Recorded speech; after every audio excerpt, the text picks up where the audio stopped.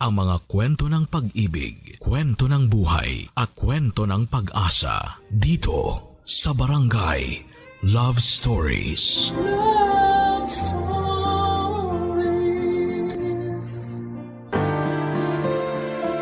Isang pagkakilanlan ng bawat tao ang kanyang birth certificate. At iba pang mga certificate ng kanyang mga achievements sa buhay. Maaring requirements itong certificate para makapag-aral, kumuha ka ng passport, para makapagtrabaho abroad o para mas gumanda ang status sa buhay. Ikaw, kabarangay, ano ang tinatagong certificate mo na ipagmamalaki mo?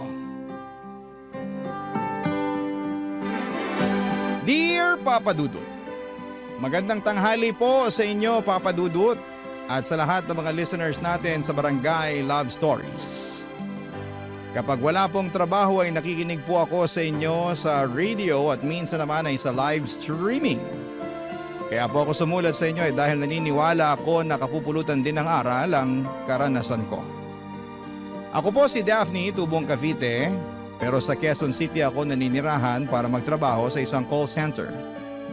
Dito rin ako nag-aral ng college kaya kabisado ko na ang buong QC. Sa pag-aaral ko noon at pagtatrabaho ko kahit malayo sa aking pamilya ay nagpursige akong magtagumpay. Hanggang sa lumuwas ang kapatid ko mula Cavite dahil mag-aaral siya sa college. Katulad sa pinasukan ko noon. Natural lamang bilang ate na maging gabay at sandigan niya ako, Papa Dudut. Tumira sa akin ang kapatid ko para makatipid sa renta. At ako rin ang nagpresentang asikasuhin ng ilan sa mga kailangan niya. Kabilang na nga ang pagkuha ng birth certificate niya sa PSA. Hindi pa kasi uso noon ang mga online. Kaya mano-mano na inasikaso ko ang mga kailangan ng kapatid ko. Mahaba pa rin ang pila noon sa tanggapan ng gobyerno at doon habang nakapila ako ay nakatabi ko si Roy. Sa unang tingin ko pa lamang ay nahulog na agad ako sa kanya. Gwapo siya, Papa Dudut, kung makatitig at ngumiti. Yung ngiti niya ay parang natutunaw ang lahat ng inip ko sa paghihintay sa pila. Kinausap niya ako, Papa Dudut.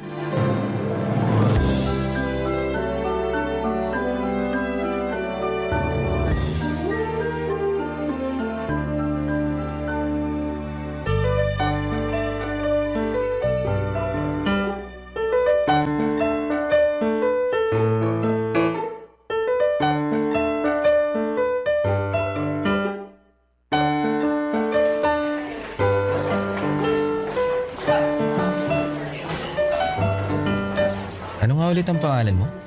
Daphne, Roy, right? Tama. Anong kukunin mo? Senomar ba? Uy, grabe, hindi ah. Single nga ako at hindi pa ako magpapakasal. Mukha na ba akong ikakasal? Maganda ka kasi kaya naisip kong may pumakot agad sa'yo para di ka makuha ng iba. Ikaw naman. Kaso wala. Di ako naniniwala. Nako, dapat kang maniwala. Nandito ako para kumuha ng birth certificate ng kapatid ko. Requirements kasi para sa school niya. Mabuti ka palang ate. Medyo. Ikaw ba? Anong kukunin mo? Siguro senomar mo. Magpapakasal ka na ba? Hindi Ba't mo nasabi yan? Nako, okay. Alam ko na. Dahil gwapo ako at malamang may babaeng binakuran agad ako para hindi ako makuha ng iba. Lakas ng tama mo. Bakit mo tinanong? Tinanong mo kaya ako niyang kanina, kaya binalik ko lang sa'yo. Sa bagay. Pero yun naman talaga sadya natin dito kukuha ng certificate. Birth, marriage. Basta ako, single ako. Kinuhaan ko rin yung kapatid ko ng birth certificate. Panahin mo yun. Pareho tayo mababait na kapatid. Oo. Sana lang hindi tayo aabuti ng siyam-siyam dito. Haba na ng pila. Oo nga daming tao. Pero sigurado naman makakakuha tayo ng certificate na kukunin natin. Uy, nandito na tayo. Ay, tama naman. Pero di ko talaga ina-expect na ganito karami ang kukuha. Marami na kasi nag-asawa kaya dumami na mga tao sa Pilipinas. Bagay. Ikaw, kailan ka mag-asawa? Hala, grabe namang tanong yan. Para maganda pag-uusapan natin, para hindi tayo mabagot dito. Oo nga naman. Di ko pa alam. Depende kung may manligaw. Sa ganda mong yan, walang nanliligaw. Ay, iibahin ko palang sagot. Depende kung gusto ko ang manliligaw sa akin. Juicy ah. Natural lang naman yan na kailangan mo rin mamili na makakasama mo sa buhay, di ba? Tama naman. Ano bang gusto mo sa isang lalaki? Syempre, yung may trabaho. Basic yun. Sigurista ka rin ha? Syempre naman. Di nakakain ng pag-ibig, no? Sa bagay, pero maliban sa may trabaho, ano pa gusto mo? Yan talagang pag-uusapan natin dito. Bakit? Nailang ka ba? Siguro, okay, sige, pwede mo namang di sagutin. Ako nga pala, kakakilala lang natin pero hindi naman na tayo strangers, di ba? Kilala mo pangalan ko, kilala rin kita. Alam mo pangalan ko, alam ko rin pangalan mo. Sige na nga, sasagutin ko na. Yun naman pala eh. Sige, makikinig ako sa sagot mo. Napaka-hypocrite ako naman kung wala sa qualification ko yung may itsura, di ba? Oo, bakit ka natawa? Basic naman nga kasi talaga yun. Di ba una tayo na-attract sa physical appearance ng tao? Yes. Ayoko rin sa pangit. Hindi sa inaalala ko lang din syempre yung magiging anak ko. Alam mo na. Klase ka rin ha. Maganda ka tapos gwapo mapapangasawa mo. Siguradong gwapo at magaganda magiging anak niyo. Ay, sana. Wala lang to paano kung ako yung lalaki? May chance ba yung physical appearance ko? Na. Ikaw talaga. Syempre naman. Gwapo ka naman. Hindi nga. Oo nga. O, tingnan mo silang lahat dito. Ikaw ang pinaka may itsura, no? Naku salamat at pasok ako sa standard mo ng gwapo O bakit ka natatawa? Ano, joke lang pala na gwapo ako. Naku, gusto mo lang talaga ulitin ko sa iyo yung sinabi ko. Mr. Roy, ang gwapo niyo po at kayo na ang pinakagwapo na nandito sa opisina. Pero sana makuha na natin ang birth certificates ng mga kapatid natin. Kasi ang sarap ng humiga at saka magpahinga. Kailangan mo pa ng mas mahabang pasensya. Malayo pa tayo sa finish line. Oo nga. Hindi po mahirap kausap at pakisamahan si Roy Papadudut. Sa pag-uusap po namin na yon ay sobrang pigil po ako sa sarili ko dahil ang totoo po, kinikilig po talaga ako. Bawat salita niya ay parang musika sa aking tenga. Ang bawat ngiti niya ay sobrang nakakabighani po talaga. Kahit umabot kami ng 5 oras sa pila ay hindi ko nararamdaman ang bagot nang dahil sa kanya. Bago kami umalis sa building ng PSA ay hiningi na niya ang number ko at syempre binigay ko kaagad. Hoping talaga ako na baka siya na ang para sa akin at magkatotoo yung gusto ko na kapag magkaanak man ako ay siguradong maganda at gwapo. Nang araw na yon ay agad siyang nag-text sa akin at nangumusta kung nakauwi ako sa bahay. Sinagot ko naman yung text niya hanggang sa araw-araw na kaming nagtitext at niyaya niya ako ng isang date.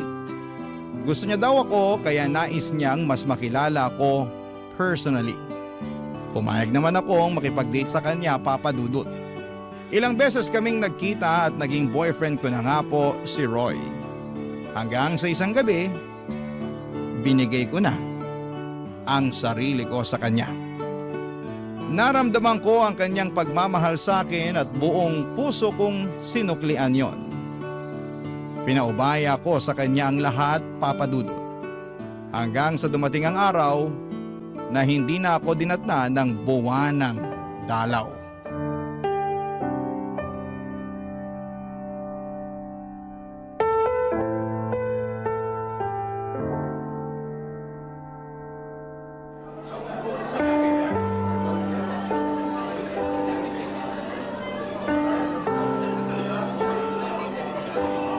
Mahal, may sasabihin sana ako sa'yo. Ano yun, mahal? Parang ang serious mo. Mahal mo naman ako, di ba? Mukhang seryoso nga to. Ano ba yan? Alam mo, mahal, di mo na dapat ako tanungin ng ganyan kasi alam naman natin ang sagot. Mahal kita. Mahal na mahal.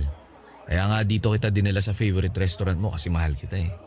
Salamat sa pagmamahal mo Na-appreciate ko talaga lahat ng to. Pero Anong pero? kinakabahan kasi ako. Ikaw talaga, 5 months na tayong magkarelasyon, kinakabahan ka pa rin sa akin? Tsaka kilala na natin ang isa't isa, di ba? Wala na tayong tinatago mula ulo hanggang paa. Kabisado na natin ang bawat isa. Tama ka, pero... Ano ba yung pero na yan? Sabihin mo na nga para malet go mo na yan, para gumaan na yung loob mo. Sige na, ano? Mukhang good news naman siguro to kasi nagmamahala naman tayo. Mahal, hindi ako manghuhula. Sabihin mo na. Naaalala mo yung 3rd monthsary natin? Yung nakalimutan natin gumamit ng proteksyon? Bale, hindi na kasi ako dinatnan. Tapos medyo masama din ang pakiramdam ko lately kaya ayun, nag-pregnancy test na ako. Eto, kita mo naman ang resulta. 2 guhit. Buntis ako, mahal. Magkakaanak na tayo. Ano? Hindi ka ba natutuwa na magiging ama ka na? Alam mo naman 'di ba? Sinabi ko na to sa'yo, hindi pa pwede. Alam mo dapat ininom mo kasi yung pills mo eh. Ayaw mo ba? Sinisisi mo na nabuntis ako? Ibig sabihin, mahal, panagutan mo naman ang anak ko. Kasi sabi mo lang kanina na mahal mo ko tapos hindi mo pala ako pananagutan. Mahal kita, pero hindi pa ako handa na magkaanak tayo. Hindi pa pwede. Eh anong gagawin ko? Nakabuo na tayo, buntis ako. Pwede naman nating ipalaglag yan. Tama, maghahanap ako ng pwede nating lapitan para makatulong sa atin. Sasamahan kita. Ano? Mahal, hindi pa natin kailangan ng bata. Kapag kasal na tayo, may sariling bahay, yung financially okay na tayong dalawa, makakagawa naman tayo ng baby anytime sa future noon. Kaya pwede nating ipalaglag yung dinadala mo ngayon. Nahihibang ka na ba? Kasalanan niya sinasabi mo. Hindi ako papayag na ipapalaglag ang batang to. Hindi pwede. Pero mahal, hindi pa ako handa. Eh ako ba handa? Andito na to. Oh. Hindi ko ipapalaglag ang bata. Ayoko magkasala. Hindi ako mamamatay tao. Hindi ko papatayin ang sarili kong laman at dugo. Hindi pa naman yung bata, di ba? 1 buwan pa lang yan, kaya hindi pa buo yan. Diyos ko naman, hindi ako makapaniwala na ganyan ang sasabihin mo sa akin. Hindi ako makapaniwala na ganyan ang taong minahal ko. Kasi naman, Daphne, wala naman sa plano natin na magkaanak eh. Pero pwede naman nating ibahin yung plano, di ba? Ayoko pang maging ama. Wala akong planong mag-alaga ng bata. Ang sabihin mo, hindi mo ako mahal.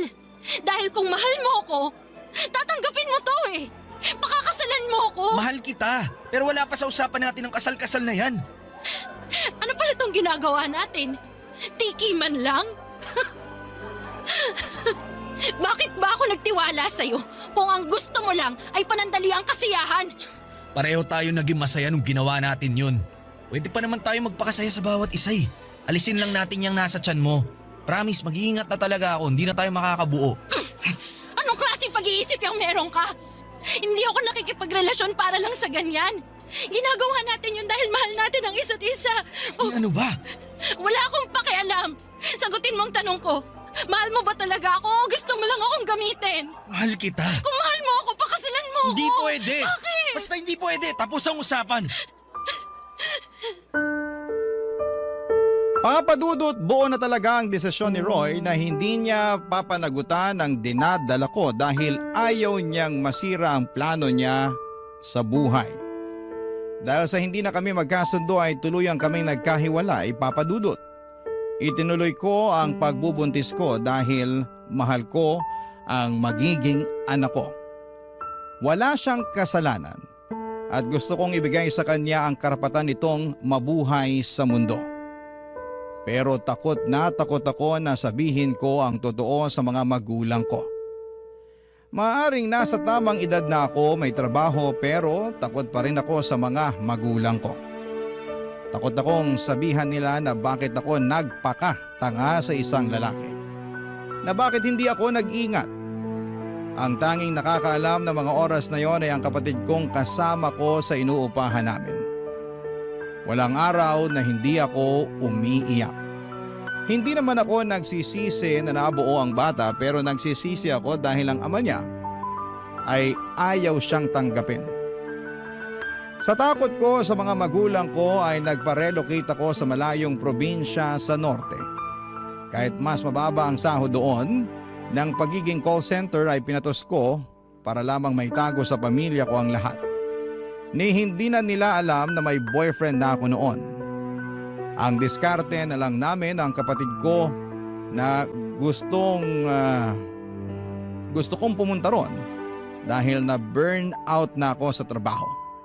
Kaya ako lumipat ay para naman mas maiba ang nakikita kong environment. Papa Dudut, takot ako. Takot kasi ako na kung lalaki na ang tiyan ko at biglang bumisita ang mga magulang ko ay magkakagulatan na. Matatanda na rin sina nanay at tatay at ayaw kong dahil sa malalaman nila ay may mangyari pang masama sa kanila. Kaya naman tinuloy ko ang paglipat para makaiwas at makapag-isip na rin ng tama at paghandaan ang pagdating ng anak ko. Barangay Love Stories. Barangay Love Stories. Nang lumipat ako, Papa Dudut, ay nagpapadala pa rin ako ng pera sa kapatid ko para sa renta niya at para sa pagkain. Pero walang araw na hindi ako umiiyak. Bakit ko pa ina-isolate ang sarili ko? Bakit ko pa kailangang gawin ito? Maraming katanungan ang tumatakbo sa isipan ko na hindi ko alam ang kasagutan. Ang alam ko lang ay kailangan kong maipanganak ang anak ko at gusto kong maging malusog siya. Simula nang maghiwalay kami ni Roy ay hindi na talaga siya nagparamdam. Hindi ko alam kung nasaan siya at hindi man lang nangumusta kung hindi pa ako nahihirapan sa pagbubuntis ko sa anak namin. Sa totoo lang, Papa Dudut, ay sobrang nahihirapan po ako. Wala akong katuwang, wala akong pamilya at nag-iisa lamang ako. Kaya noong papalapit na ang kabuwanan ko ay mas lalo akong nakaramdam ng takot. Paano kung hindi maging maayos ang panganganak ko? Ano ang gagawin ko kung wala akong pamilya o kaibigan man lang sa tabi ko na tutulong sa akin? Kaya naman naisipan kong lakasan ang sarili ko at umuwi sa Cavite. Ayaw kong mag-isa lamang ako sa oras na ipapanganak ko na ang aking supling.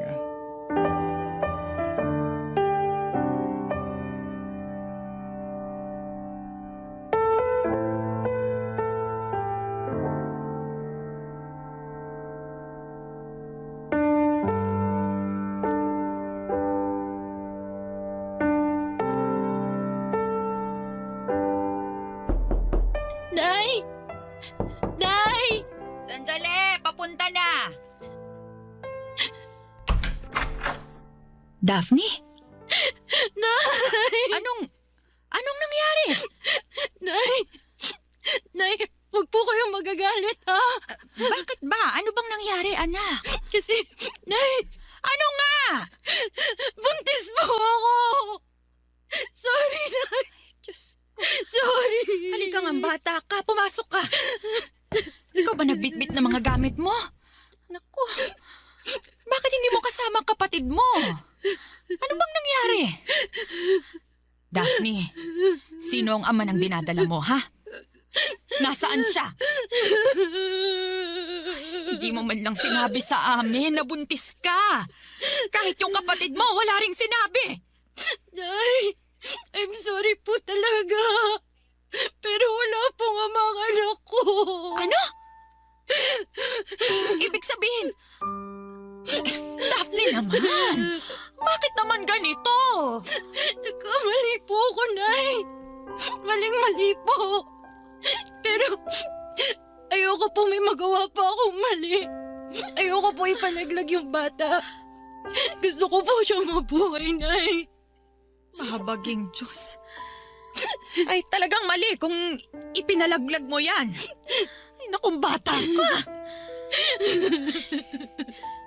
Sandali. Nakakapagpa-check up ka naman ba? Opo. Mabuti naman. Ay, naku anak, bakit naman ganito? Ginulat mo ako. Nay, handa naman po ako sa anumang galit niyo. Kahit sumbatan niyo po ako, tatanggapin ko po yun kasi nagkamali naman po talaga ako. Eh ano bang silbi ng panunumbat ko? Naging mabait kang anak, Daphne. Hindi mo kami binigyan ng sakit ng ulo ng tatay mo. Pero ito... Hindi ka ba talaga pakakasalan ng ama ng batang yan? Hindi po. Nawala na lang siya na parang bula matapos niyang malaman na nagdadalang tao ako. Napaka-irresponsableng lalaki yan. Saan mo ba nakilala yon, ha? Hindi mo man lang inalam ang pagkatao ng lalaking yon. Mabait naman po siya sa akin, Nay. Akala ko po kasi maayos siyang tao. Naging okay naman po yung relasyon namin eh. Pero nang malamang buntis ka, hiniwalayan ka. Napakasama ng lalaking yon. Sorry, Nay. Sorry po. Ay naku, huwag ka nang mag-sorry. Hindi mo kasalanan na may taong mapagsamantala. Si tatay kaya, matatanggap kaya niya to? Siguro, magagalit yun sa umpisa. Pero mahal ka ng tatay mo. Matatanggap niya rin yan. Natatakot po ako, Nay. Ang importante ngayon, nandito ka. May kasama ka. Hindi po kayo galit sa akin. Ay, hindi ko alam, Daphne. Ang sa akin lang, anak kita. Hindi kita pwedeng pabayaan at apo ko ang batang yan. Kung mas ginamit ko lang sana yung utak ko, hindi sana nangyari sa akin to. Ay, huwag mo nang sisihin ang sarili mo. Hindi mabuti sa isang buntis ang umiiyak. Tumahan ka na. Ako nang bahala mamaya sa tatay mo pag uwi niya. Sigurado po ako pagchichismisan tayo ng mga kapitbahay natin. Huwag mo nang alalahanin ang mga yon. Wala naman silang ambag. Hindi nila alam ang nangyari. Tsaka, sino ba sila para husgahan ka? Nandito lang ako, anak. Ang mahalaga sa ngayon, ligtas ka dito. At sana maging maayos ang panganganak mo.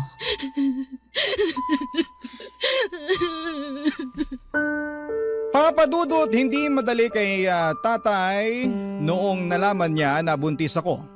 Pero tulad ni nanay ay inunawa niya ako, Papa Dudut. Kalaunan ay pareho silang dalawa na naging excited na sa unang apo nila.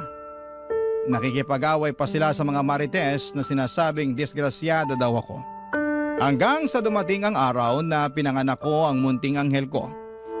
Sa unang rinig ko ng pag-iyak niya ay parang lalabay sa tenga ko. Ang sarap pala sa feeling na marinig ang boses ng anak mo na nagbibigay ako ng buhay. Nang makita ko, Papa Dudut, ang mukha niya ay sobrang tuwa ko. Tama lang ang desisyon ko na hindi ko siya pinalaglag. Tama ang desisyon kong harapin itong pagsubok na ito. Pinalaki ko ang anak ko ng mag-isa pero syempre nandyan naman ang lolo at lola niya. Bumalik ako sa Quezon City kasama ang anak ko at naging porsigido ako sa trabaho dahil sa anak ko. Kahit walang amang nakalagay sa birth certificate niya, nagiging ama at ina ko para sa kanya. Pinangako kong mamahalin at aalagaan ko siya.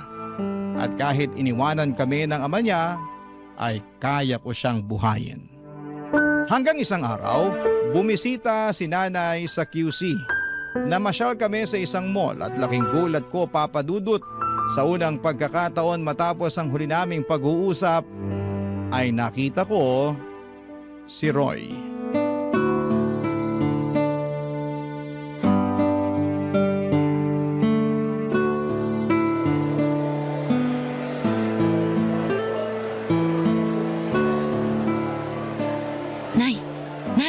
Oh, ano ba yon? Si Roy po. Ano? Ang lintik na lalaki na yon? Nakita ko po siya. Ayun po, nakatayo doon. Sino dyan? Yung naka-green po na t-shirt. Ang hayop na yon. Teka, sandali ha? Nay! Anong gagawin niyo? Ano pa? Di susugurin ko ang lalaking yon? Nay, wag na po. He! Manood ka na lang dyan. Hoy, lalaki! Nay! Daphne? Kulang niya akong lalaki ka? Hindi ka pa ba kinarma sa ginawa mo? Sandali! Hindi ka pa mangungumusta sa babaeng kinakasan mo? Sa babaeng niloko mo? Huwag tayo dito mag-usap. Ay, bakit hindi pwede? Hoy, kahit saan ko gusto, wala ka magagawa. Ang sama-sama mong tao ka. Nakakaya po dito. Ay, naku, mahiya ka pa pala. Matapos mong buntisin ang anak ko, iwanan siya, tapos ngayon may pahiya-hiya ka pang nalalaman dyan. Ay! Roy, saan mo ba gusto mag-usap? Pagbibigyan kita. Hoy, Daphne! Sa parking lot, walang tao doon. Okay, doon tayo mag-usap. Ay, hindi! Gusto ko dito! Nay, tara na, Ayoko nakakahiya. sabi! Nay!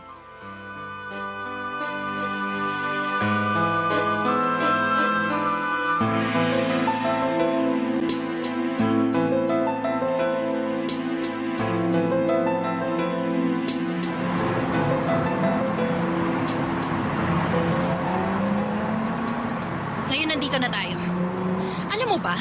Ilang taon kong tiniis ang lahat. Alam mo bang sobrang nagsisi ako dahil napaikot mo ko? Kalimutan na natin Anong yun. kalimutan? Kalimutan ang mga ginawa mo sa akin at sa anak ko? Ibang klase ka ring lalaki ka? Gagawin mo pang mamamatay taong anak ko noon sa plano mo? Hayop ka! Buti talaga hindi ako sumunod sa gusto mo eh. Kahit walang ama sa birth certificate ang anak ko, hindi kawalan. Pasensya na talaga. Hindi kasi talaga kita pwedeng panagutan nun. At kahit ngayon, At bakit? Dahil gusto mo maging single forever at anak ka ng mga babaeng gusto mong lokohin? hindi po. Daphne, sorry talaga. Alam mo, nakukonsensya talaga ako sa ginawa ko pero hindi talaga tayo pwede. Tama na ngayong hindi tayo pwede. Mas lalo mo nang pinamumukha na nagpakatanga ako sa'yo. Sa totoo lang, minahal kita. Alam mo yan. Pangklase? Mahal. Mahal tapos hindi pananagutan? Ano yon? Nagsinungaling ako sa'yo, Daphne. Ano? Mahal mo ko pero nagsinungaling ka. Alin ba doon ang totoo? Dapat hindi na natin to kinausap eh. Dapat sinapak na lang natin. Sobrang makasarili ako. Nung araw na nagkakilala tayo, nabighani talaga ako sa'yo. Totoo yun. Kaya napilitan ako magsinungaling sa'yo. Ano? Ang totoo, sa Inumar ang kinuha ko kasi magpapakasal na kami ng asawa ko nun. Ba't walang iya talaga to, ano? Ibig sabihin sa simula pa lang niloko mo na ako? Mangloloko ka? Kaya pala ayaw mo akong mabuntis. Kasi may sabit ka na pala. Napakasama mong tao. Napakasama mo. May taong katulad mo. Sinaktan mo ng hustong anak kong hayop ka. Ha? Ayan! Sige! Sorry, patawarin mo ako! Pwede bang kapag makita mo ko, wag mo na akong lapitan? Ayoko malaman ng asawa ko to, ayoko masira ang pagsasama namin. Napaka makasarili mong tao. Gusto mo makuha ang anak ko. Gusto mo pang ipalaglag ang apo ko. Tapos ngayon, ayaw mong masira ang buhay mo? Huh? Demonyo ka ba? Ayun na nga, Nay. Wala naman dapat pag-usapan pa eh. Ang mga taong katulad niya hindi binibigyan ng oras. Tama! Ang dapat sa kanya, ito! Karmahin ka sana sa lahat ng kasamaang ginawa mo! Halika na, Daphne! Hindi talaga ako makapaniwala sa mga nalaman ko noong araw na yon, Papa Dudut. Hindi ko po inakalang naging kabit ako ng walang kaalam-alam dahil ikinasal pala siya noong nagkarelasyon kami. Kaya pala hindi niya ako pinakilala man lamang sa mga magulang niya at hindi ko napuntahan ang bahay nila. Parati lamang kaming nagkikita sa piling lugar dahil may tinatago pala siya sa akin, may asawa na pala siya. Matapos ang pag-walkout namin ni Nanay sa harapan ni Roy dahil ayaw na ni Nanay na mas ma-humiliate pa kami sa kalokohang ginawa niya, ay dumiretso na kami sa bahay. Buti na lamang at mas pinairal ni Nanay ang utak niya at hindi ang kanyang emosyon. Natakot ako na baka atakihin sa high blood si Nanay dahil nakaka-high blood naman talaga ang mga pangyayari at ang makitang pagmubuka ni Roy. Ewan ko ba at hindi ko mapigilang umiyak noon. Dahil nga hindi ko matanggap na naloko ako ng lalaking may sabit na. Kaya naman pinayuhan ako ng nanay ko na huwag nang iyakan. Ang importante ay nakawala ako sa lalaking hindi dapat bigyan ng pansin. Ang importante ay ang anak ko at ang future niya. Kahit ganun pa man ang nangyari, Papa Dudut. Hindi ko naman po pinagsisihan na naipanganak ko ang isang anghel sa buhay ko. Maligaya ako bawat araw, lalo na kapag tinatawag niya akong mama at nilalambing. Pinaparamdam niya sa akin na sapat na ako para sa kanya. Barangay Love Stories. Barangay Love Stories.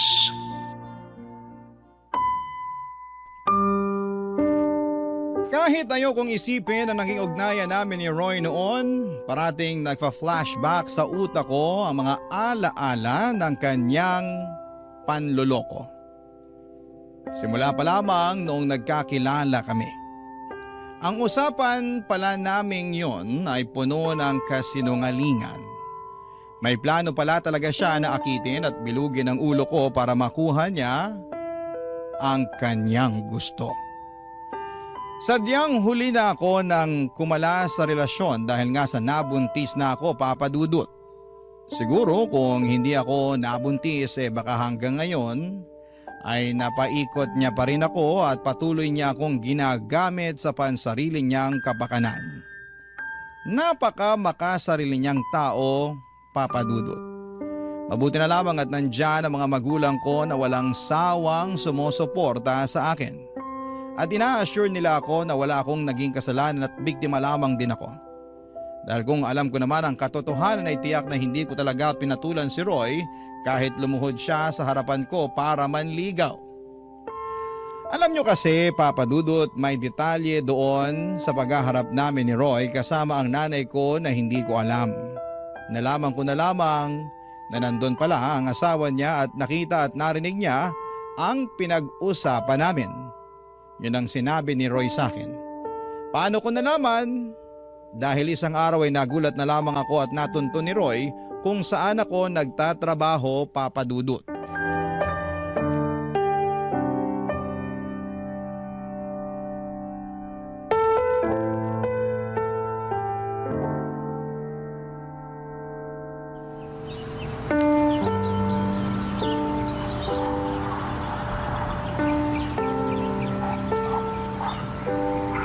Daphne, kausapin mo ako. Anong ginagawa mo dito? Wala na tayong pag-uusapan pa. Umalis ka sa harapan ko! Ano ba? Daphne, please naman. Kailangan kong tulong mo. Ano? Tulong? Teka, nabibingi yata ako. Tulungan mo naman ako. May malaki kasi akong problema eh. Ikaw lang makakatulong sa akin. Kinugood time mo ba ako? Wala akong panahon makipaglaro. Kaya pwede ba? Bitawan mo ako.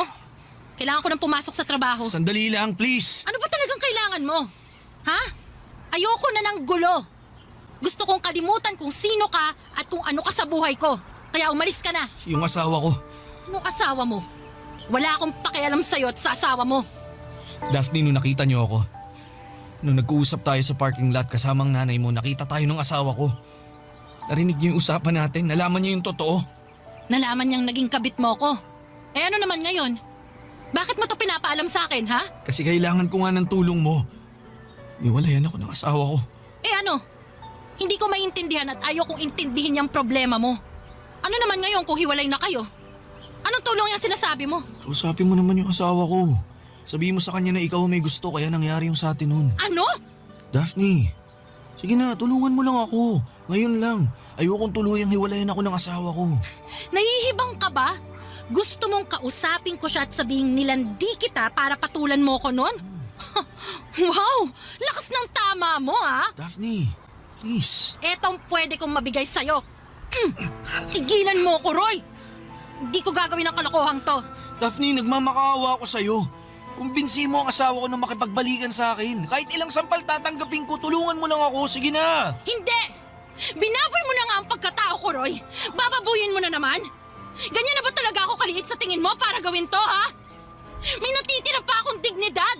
May natitira pa. Kaya tigilan mo na ako, pwede? Wala kang mapapala sa akin. Daphne naman. Umalis ka na. Hindi ako aalis. Sabi ng kailangan kong tulong mo. Hindi ko kaya mawala ang asawa ko. Napakawalang hiya mo na nga. Gagawin mo pa akong tanga. Para ano, ha? Para magmukha kang mabait. Para magmukha kang mabuting asawa at nagkamali lang dahil may malanding babaeng umakit sa'yo. Kakaiba rin ang gusto mong kwento, ha? Daphne, oh, eto. Kung kailangan kong lumuhod, gagawin ko. Tigilan mo nga ako sa paluhod at pagmamakaawa mo sa akin. Kahit buong araw at gabi ka pang lumuhod dyan, hindi ko gagawin ang gusto mo. Hindi ako haliparot, alam mo yan. Nagmahal ako noon. Nagtiwala. Umasa na yung lalaking binigyan ako ng pag-ibig, seseryosohin at mamahalin ako ng totoo, pero hindi pala. Ang lalaking minahal ko, isa palang demonyo. Daphne, patawarin mo na ako. Ilang beses akong nagmakaawa nun sa'yo na huwag akong hiwalayan, di ba? Dahil nagdadalang tao ako. Ano, pinakinggan mo ba ako? Hindi. At ngayon, gusto mo magsinungaling ako sa asawa mo na ako ang may kasalanan na lahat? Hayop ka! Wala kang kwentang tao! Daphne naman! Manigas ka dyan!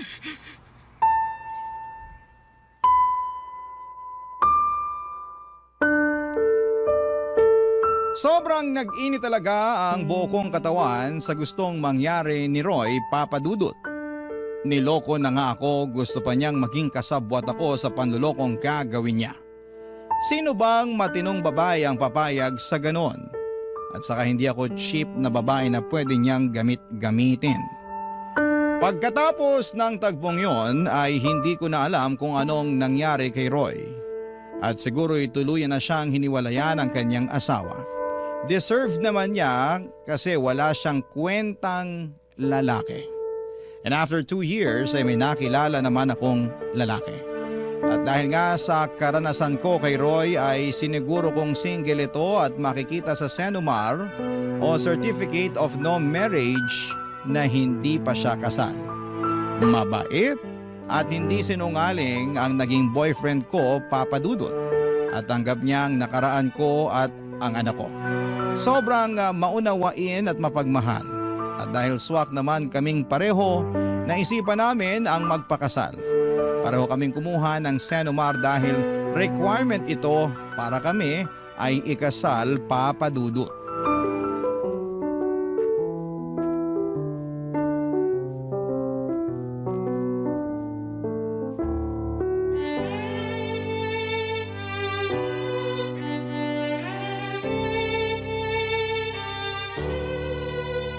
Evan, dumating na yung Senomar natin. Bubuksan ko na ba tong 2 envelope? Sabay ba talaga? Sabay tayong kumuha eh. Sige, buksan mo na para malaman mo single na single ako at ready na pakasalan ka. Sige, ikaw ang magbubukas ng sa akin at ako naman ng sayo. Game? Game! Teka, babasahin ko na. Ayan! Single! Single nga, sabi ko sa'yo eh. O ano, pwede na tayo ikasal. Wala tayong sabit pareho. Han! Oh, bakit ka umiyak? Hindi ko mapigilan. Natutuwa lang ako kasi matutuloy na yung kasal natin. Ako rin, sobrang saya ko na ikaw magiging asawa ko. Evan and Daphne Nuptial. Malapit na malapit na. Parang showing soon lang na plug ah. O bakit? Artistahin naman tayo ah. Alam mo Han, naisip ko, total magiging mag-asawa na tayo. Magiging isang pamilya na tayo. Gusto ko nang ituloy yung sinabi ko nun sa'yo. Yung bala kong i-adapt yung anak mo. Gusto ko magamit niya ang apelyido ko na ako ang legal na ama niya sa mata ng batas. Talaga ba? Oo naman. Kaya sana pumayag ka na. Sorry, Han. Oh, kaya mo pa rin? Hindi. Gusto ko. Doon kasi, hindi ako sure sa idea mo na ganito. Kasi nga, ayoko mag-expect na magiging happy ending tayo. Pero napatunayan ko na totoo ka. Na mahal mo nga ako. At wala kang ibang babae sa buhay mo kundi ako. Alam mo Han, walang araw na hindi ako naging totoo sa'yo.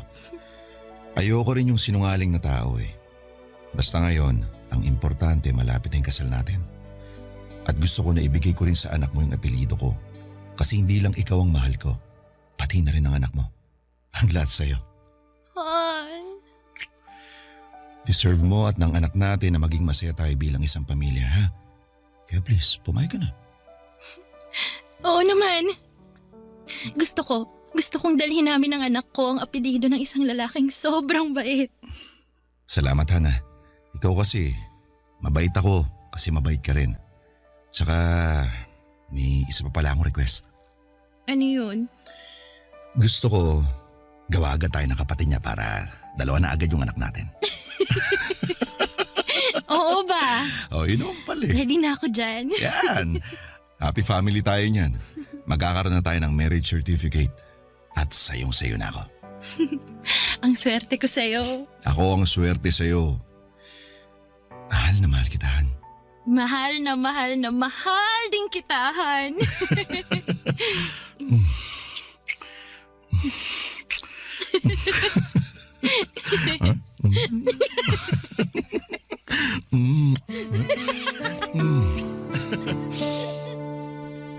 Ikinasal kaming dalawa ni Evan, Papa Dudut. At on the process na ang adoption ng anak ko para maging legal father niya si Evan. Sobrang saya ko po dahil hindi ko lubos akalain na ibibigay sa akin ng Diyos ang isang lalaking kabaligtaran ni Roy. Naging maayos po ang pagsasama naming dalawa ng asawa ko at ng anak ko. At ngayon po ay 5 buwan na akong buntis. Natupad po agad ang gusto ng asawa ko na susundan namin ng bunso. Wala akong naging problema sa asawa ko at ang pinagpapasalamat ko ay araw-araw na nagiging biyaya ang pagsasama namin.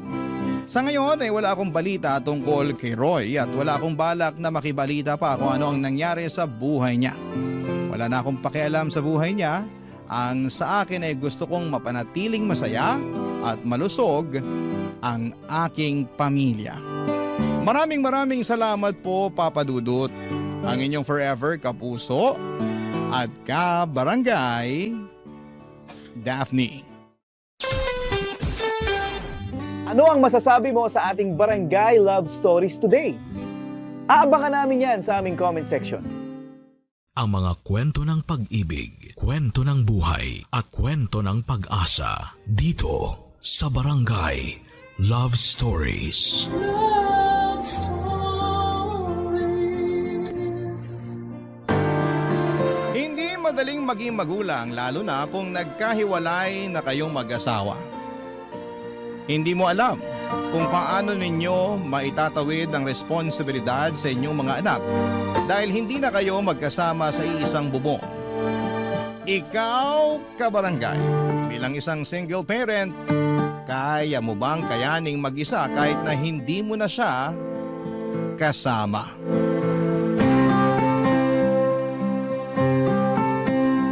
Dear Papa Dudut, ako nga pala si Audrey, 35 years old. Nagkaroon ako ng partner for 15 years. Si Phil, kaedad ko lang din siya. Nabiyayaan kami ng isang anak mula noong nagkaroon kami ng anak ay naisip naming magpakasal na. Kaya lang, napansin namin, Papa Dudut, na lagi kaming humahanap ng dahilan para huwag planuhin lagi ang kasal namin. Hindi namin alam kung ano ba ang problema kasi ang tagal na rin naman naming magkarelasyon. Kasal na lang talaga ang magbibigay ng formality sa lahat. Pero ang palaging pag-iwas namin sa pagpaplano sa kasal namin ay siyang magbubukas ng aming mga mata sa katotohanan. Isang araw, nag-usap kami biglaan. Ayaw na naming ituloy pa ang relasyon namin. Nag-agree kaming pareho na sapat na ang 15 years na relasyon namin. Walang samaan ng loob. Maginhawa naming tinanggap na hindi na namin pwedeng ipagpatuloy pa ang relasyon namin. Ang nagulat nga ay yung mga kamag-anak at kaibigan namin at nakita kasi nila na halos wala kaming pagtatalong dalawa. Almost perfect na nga raw ang relasyon namin. Walang gulo o kahit na anong issue. Hindi naman namin may paliwanag sa kanila ang nararamdaman lang namin na ayaw na namin sa isa't isa. Alam naming dedepensahan nila yon at sasabihin pwede pang maremedyohan. Pero kasi alam namin dalawa ni Phil na tapos na talaga ang lahat sa amin. At kailangan na lang naming maging magulang sa 6-month-old baby na si Luna. Sa kanya na namin ibubuhos lahat ng pagmamahal na meron kami sa puso namin. Kaya naman kahit mahirap na hiwalay na kami at hindi kami magkasama sa iisang bahay ni Phil, sinigurado naming maibibigay namin lahat ng needs ni Luna sa pamamagitan ng co-parenting, Papa Dudut.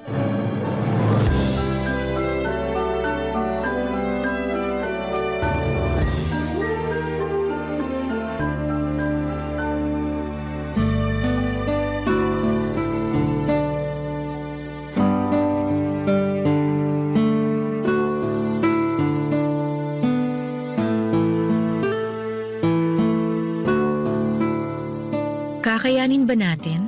Oo naman. Tayo pa ba? Paano kung magaya tayo sa ibang magulang na hindi magkasundo sa pag-aasikaso sa anak? Hindi mangyayari sa atin yun. Magtiwala ka sa atin. Ngayon mo lang sinasabi yan kasi nagsisimula pa lang tayo. Hindi mo pa alam kung ano yung pagdadaanan natin. Pagdaanan lang natin kung ano man yung kailangang pagdaanan. Ang importante, lalaban tayo. Pasensya na, overthinker lang talaga ang ex mo. Sorry ka napunta ka sa magaling mga assure na ex. Natatawa lang ako. Grabing magbiro ang tadhana Bakit naman? Kasi, ang tagal na nating magkarelasyon. 15 years yun. Tapos nakailang beses din tayo mag-try na magkaroon ng anak noon. Laging palyado. Tapos kung kailan naman tayo binigyan ng anak, saka naman tayo nagkahiwalay. May aaminin ako sa'yo. Ano yun? Huwag na pala. Ako naman pinag-overthink mo. Sorry na.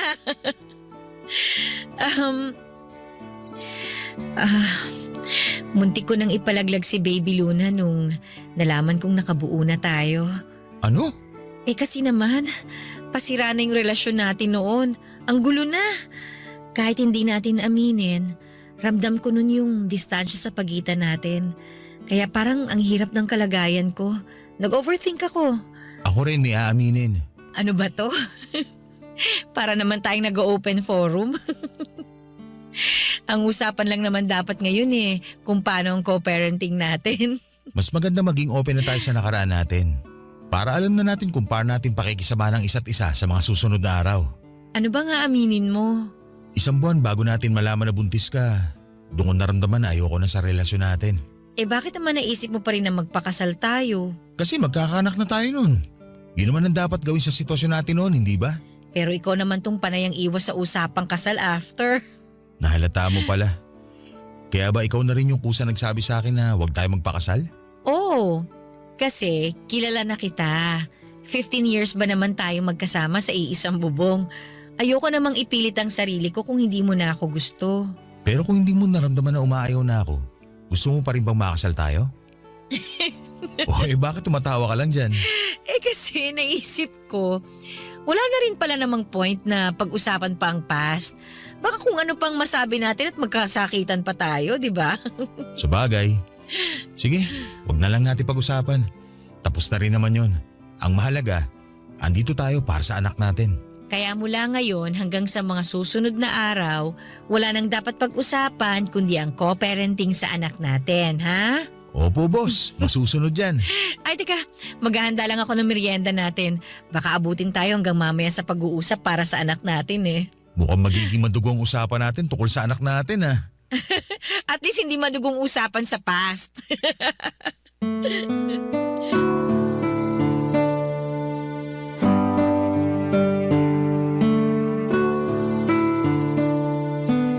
Kung ang ibang babae ay mahilig ungkatin ang past, ako naman ay hindi. Ayoko na. Sa totoo lang ay ganon ako noon at gusto kong pag-usapan namin ni Phil lagi ang nakaraan. Ayoko may gusot pa kami sa past para naman maging smooth lang ang present namin. Pero nung mga oras na yon na pinag-usapan namin ang past ay bigla akong nakaramdam ng pagkailang. Hindi po ako komportable na ungkatin ang totoong nararamdaman namin noon bago kami magkahiwalay. Mabuti na lang at pumayag si Phil na itikom ang bibig para hindi na namin i-discuss ang naging feelings namin noon. Kaya naman ang mga oras na yon ay wala kaming ibang ginawa kundi ang ayusin ang co-parenting namin sa anak namin na si Luna. Naging maayos naman ang usapan. Naging civil kami sa isa't isa at feeling ko mas lumalim ang friendship namin.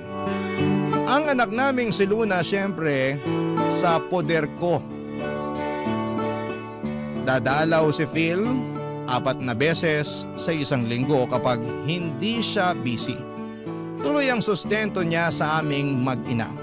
Humingi lang ako ng sapat sa kanya dahil alam kong kailangan din niyang magbayad ng bills sa bagong titirhan niya.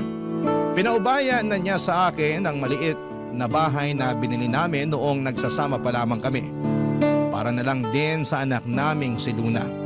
Napakabuti ni Phil habang tumatagal ang co-parenting namin ay nagugustuhan na namin yon. At naisip naming pareho na parang mas okay talaga na nagkahiwalay na lamang kami dahil mas naging patas kami sa usapan at mas panatag.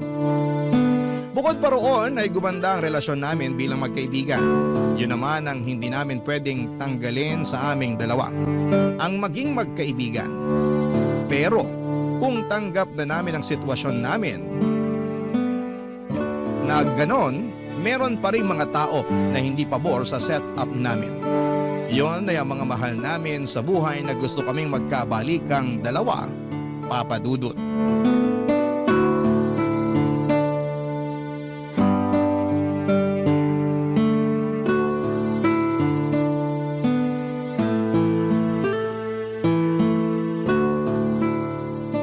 Sorry kung nalate ako ng dating ha. Hindi ko inasahan na magdadagdag pa yung boss namin ng trabaho eh. Okay lang yun. Sabi ko naman sa'yo, okay lang kung hindi ka muna makadalaw ngayon eh. Bawing-bawi ka naman ng mga nakaraan. Hindi pwede. Napag-usapan na natin to. Pagdalaw na nga lang ang gagawin ko, hindi ko pa magawa. Ayos nga lang. Baka naman maumay na ang anak mo sa'yo sa kakadalaw. Ayoko no. Mabuti ngayon pa lang eh, mamemorize na yung mukha ko. Saka palagi ko namimiss ang anak natin. Kahit hindi ko schedule ang pagdalaw sa kanya, namimiss ko siya. Ganito pala feeling ng isang magulang no? Ako nga rin eh. Partida ha, magkasama na kami sa bahay buong araw. Pero kapag lalabas ako at ipababantay ko kay mama si Luna, naku, hindi ako mapakali. Gusto ko nang umuwi kagad para makasama ang anak natin. Kamusta pala mama mo? Ang tagal ko nang hindi sila nakikita ng papa mo ha. Pakisabi, nabanggit ko sila sa'yo ha. Baka mamaya magtampo na sila sa akin. Ay nako, mas mabuting wag muna kita banggitin sa kanila. Oh, bakit naman? Eh kasi kukulitin lang nila ako. Kukulitin? Ano, makipagbalikan sa'yo. Kuha ko na. Ganyan din si nanay at tatay sa akin. Bakit daw hindi na lang natin ayusin ang relasyon natin? At kapag sinabi nating maayos naman tayo sa isa't isa, mas lalo nila tayong ipupush na magkabalikan. Kasi nga okay naman daw tayo. Eh bakit hindi na lang daw tayo magsama ulit? Hindi naman daw pala tayo magkagalit tulad ng iba. Alam mo ba, rinding-rindi na ako sa kanila sa tuwing kinukumusta kanila ha. Lalo na si mama. Lagi nagpaparinig na mahirap maging single mom. Na kesyo kailangan ko pa rin daw ng kasama dito sa bahay sa pag-asikaso kay Luna. At kung ano-ano pa. Ang sabi naman ni tatay, maganda magsama pa rin tayo kasi raw kailangan ko raw bantayan kayo ni Luna bilang haligi ng tahanan. Parehas din sa sinabi ni Papa sa akin. Nagkakampihan na silang lahat. Pati nga sina ate. Sinusulsulan pa si nanay at tatay na i-push na ayusin na tong relasyon natin. Sayang naman daw yung 15 years. Kawawa raw si Luna. Sabi ko, paano magiging kawawa? Busog nga siya sa pagmamahal at atensyon natin. Sinabi ko na rin yan. At saka sabi ko, kahit hindi naman tayo magkasama sa iisang bahay, na ibibigay pa rin natin lahat ng kailangan ni Luna. Kaso, ayaw pa rin nilang magpatalo, no? Sasabihin nila na kesyo mas maganda pa rin kung magkasamang dalawa. ay nako, yan mismo ang linya ni na mama. Paulit-ulit. Sabi ko nga, i-record na lang nila para hindi na sila mapagod kakapangaral. Sa susunod talaga, ako na magre-record ng mga advice nila para ipe-play ko na lang kapag naisip nilang makialam ulit. Order tayo ng recorder online. Sana matanggap na nila yung bagong setup natin, no? Oo nga eh. Tayo nakamove on na, sila ayaw pa rin talaga. Hindi ko rin naman sila kasi masisisi. Nasanay sila na magkasama tayo, tsaka walang broken family sa angkan namin eh. Ako lang yata ang nagpasimula. Hindi naman tayo broken family ah. Walang broken sa sitwasyon natin. Kasi maayos naman tayo at tulad ng lagi ko sinasabi, na ibibigay naman natin lahat ng kailangan ni Luna. Sana yun ang maisip nila. Hindi naman kasi sila nakikinig sa paliwanag natin eh. Puro na lang yung iniisip nila ang gusto nilang maintindihan natin. Hayaan mo sa susunod na gaganyan sila sa akin, lalaban na talaga ako. Siguro kailangan ko na rin maging matapang sa paghindi sa kanila. Para hindi na sila umulit na mamilit. Sasabihin ko sa kanila ng paulit-ulit na hindi na kita mahal. Ako rin!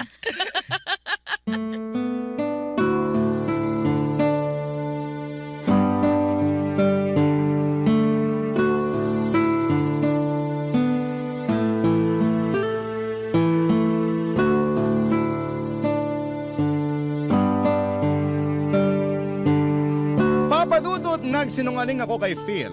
Mahal ko pa rin siya. Walang nagbago. Andun pa rin ang feelings ko para sa kanya kaya lang syempre ay hindi ko naman yon pwedeng aminin. Ayaw ko namang magbukhang kawawa dahil obviously ay hindi na niya ako mahal. Paulit-ulit na lang niyang sinasabi sa akin yon. Alam kong hindi naman niya intensyon na saktan ako sa mga salitang yon.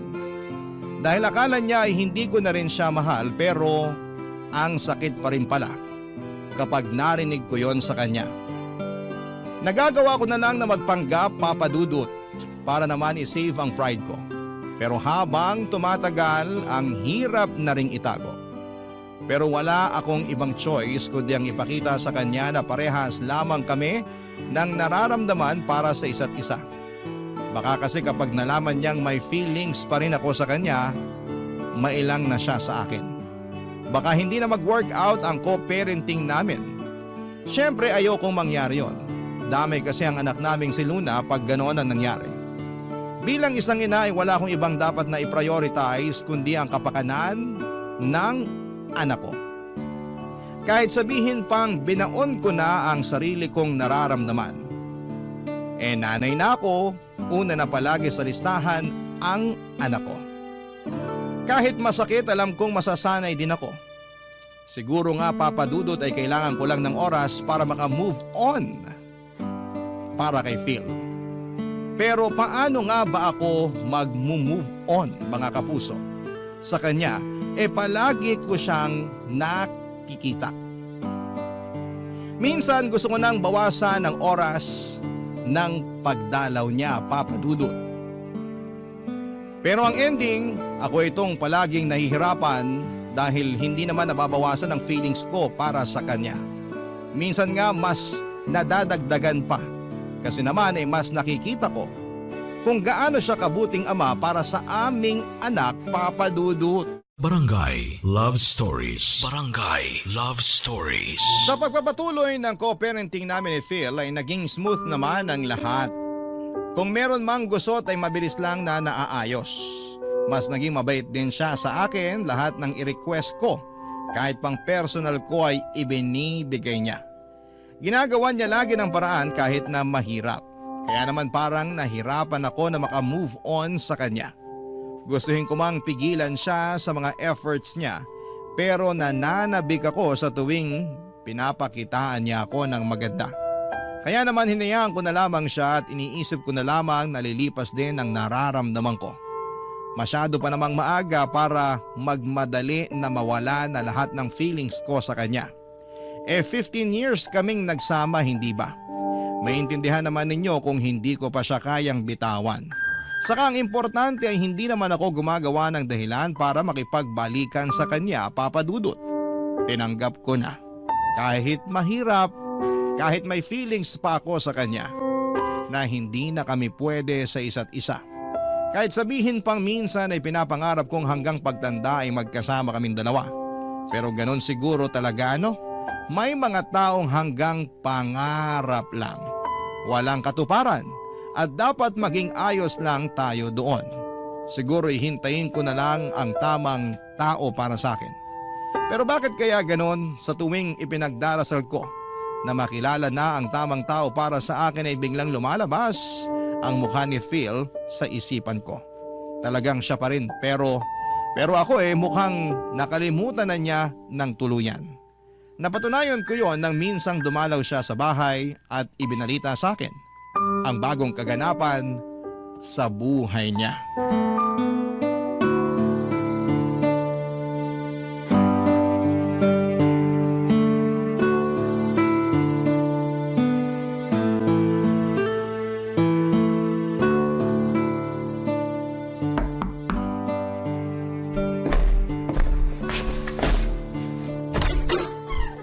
Oh, bakit ngayon ka lang? Pasensya na ha. Pasok ka na. Pasensya ka na talaga. Kanina ka pa humihingi ng pasensya. Hindi naman ako galit. Nakakahiya Kasi first time ko malate ng 2 oras. Tulog na ba si Baby Luna? Oo, pero pagising na rin yun sigurado kaya sakto lang din ang dating mo. Kumain ka na ba? Nagprito ako ng ham at itlog. Baka gusto mong sabayan ako kumain. Kumain na kami kanina Kami? Oy, kami nung... Hindi ko alam kung dapat ko bang sabihin sa'yo. Nakakahiya. Sabihin mo na. Ngayon ka pa naman nahiya. Ano ka ba? Nakipag-date ako kanina. Uy, ayos yan Ayos lang ba talaga sa'yo? Oo naman, ano ka ba? Bakit naman hindi magiging okay yun? Siyempre, ex kita Baka hindi ka komportable na nakikipag-date ako sa iba. Kaya nga ex mo na ako, di ba? Wala na akong karapatang pakialaman ka kung makikipag-date ka na sa iba. So, kumusta naman na naging date nyo? Anong pangalan niya? Faith ang pangalan niya. Mas matanda tayo sa kanya ng 5 taon. Okay ang date namin. Ang dami namin pagkakaparehas. Kalog kasama. Nakakatuwa. Mabuti naman at nakahanap ka ng makakasundo mo. Biglaan nga to. Wala naman akong balak sana makipag-date pa Gusto ko mag-focus muna kay Luna kaya lang Kaya lang dumating na eh. Ganun daw talaga kapag hindi mo hinahanap tsaka dumadating. Bale, nakilala ko siya sa grocery store. Naalala mo last month? Nung inutusan mo akong bumili ng diapers ni Luna? Nagpabili ka nga rin sa akin nun ng napkin mo. Oh, tingnan mo nga naman. Ako pa yata ang naging tulay para magkakilala kayo. Ang galing, di ba? Woo! Oo nga eh. Nakakatuwa. Nasaktuhan niya ako na hirap hanapin kung anong napkin ang kailangan mo. Pinaliwanag niya sa akin kung bakit may wings yung napkin. Saka siya rin mismo nagturo ng magandang feminine wash para sa'yo. Kaya next week na mag-grocery ako, isasabay ko na yun para mabili ko yung sa'yo. Salamat ka mo kay Faith dahil bigla ako nagkaroon ng regalong feminine wash galing sa'yo. Nakakatuwa siya. Simple mga bagay lang din ang nagpapasaya sa kanya. Parang ikaw. Parang ako? Oo. Medyo naalala nga kita nung kasama ko siya eh. Halos parehas kayo ng ugali. Siguro talagang mga katulad mo ang trip ko sa babae. Pero Phil, Ano yun? wag mo na ako masyado ibida kay Faith sa next na date ninyo. Para naman hindi siya mailang. Ayaw naming mga babae ng ganun, no? Feeling namin na ikukumpara kami sa mga ex. Feeling namin, hirap pa rin kayo makamove on sa mga ex nyo kapag ganun. Sus, hindi niya na kailangan mag-worry no? Kasi ako, nakamove on na ako sa'yo. 100% pa nga. Wow, maganda yan ha. Fully healed ka na sa akin. Matagal na. Kaya nga, lakas lang din ang loob ko na magkagusto kay Faith. Kasi kampante na ako na wala nang atrasan ng paliligaw ko sa kanya. Gusto ko na talaga siya eh.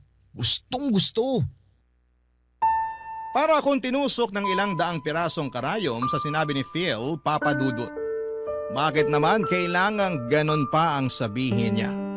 Nasaktan ako roon ha? Hindi ko lang pinahalata kasi pinagtakpan ako ng pride ko. Nakangiti ako sa buong pag-uusap namin kahit ngalay na ako noon. Wala akong pakialam kasi naman ay kailangan kong magpanggap na masaya ako para sa kanya.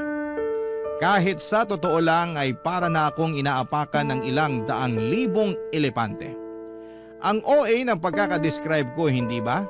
Pero ganon kasakit marinig na yung taong mahal mo ay iba na palang gusto. Lalo na noong sinabi ni Phil na 100% na siyang nakamove on sa akin. Grabe yon. Halos ilang araw ding umikot-ikot sa utak ko ang mga salita niyang yon. Gustuhin ko mang mag-change topic ng mga oras na yon, pero hindi ko magawa. Paano ba naman kasi ay laging naililiko ni Phil ang usapan at papunta kay Faith yon? Kasalanan ko rin naman eh. Sinabi ko kay Phil na okay lang na magkwento siya sa akin tungkol kay Faith at sa ligawan nilang dalawa. Hindi ko naman kasi inakala na magiging ganon ka-insensitive si Phil para bulgaran pa niyang sabihin sa akin lahat ng detalye sa date nila ni Faith. Nakakabwisit at nakakaselos pakinggan kung paano niya ibida kung gaano kaganda at kabait si Faith. Nakaramdam ako ng insecurity pero syempre hindi ko naman pwedeng ipakita yon sa kanya. At ang masakit pa, sa pagdaan pa ng mga araw ay nabawasan ang pagdalaw ni Phil sa amin ni Luna. At kapag dadalaw naman siya, paniguradong may bago na naman siyang kwento sa mga date nila ni Faith. Nakakarindi na, pero kailangan kong panindigan ang sinabi kong masaya ako para sa bagong love life niya. Kahit na halos maiyak na ako sa selos dahil sa mga sweet na kwento niya tungkol kay Faith, Papa Dudut.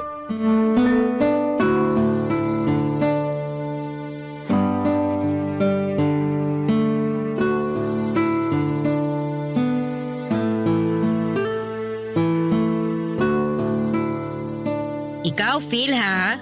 Bakit? Tanggalin mo nga yung ngiti sa labi mo.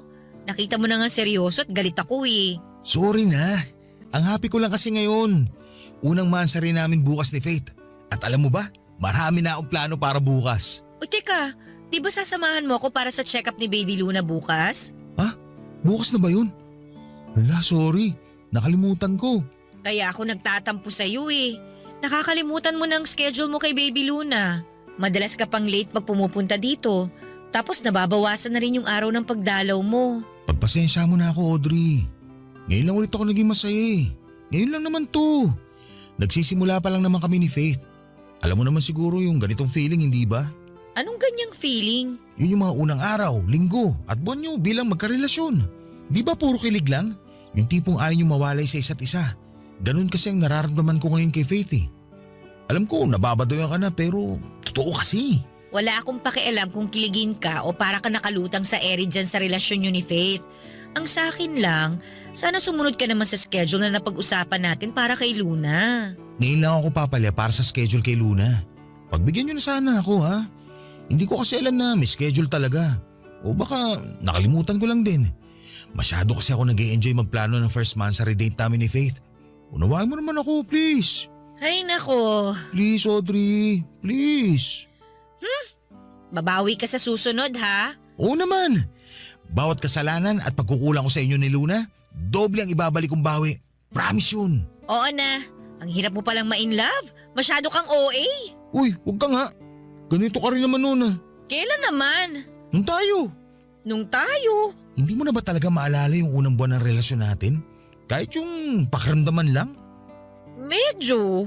Naiintriga ako ah. Ano yung naalala mo sa atin? Kung paano ka umeffort sa first monthsary natin? Sige nga.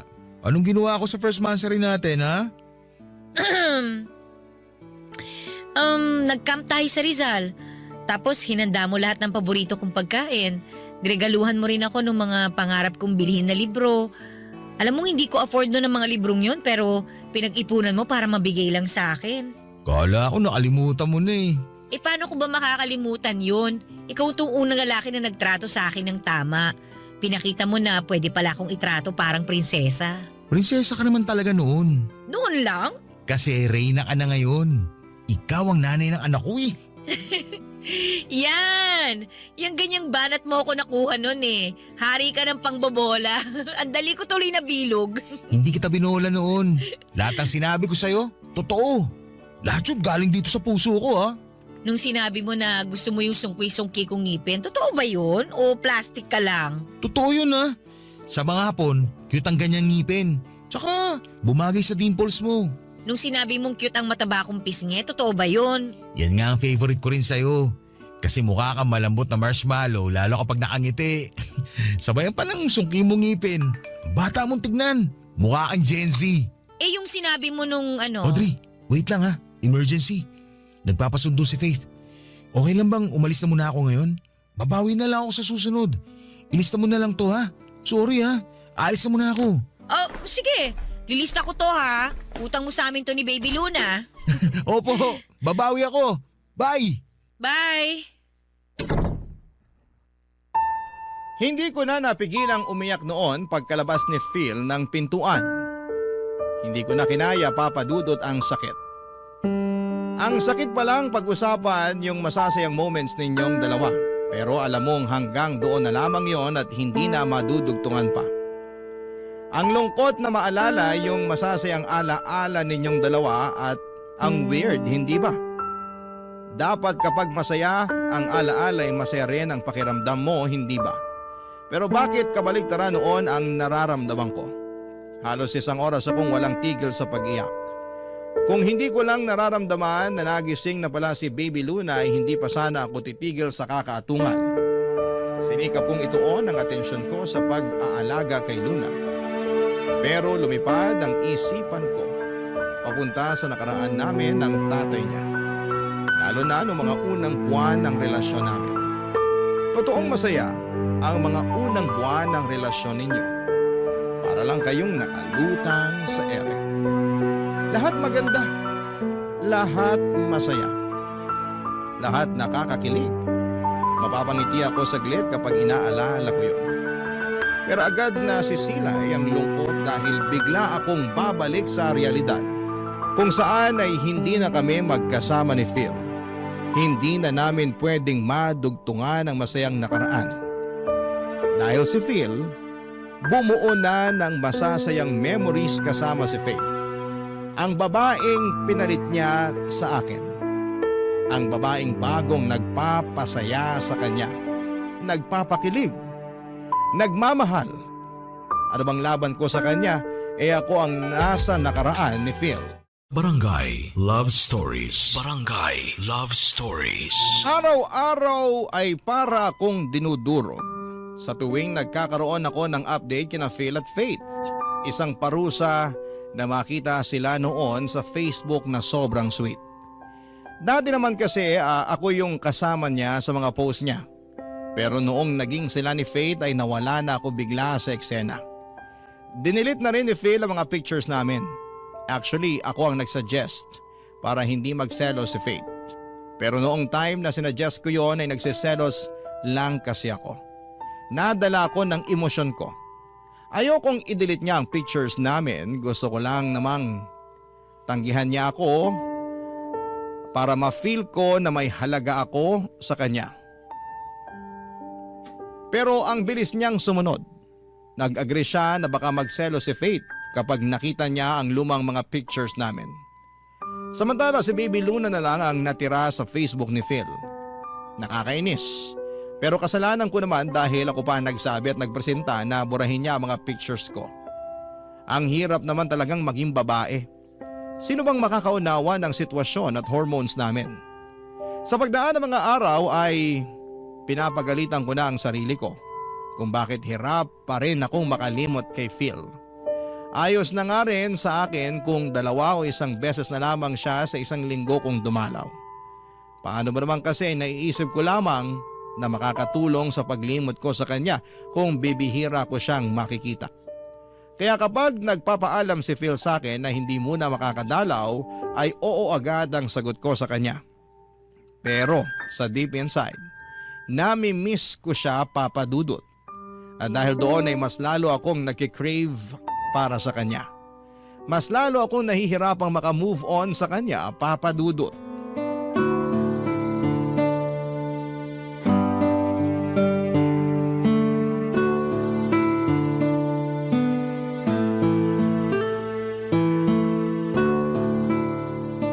Audrey, sa tingin mo nakalimutan na ako ni Baby Luna? Ha? Ano ba namang tanong yan? Kasi bihira na ako magpakita eh. At sino namang may kasalanan nun? Sorry na, nahihiya na rin ako eh. Ayos lang yun. Iintindihin ka na lang namin dahil in love ka. Ikaw ba?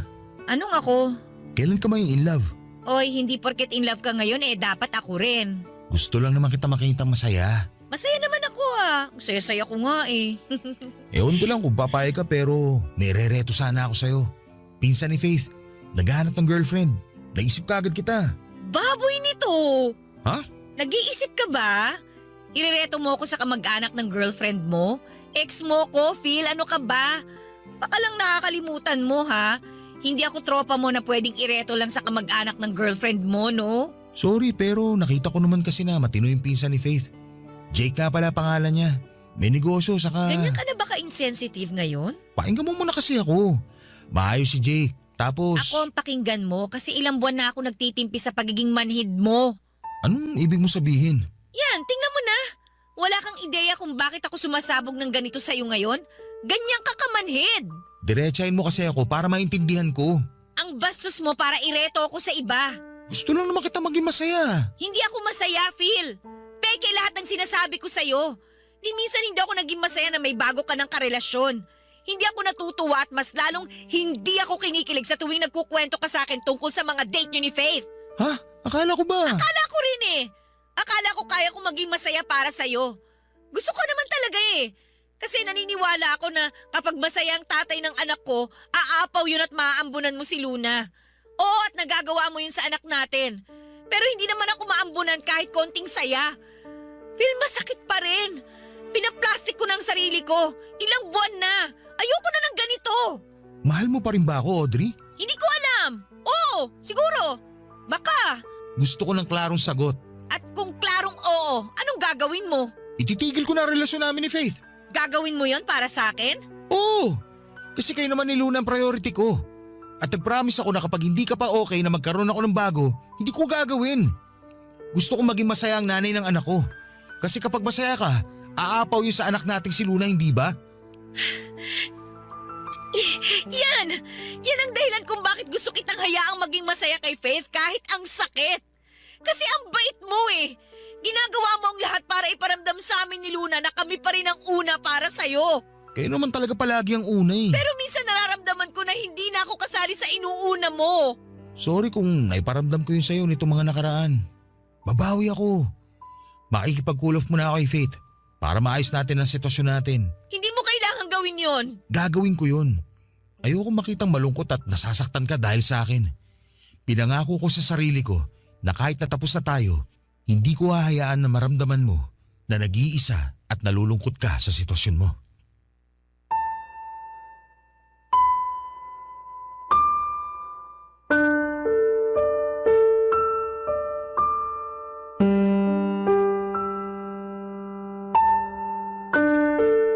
Papadudot na iyak ako sa sinabi ni Phil.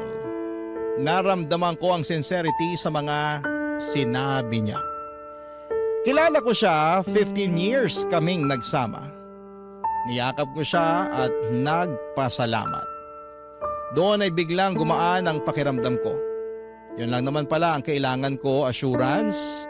Assurance na kahit meron na siyang bago hindi pa rin niya kami pababayaan ni Luna. Kaya naman doon lumuwag ang pakiramdam ko at nasabi ko na sa kanya na ituloy na ang relasyon niya with Faith. Walang halong kaplastikan yon. Gusto kong maging masaya siya kahit na walang ibang rason o kadahilanan. Alanganin pa rin si Phil noong una pero hinawakan ko ang kamay niya at sinabing magiging okay din ako balang araw. At para mapatunayan yon sa kanya ay kinuha ko ang number ng pinsan ni Faith na si Jake para pagbigyan sa date. Binigay naman ni Phil at sinabing okay lang din kung magbago ang isip ko sa pakikipag-date. Pero sinabi ko sa kanya na kailangan ko na rin i-explore ang ibang mga options. Gusto ko na rin na mapagaan ang sarili ko at makilala rin ang iba. Sincero naman at totoo ako noong binitawan ko ang mga salitang yon. And after a week ay nag-date kami ng pinsan ni Faith na si Jake. Totoong maayos naman siya. Walang halong kayabangan at very gentleman pa. Kalug din at parehas kami ng humor. Umabot nga ng halos buong araw ang date namin. Si Phil muna ang nag-alaga kay Luna para makapag-date ako with Jake. Gabi na noong nakauwi ako at naabutan ko si Phil sa sala at nanonood ng TV. Naupo ako sa tabi niya at ready na siyang makinig noon sa nangyari sa date namin ni Jake. Napansin ko sa kanya kung gaano kasaya at ka-excited ang itsura niya habang nakatingin sa akin para sa updates ko. Nang mga oras na yon, papadudot.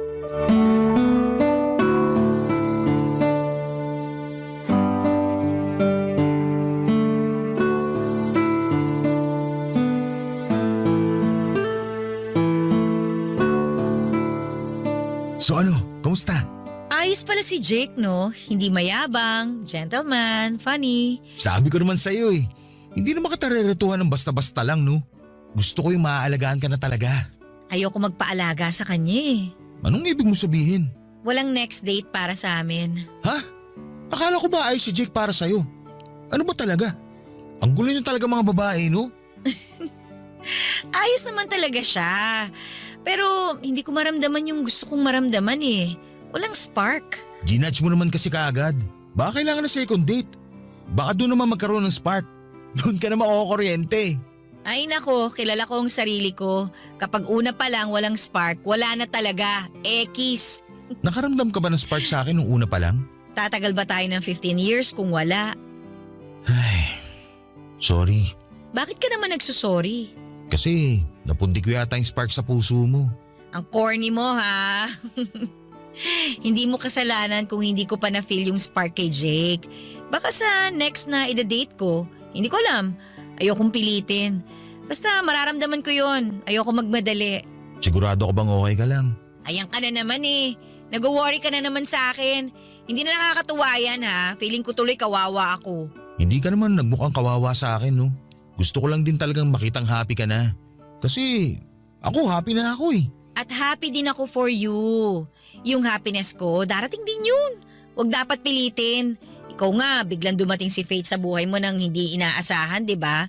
Ganon din sa akin. Sigurado yun. Sana dumating na kagad yung para sa'yo.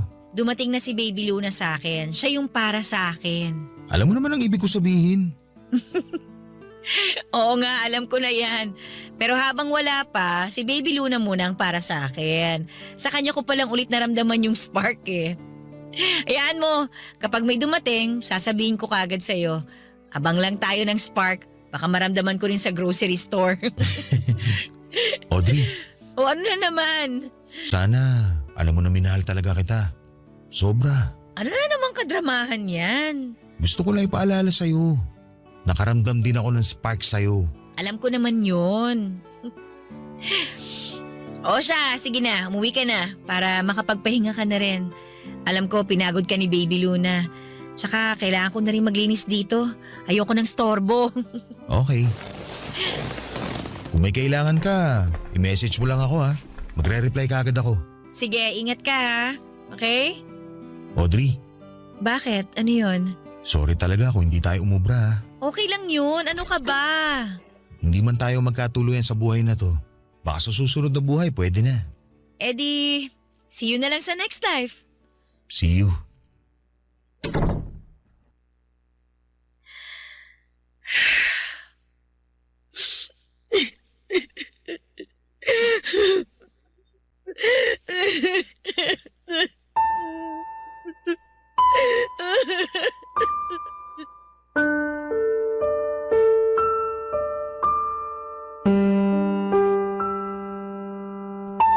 Baka nga sa susunod na buhay ay doon na kami payagan na magkatuluyan. Baka may kailangan lang kaming matutunan ngayon sa isa't isa sa buhay na ito. Kaya kami pinagtagpo pero hindi pinunta sa dulo. Masakit mang isipin pero kailangang tanggapin, Papa Dudut. Dahil sa sinabi ni Phil na yon ay na-realize ko na pwede pa rin pala kami. Pero baka sa susunod na buhay na namin yon. Siguro sa next life namin, hindi na komplikado. Kasama pa rin namin si Baby Luna hanggang pagtanda, kaming dalawa ang magkasama. Baka nga sa next life ay meron pa kaming ibang mga anak. Mga anak na siyang magpapatibay ng relasyon naming dalawa. Ang sarap lang isipin na ganon nga ang pwede kong abangan kung totoo ang reincarnation. Sana sa susunod na buhay, pagbigyan na kami ni Lord. Kahit na isang buhay lang ay maitama namin ang lahat ng pagkukulang at mali namin sa buhay na ito. Kahit na isang buhay lang. Pero sa ngayon ay kailangan kong harapin ang lahat ng ito sa buhay ko ngayon. Ito kasi ang realidad. Hiwalay kami ni Phil at ang nag-uugnay lang sa amin ay si Luna. At sa usapan namin co-parenting sa kanya. Sa buhay na ito ay kailangan lang siguro naming tanggapin na ito ang role namin sa mundo. Maayos naman kami, kahit masakit, siguro balang araw ay mawawala rin yung lungkot na nafe-feel ko. Kasi siguro balang araw ay makikilala ko ang tamang tao para sa akin sa lifetime na ito. Hindi ko pa man siya nakikilala pero ramdam ko na kaagad na magiging masaya ako para sa kanya. At magagawa ko ng makalimutan lahat ng gabi na umiiyak ako dahil sa hiwalayan namin ni Phil. Balang araw, darating din siya. Darating kapag hindi na kailangang hanapin. Maraming salamat po sa pagbasa ng aking liham. Sana ay nakakuha kayo ng inspirasyon at ng lakas para ipagpatuloy pa ang buhay. Kahit minsang nasaktan ang mga puso ninyo sa pagkakawalay sa taong inaakala ninyong makakasama ninyo hanggang sa dulo. Masakit man, pero kailangang tanggapin. Ang inyong kapuso at kabarangay forever, Audrey. Anong say mo sa Barangay Love Stories na ito? Pagkwentuhan natin sa comment section yan.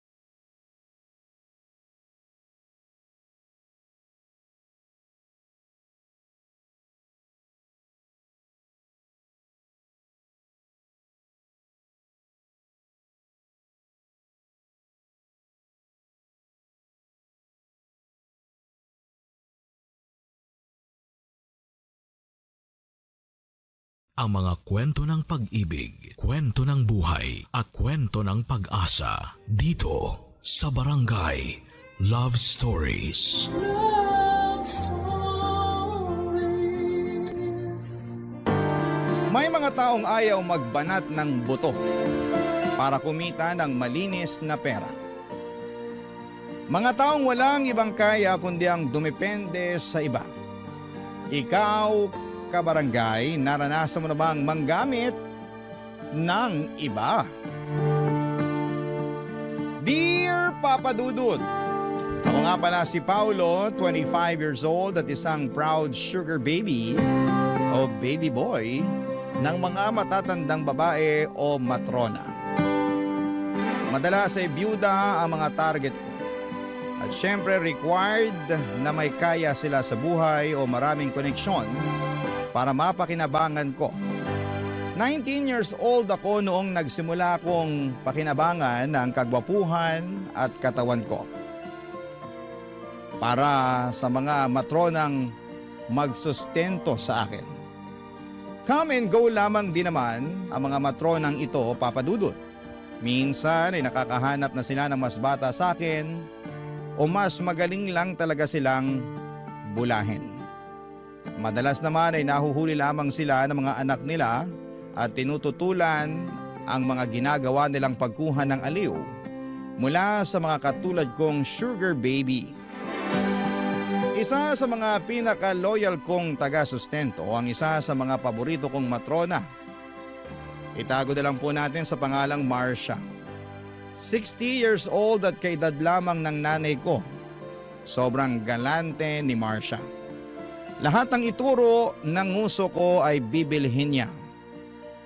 Hindi pahirapan sa kanya kung anuman ang gustong ipabili ko. Mayaman naman kasi talaga siya. O mas magandang sabihin na mayaman ang naging asawa niya. Matagal na siyang byuda, maswerte lamang na iniwanan siya ng mga negosyo at iba pang mga yaman. Yun nga lang, Papa Dudut, ay wala silang naging anak. Kaya ang libangan ni Marcia, ako at wala nang iba pa.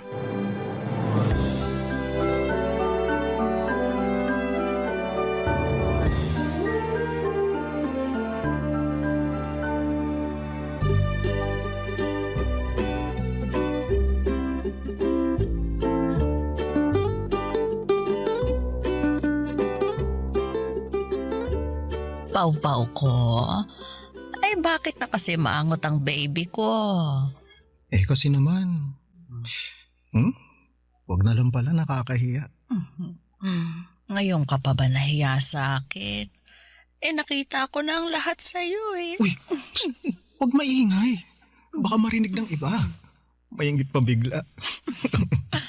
Iinggitin ko talaga sila. Kasi wala silang baby boy na pinagpala na makinis pa. Nawawala na nga ang kinis ng balat ko dahil sa stress eh. Ay, hindi na to kaya ng moisturizer lang. Ay bakit ba kasi? Ano bang kailangan ng pau-pau ko? Wag na. Sasarilihin ko na lang to. Ay, huwag namang ganun. Ano bang kailangan mo? Sunscreen from Korea o Japan? Meron ako nun. Gusto mo bang magpa-body scrub? Hindi yan ang kailangan ko eh. Ano nga? Nai-stress kasi ako, baby. Paano ba naman? Malapit nang kumupas yung mga t-shirt ko, kakalaba. Wala na rin sa uso. Hirap na ako mamili ng isusuot kada aalis ako. Yan lang ba ang problema mo? After ng meeting ko mamaya, pagsha-shopping kita. Hindi dapat kumukupas ang damit ng baby ko. Kasalanan ko rin naman. Kasi palagi ako naglalaba. Hand wash pa. Nai-stress na naman ako bigla. Tingnan mo naman itong mga kamay ko.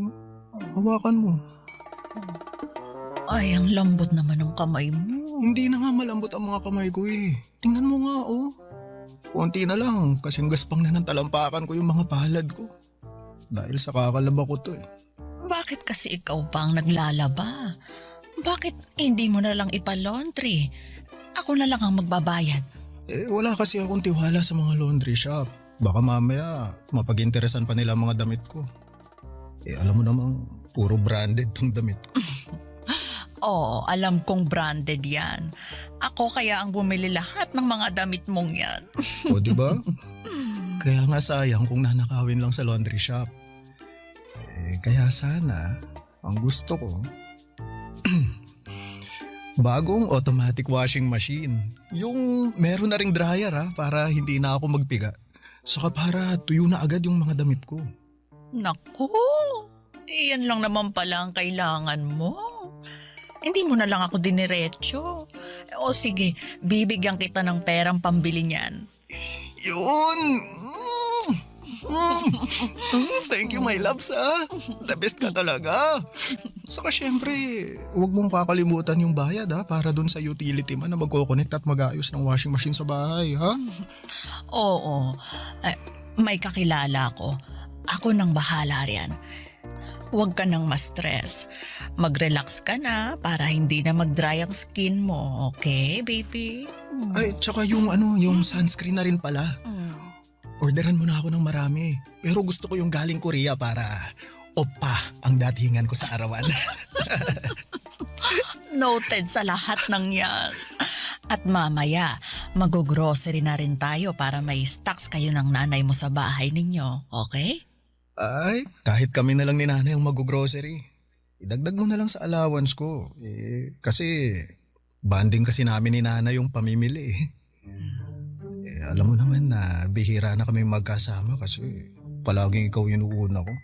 Kaya bigyan mo na lang ako ng pera pang grocery. Kami nang bahala ni nanay doon. Love you. Uy, yung pambili ng washing machine, Naalala ko ang unang gig ko sa pagiging sugar baby. Isang matandang babae na meron pang asawa. Meron namang basbas mula sa baldado niyang asawa ang pagkakaroon niya ng sugar baby. Kaya hindi ako masyadong nag-guilty noon. Pero sa unay, mandidiri ka talaga kung hindi ka pa sanay sa ganong kalakaran.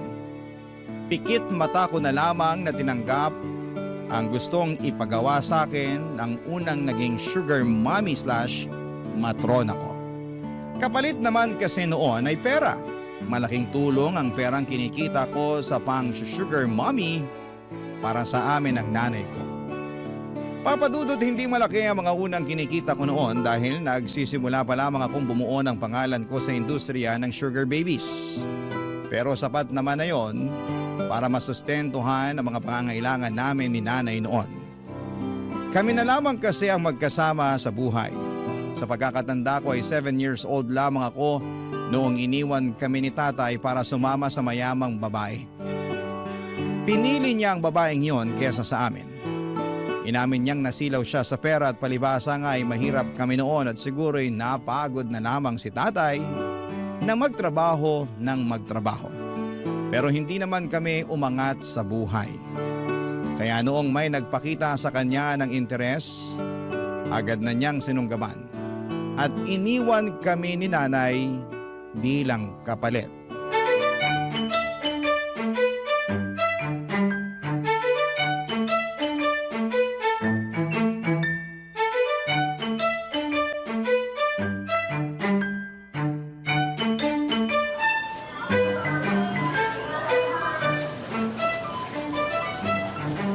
Ay, Paolo, bakit ba bigla-bigla kang nag-ayang mag-grocery?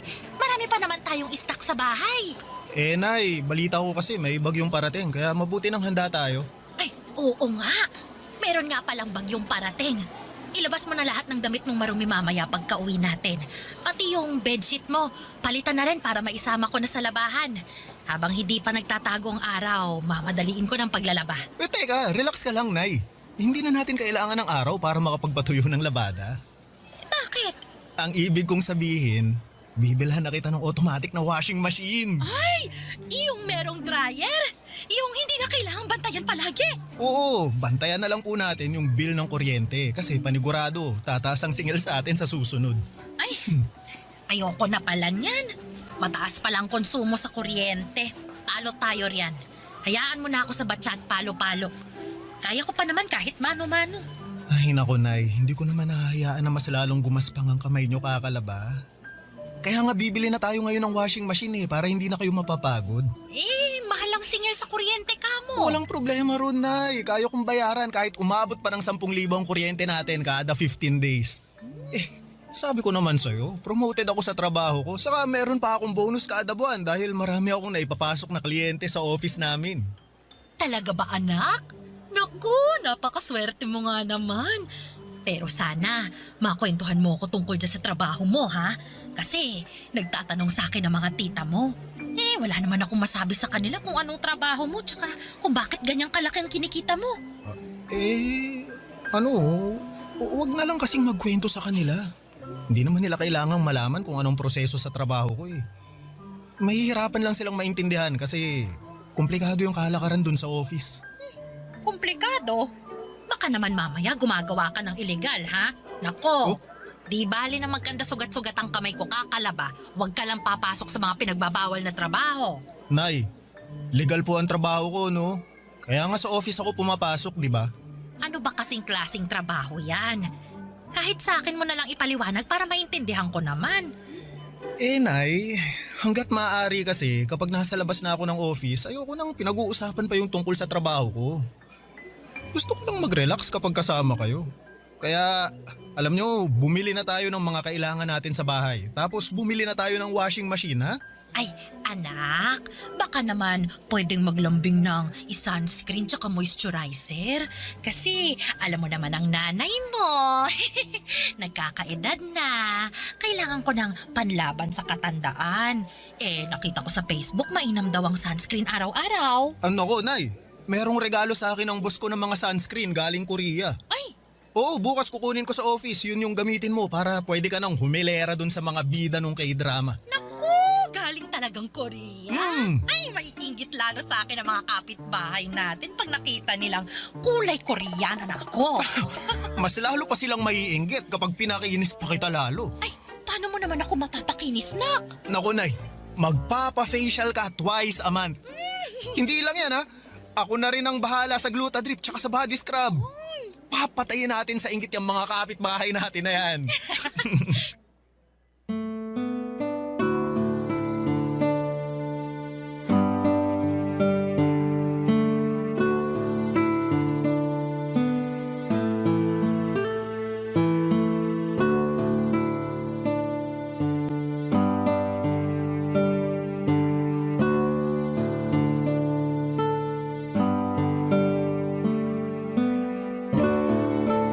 Papadudot, hindi alam ng nanay ko ang tungkol sa pagiging sugar baby ko.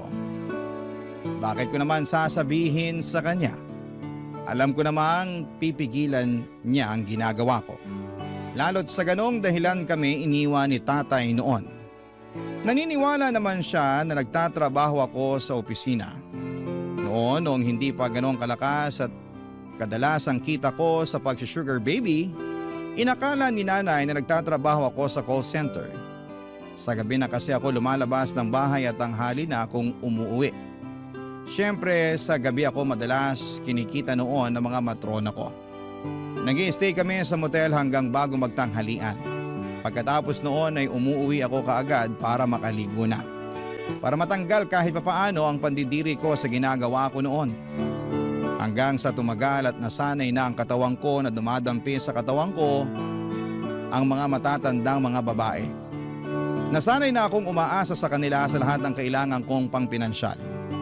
Hindi ko nga nakikita ang sarili kong nagtatrabaho sa opisina o kahit saan pa maliban sa pagiging sugar baby ko.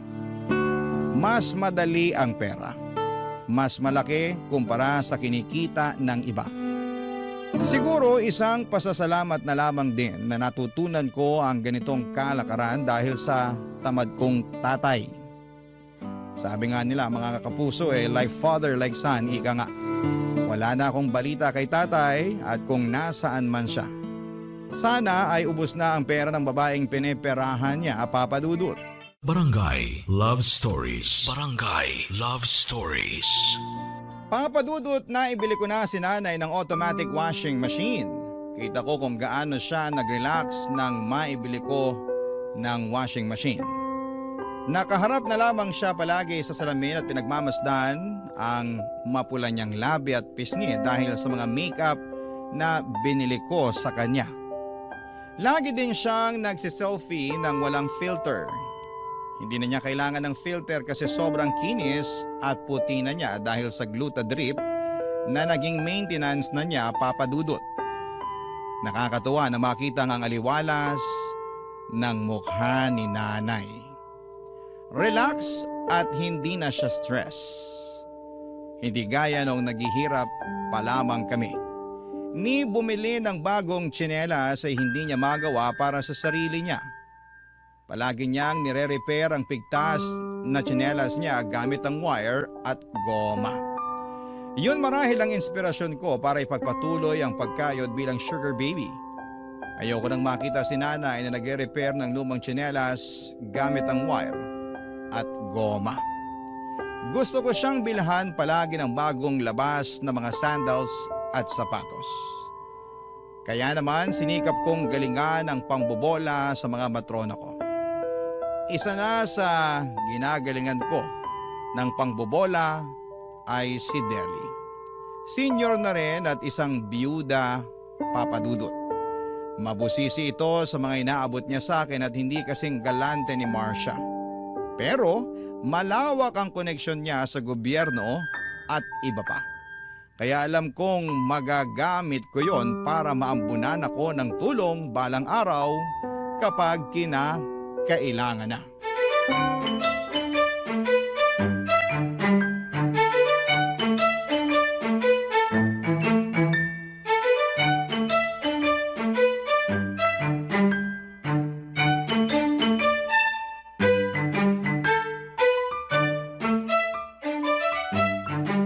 Deli, matagal ka pa ba riyan? Kanina pa ako rito sa kamo. Babad na ako rito. Teka lang at may inaasikaso akong mahalaga. Gusto mo ba lumabas na lang muna ako dito sa hotel para hindi ka maistorbo? Nakakapagtrabaho naman ako kahit nandyan ka. Diyan ka na lang sa kama. Humilata ka riyan at mamaya tatabihan na kita. Nabuburyong na kasi ako rito Lahat na ng posisyon sa paghiga, nagawa ako na. Buksan mo na lang ang TV. May cable naman na ata dyan Manood ka ng balita para updated ka sa mga kaganapan sa Pilipinas. Para naman makasali ka na sa usapan namin ng mga amiga ko kapag lumalabas tayo. Bakit kasi kailangan ko pang makisali sa usapan nyo ng mga kaibigan mo? Hindi naman ako nakaka-relate. Puro sa ekonomiya, politika, relihiyon. Wala man lang bang tungkol sa showbiz para makapag-ambag naman ako kahit papaano? Ay nako, hindi nakakahasa ng utak ang mga chismis at showbiz. Habang bata ka pa lang, dapat busugin mo na ang utak mo ng mga iba't ibang kaalaman. Makakatulong yan sa'yo kapag nakikipag-socialize ka na sa mga matataas na tao. Ano ba yan? Palagi mo na lang akong pinapangaralan. Ang pinunta ko rito, lambingan. Hindi lecture, ha? Lambingan ba talagang pinunta mo o allowance? Syempre, kapag may lambing, matik na yung allowance. Ay, nako ka. Mabuti na lang talaga at gwapong-gwapo ka. At malaki ang katawan. Kaya sulit ang allowance na inaabot mo sa akin, di ba? Kahit payat tong utak ko. Deli.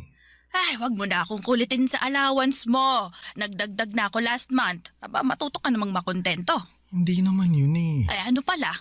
Baka naman, pwede mong matulungan yung tsuhin ko na nakulong. Kapatid yun ni nanay. Nakikiusap sa akin na magawa ng paraan yung kaso niya. Bakit sa akin ka lumalapit? Attorney ba ako? Pulis? Alam ko kasing marami kang koneksyon. Ano bang kaso ng tsuhin mo? Nakapatay. Nakapatay? Ewan ko ba dun sa tsuhin ko? Hold-upper pala. Tapos ayun, hindi niya sinasadyang mapatay yung hino-hold up niya. Tinutukan lang naman ng bread knife ng tsuhin ko yung hino-hold up niya kaso biglang pumalag yung biktima. Sinuntok yung tsuhin ko. Syempre, kailangan lumaban ng tsuhin ko. Sinaktan na siya, di ba? Kaya ayun, napuruhan niya yung biktima. Paano, Deli?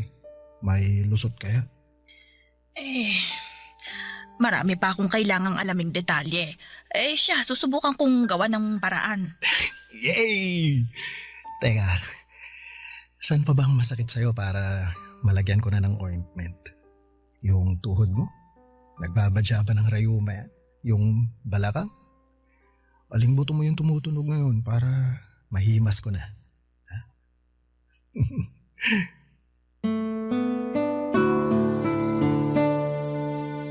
Sa pagmasahe ko noon kay Deli ay bigla kong naalala si nanay. Naalala ko noong nagsimula kaming dalawa na lamang ang magkasama. Laging nasa labas si nanay para rumakit sa palengke. Tagabuhat siya ng mga prutas at gulay tuwing madaling araw. Tagahugas ng mga gulay sa tanghali, sa gabi naman ay tagawalis ng kalsada. Alanganing oras na ang uwi niya at pansin ko kung paano siyang paika-ika kung lumakad dahil sa sakit ng katawan. Kaya lagi akong may katabing ointment noon para pagkabukas pa lamang ni nanay ng pinto ay sinasalubong ko na siya ng ngiti at ino-offera na agad ng masahe. Doon ko nakikita kung paanong ngumingiti si nanay sa akin, Papa Dudut. Para bang nawawala bigla ang pagod niya. Parang sa isang iglap ay lahat ng pananakit ng tuhod, kamay, likod at balakang niya ay nawawala ng bigla. Bata pa lamang ako ay natuto na akong magmasahe. Kaya naman nagamit ko yon sa mga teacher ko pagkatapos ng klase. Nagpapamasahe sila at syempre may bayad po yon. Inuuwi ko kaagad kay nanay para may pandagdag sa pambili ng ulam. Hanggang sa pagbibinata, nagamit ko ang pagmamasahe ko para kumita. Sa pagmamasahe ko nga sa isang pinagbabawal na spa, ay nakilala ko ang unang naging sugar mommy ko. Nagustuhan nila ang hagod ko at hinahanap-hanap nila yon, Papa Dudut.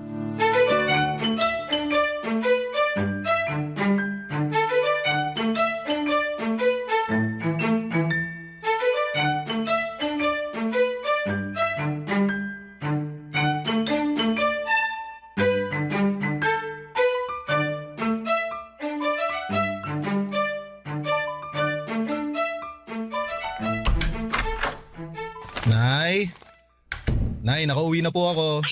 Paolo, anak! Kanina pa kita hinihintay. Mabuti na lang at nakauwi ka na. Naku, saktong-sakto. Nagluto ko ng sinigang na hipon. Paborito mo. Uy, biglang kumulo yung tiyan ko dun ah. Halika na para makakain na. Habang mainit pa ang sabaw. Ginawa na rin kita ng patis na may sili at kalamansi. Lalong kumulo yung tiyan ko sa sausawan na yan ah. Naglaway naman tuloy ako bigla. Talo ko pa tuloy yung naglili. Ibaba mo na yung mga bit-bit mong paper bag para makakain ka na. Halika na. Ay, si nanay naman oh, hindi man lang na-excite sa nakitang mga paper bag na bit-bit ko. Ano ba yung mga pinamili mo? Ikaw na bata ka talaga? Hindi na kasya ang mga damit mo sa aparador, ha? Tapos nag-shopping ka na naman ulit. Di bumili tayo ng bagong aparador para magkasya ng mga damit ko. Pero nay, alam nyo, hindi naman sa akin tong mga nasa shopping bags eh. Para sa inyo to. Ay, para sa akin? Bakit? Birthday ko na naman ba, anak? Oh, bakit? Tuwing birthday ka lang ba dapat regaluhan? Wala namang okasyong kailangang i-celebrate para bilhan mo ko ng regalo. Nay, gusto ko lang i-celebrate ang pagiging best nanay nyo sa buong mundo. Anak ha, ang corny mo na. Naghahanap ka lang ng dahilan para gumastos eh. Nasa mall na kasi ako kanina. Nakita ko ang daming bagong labas ng mga damit.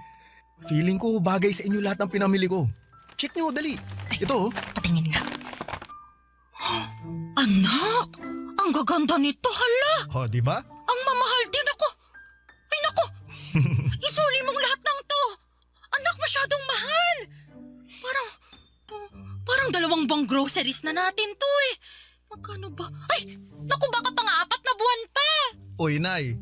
Hindi ko na po isusoli yan, no? Sa inyo na yan. Enjoyin nyo na lang para kapag nagsisimba kayo ng mga plastic nyong friends, meron kayong ipangrarampa. Patayin nyo sila sa inggit, Nay, ha? Make your son proud, ha? Naku, ikaw talagang bata ka. Kung iniipon mo na lang ang perang pinangbili mo rito, hindi natin alam kung anong mangyayari kinabukasan. Kailangan handa tayo. Ito na yung huling beses na bibilhan mo ko ng luho, ha? Mag-iipon na tayo. Sige po. Kung saan kayo magiging masaya. Mag-iipon tayo. Pwede tayong bumili ng bahay para hindi na tayo umupa. Magnegosyo tayo. Tapos mag-travel tayo sa buong Pilipinas. At sa buong mundo. Tapos, bibili tayo ng... Oo. Nay! Naku, kakasabi ko lang kung saan kayo magiging masaya eh. Tapos bigla naman kayong iiyak dyan. Pasensya ka na anak ha. Masyado lang siguro akong masaya. Hindi pa rin kasi ako makapaniwala na umaasensa na tayo. Dahil sa'yo. Dahil sa pagpupursige mo. Salamat ha. Nay, Bigla na lang sumasakit tong puso ko kapag naaalala ko yung pinagdaanan natin mula nung iniwan tayo ng tatay mo. Yung hiya ko sa'yo noon anak kapag nakikita mong minumura na ako ng landlady natin dahil hindi ako makabayad.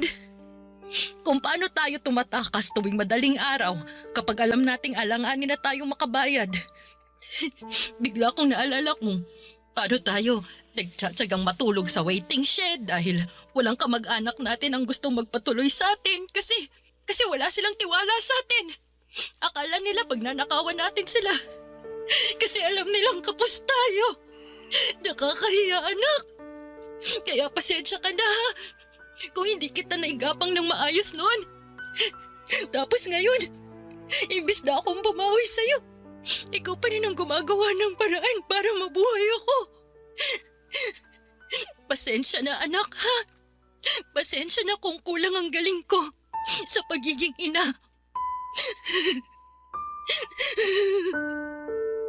Papadudot para akong dinudurog sa mga iyak at salita ni nanay. Ramdam ko noon ang sama ng loob niya dahil hindi niya naibigay sa akin ang buhay na masagana. Hindi ko naman siya sinisisi kailanman kung naghirap kami. Kay tatay lang talaga ako galit noon, wala akong tampo kay nanay. Alam kong ginawa niya ang lahat, kaya nga nagpursige ako para makaahon kami sa hirap. Ginawa ko po ang lahat kahit pa sabihing ginamit ko ang katawan ko para mabuhay kami. Wala akong ibang gustong mangyari kundi ang mabigyan ng magandang buhay si nanay, Papa Dudut. Bata pa lamang ako ay pinangako ko na yon sa kanya. At hanggat kaya ko, hanggat napapakinabangan ko pa ang itsura at katawan ko ay hindi ako titigil na gawin yon. Niyakap ko si nanay at pinatahan. Sinabi ko sa kanya na hindi na niya muling mararanasan ang hirap sa buhay. Kaya naman tinupad ko ang pangako ko sa kanya na mag-iipon kami para sigurado ang magiging kinabukasan namin. Pinahawak ko kay nanay lahat ng kinikita ko at marunong po kasi si nanay na mag-ipon. Marami rin siyang nakwento na pwede naming pagkakitaan. Oo lamang ako ng oo. Sino ba namang hindi sisipaging umoo? Kitang-kita ko sa mukha ni nanay ang saya habang nagkukwento ng mga balak niyang gawin kapag meron na kaming sapat na pera. Papa Dudut, kahit sino namang anak, may ingganyong pumayag. Masaya ang nanay mo eh. Hindi ba't yun naman ang goal ng bawat anak? Barangay Love Stories. Barangay Love Stories. Nag-focus ako sa goal namin ni nanay na makaipon ng malaki. Una naming plano ay makapagbukas ng negosyo. Meron ng listahan si nanay ng mga balak nitong negosyo na kaya ng ipon namin.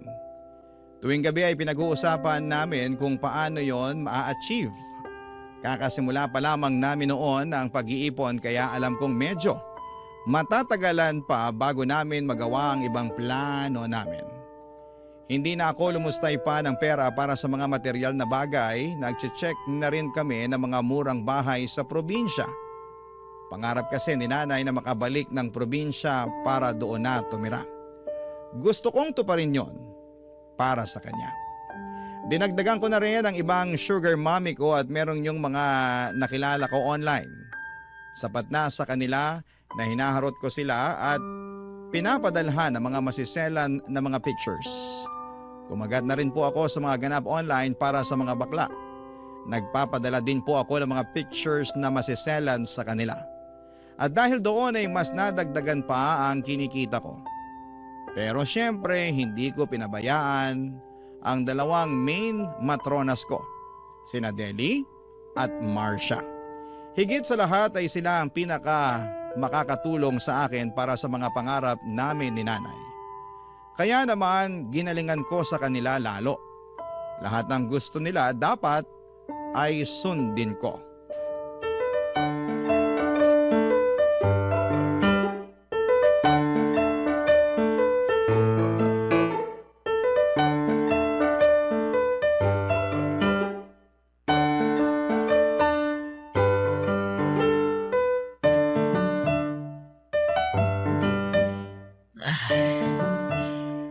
Paulo, tumawag ka nga ulit sa reception ng puwisit na motel na to.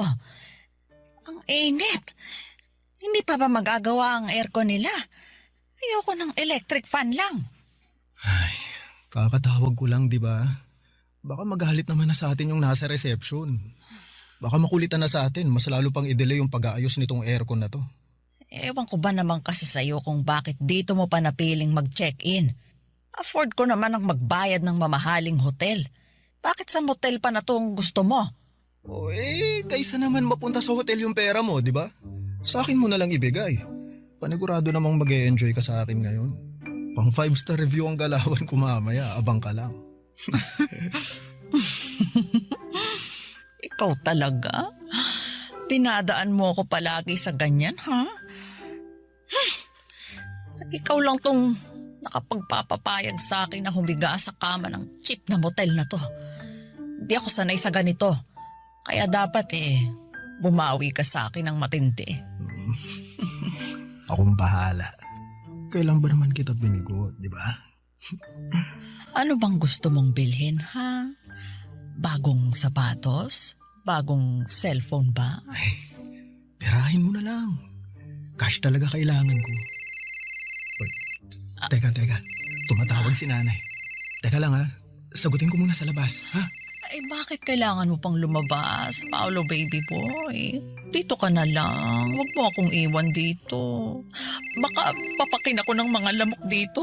Ay! Mahina kasi signal dito sa loob eh. Sa labas malakas.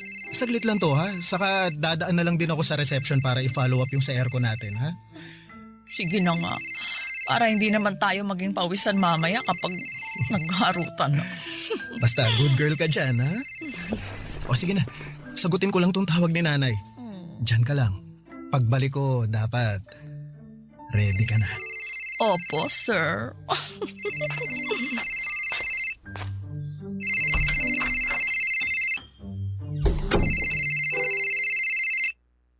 Hello, Deli? Napatawag ka?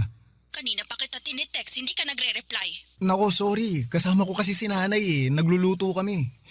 May balita na ba dun sa pinapaayos kong permit para sa negosyo ni nanay? Kaya nga ako tumawag sa'yo. Ayos na yon. Pumunta ka na lang bukas sa opisina ko. Pag-usapan natin yung mga kailangan yung ipasa. Ako na lahat ang mag-aasikaso nun. Yes! Hulog ka talaga ng langit, Deli! Salamat ha! Ay, thank you. May kapalit to, no? Alam ko. Akong bahala sa'yo. Gusto mo ba sa office natin gawin? Bakit pa ba kita papupuntahin ng opisina ko kung hindi ko rin gustong gawin ng alam mo na? Akong bahala. Bawing-bawi ka sa tulong mo sa akin. Oh, sige na. Babalikan ko na si nanay. Magluluto pa kasi kami ng ulam eh. Usap na lang tayo bukas, ha? Good night. Bye.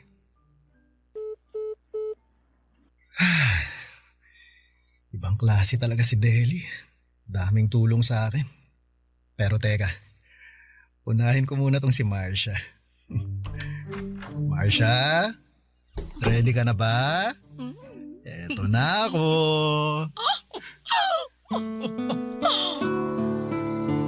Totoo po ang sinabi ko kay Marcia. Wala akong girlfriend, puro sugar mommy, oo. Pero yung karelasyon talaga ay wala. Ayoko. Sakit lamang yon ng ulo. At saka ayokong gumagastos para sa iba. Maliban kay nanay at sa akin. Madamot ako sa ibang tao. Parang hindi ko kayang i-share ang mga kinikita ko sa ibang tao. Kahit nga maraming babae ang lumalapit sa akin para magpapansin, para magpakita ng interes. Pero hindi ko talaga sila trip dahil alam kong wala naman akong mapapala sa kanila. Saka sa pagdaan ng panahon ay natuto na ako maging praktikal, papadudot. Alam kong pera ang dapat mangibabaw sa lahat. Kung hindi naman yon maibibigay sa akin ng isang babae, wala siyang magiging puwang sa buhay ko. Pangarap at sinanay lang ang pinagkakaabalahan ko sa lahat. Sa pagdaan pa ng mga buwan sa tulong ng mga sugar mommy ko ay malaki nga ang naipon namin ni nanay. Hindi na rin problema mga permit sa negosyo at sa mga tatangkilik dito. Dahil bahala na raw si Deli doon.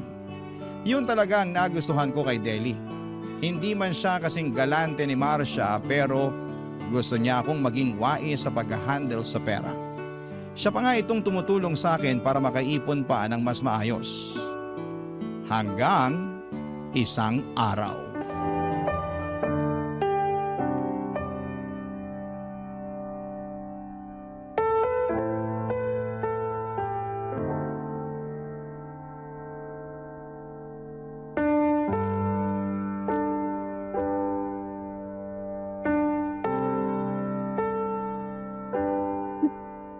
Oh, Nay. Nay, okay lang po kayo? Anak! Nay, ano bang nangyayari? May masakit ba sa inyo? Bakit? May namatay po ba? Anak! Huwag kang magagalit, ha? Kinakabahan naman ako sa inyo, Nay. Ano po ba yun? Sabihin nyo na. Anak! May boyfriend ako. Boyfriend? O ano ngayon? Hindi ka ba nabigla? Nako, Nay. Bakit pa ako mabibigla? Pinaganda nga kita ng pinaganda, di ba? Dextrose mo na ang glutat, puro ka makeup. Bakit pa ako mabibigla na nakabingwit ka ng boyfriend? Kayo naman, no? Yan ba ang sa tingin mo, ikagagalit ko? Walang problema sa akin kung may boyfriend ka na, Nay. Matagal na rin naman nung iniwan tayo ni tatay eh. Deserve niyong magkaroon ng bagong lalaki na magmamahal sa inyo. Mas bata siya sa akin, Paolo. Halos kaidaran mo. Sugar mommy daw niya ako. Ano? Sugar mommy? Ikaw, Nay? Iyon bang sinusustentuhan ko kapalit Oo, Nay. Oo, alam kong ibig sabihin nun. Bakit? Saan? Sino? Pinakilala lang naman sa akin ng isang kazumba ko. Uso naman daw. Tsaka, sayang. Nay, ano? Nalulungkot ako eh. Naiinggit ako dun sa iba. Meron silang kasama. Kaya ayun, pumatol ako. Nag-aabot ako kaya lang. Napasobra yung pagmamahal ko sa kanya kaya binigay ko lahat. Ano? Nay, anong ibig niyo sabihin dyan? Huwag niyo sabihin... Kung iniisip mo, binigay ko sa kanya lahat ng ipon natin. Hindi ka nagkakamali. Tama ka. Nay! Naawa kasi ako sa kanya, anak. Sabi niya, kailangan ng pang-ospital ng tatay niya kasi may cancer daw. Kaya nagbigay ako. Konti lang naman. Kailangan lang daw ng pang-dextrose. Tapos sumunod, yung nanay naman daw niya yung may cancer. Di nagbigay ulit ako. Tapos sumunod, yung kapatid naman niya yung may cancer. Ganun ba? Oo. Nasa lahi raw nila, kaya minigay ko lahat ng ipon natin para gumaling silang lahat. Nay, bakit naniwala ka sa ganun? Kasi sabi niya babayaran naman daw niya ako eh. Sa tingin ninyo, babayaran niya talaga yun? Hindi. Kasi binlock niya na ako sa lahat ng social media niya, pati yung sa cellphone number niya. Hindi ko na rin alam kung saan siya nakatira talaga kasi hindi naman pala totoo yung binigay niyang address sa akin. Anak, huwag ka magalit sa akin ha, please. Paano hindi ako magagalit? Pinaghirapan ko lahat ng inaabot ko sa inyo. Tapos malalaman ko, binigay nyo lang pala sa ibang tao? Ang lakas ng loob yung problemahin ng problema niya pero hindi nyo inisip yung naging paghihirap ko. Anak! Mamaya na tayo mag-usap, Nay. Baka magdilim pa yung paningin ko eh. Aalis muna ako. Uuwi na lang ako. Pagkaya ko na kayong harapin ulit.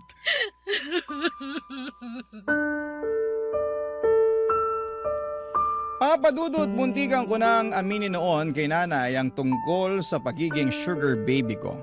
Para maintindihan niya kung gaano kahirap ang pinagdadaanan ko para lamang kumita ng pera. Para lamang makapag-ipon kaming dalawa. Pero itinikom ko na lamang ang bibig ko. Masyado nang maraming nangyari at baka mas lalo pang sumama ang loob ni nanay kapag nalaman niya ang katotohanan. Nagpatuloy ako sa aking buhay at kinausap si Deli para humingi ng tulong para makahanap ng paraan na matunton ang sugar baby ng nanay ko. Para lamang mabawi ko naman kahit kalahati sana ng pera na ibinigay ni nanay sa kanya.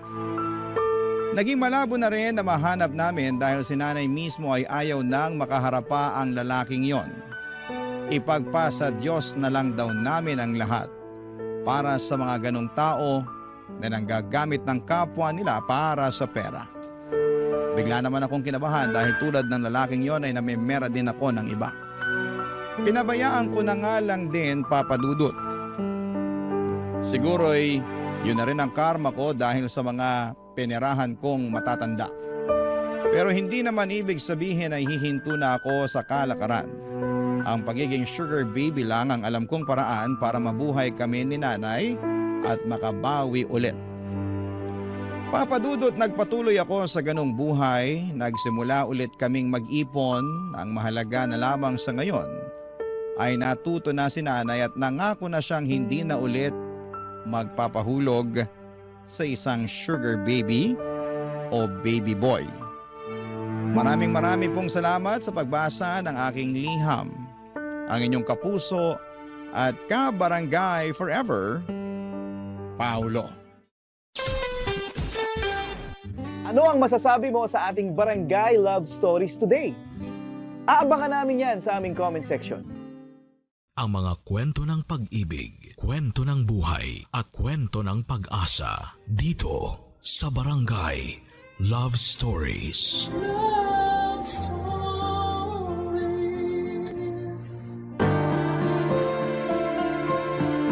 Wala namang masamang ipakita ang pinaghirapan mo sa iba. Pero meron yung iba na para bang sumosobra na at hindi na nakakatuwa.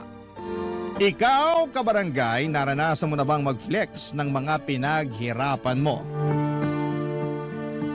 Dear Papa Dudut, mabuhay kayo buong team ng Barangay Love Stories sa #1 radio station sa Mega Manila, Barangay LS 97.1 Forever. Ako nga pala si Brian, 35 years old at gusto ko lang idulog sa inyo ang problema at kwento ko tungkol sa babaeng nililigawan ko. Siya si Barbie, 25 years old at sosyal. Na-challenge ako noong simula dahil baka high maintenance, pero inassure naman niya ako na hindi siya ganong klase ng babae. Ora lang daw talaga niya ang pagiging sosyal. Kaya mas lalo ko siyang nagustuhan.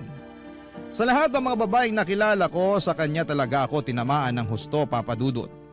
Iba yung kilig na nararamdaman ko sa tuwing naiisip ko siya. Nasabi ko na nga rin yon sa dating kaklase at kaibigan kong si Martin. Binida ko talaga si Barbie sa kanya para suportahan nito ang feelings ko.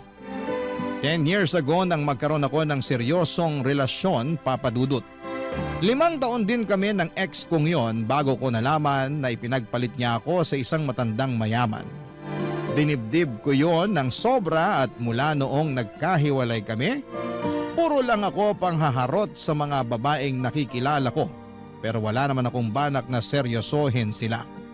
Siguro dahil bukod sa hindi pa ako ready ay hindi rin ako totoong interesado sa kanila. Pero nung dumating si Barbie sa eksena, Papa Dudut, nagbago po ang lahat. Naramdaman ko ulit yung kilig at kakaibang saya kapag may nakilala kang taong gusto mo. Kapag kasama ko si Barbie, ang gaan lahat ng nararamdaman ko. Dinadaldal ko nga si Martin tungkol doon nang minsang nagkainuman kami sa bahay. Panay lang ang kantsaw niya sa akin dahil sa wakas daw ay nadali na ako ni Cupido.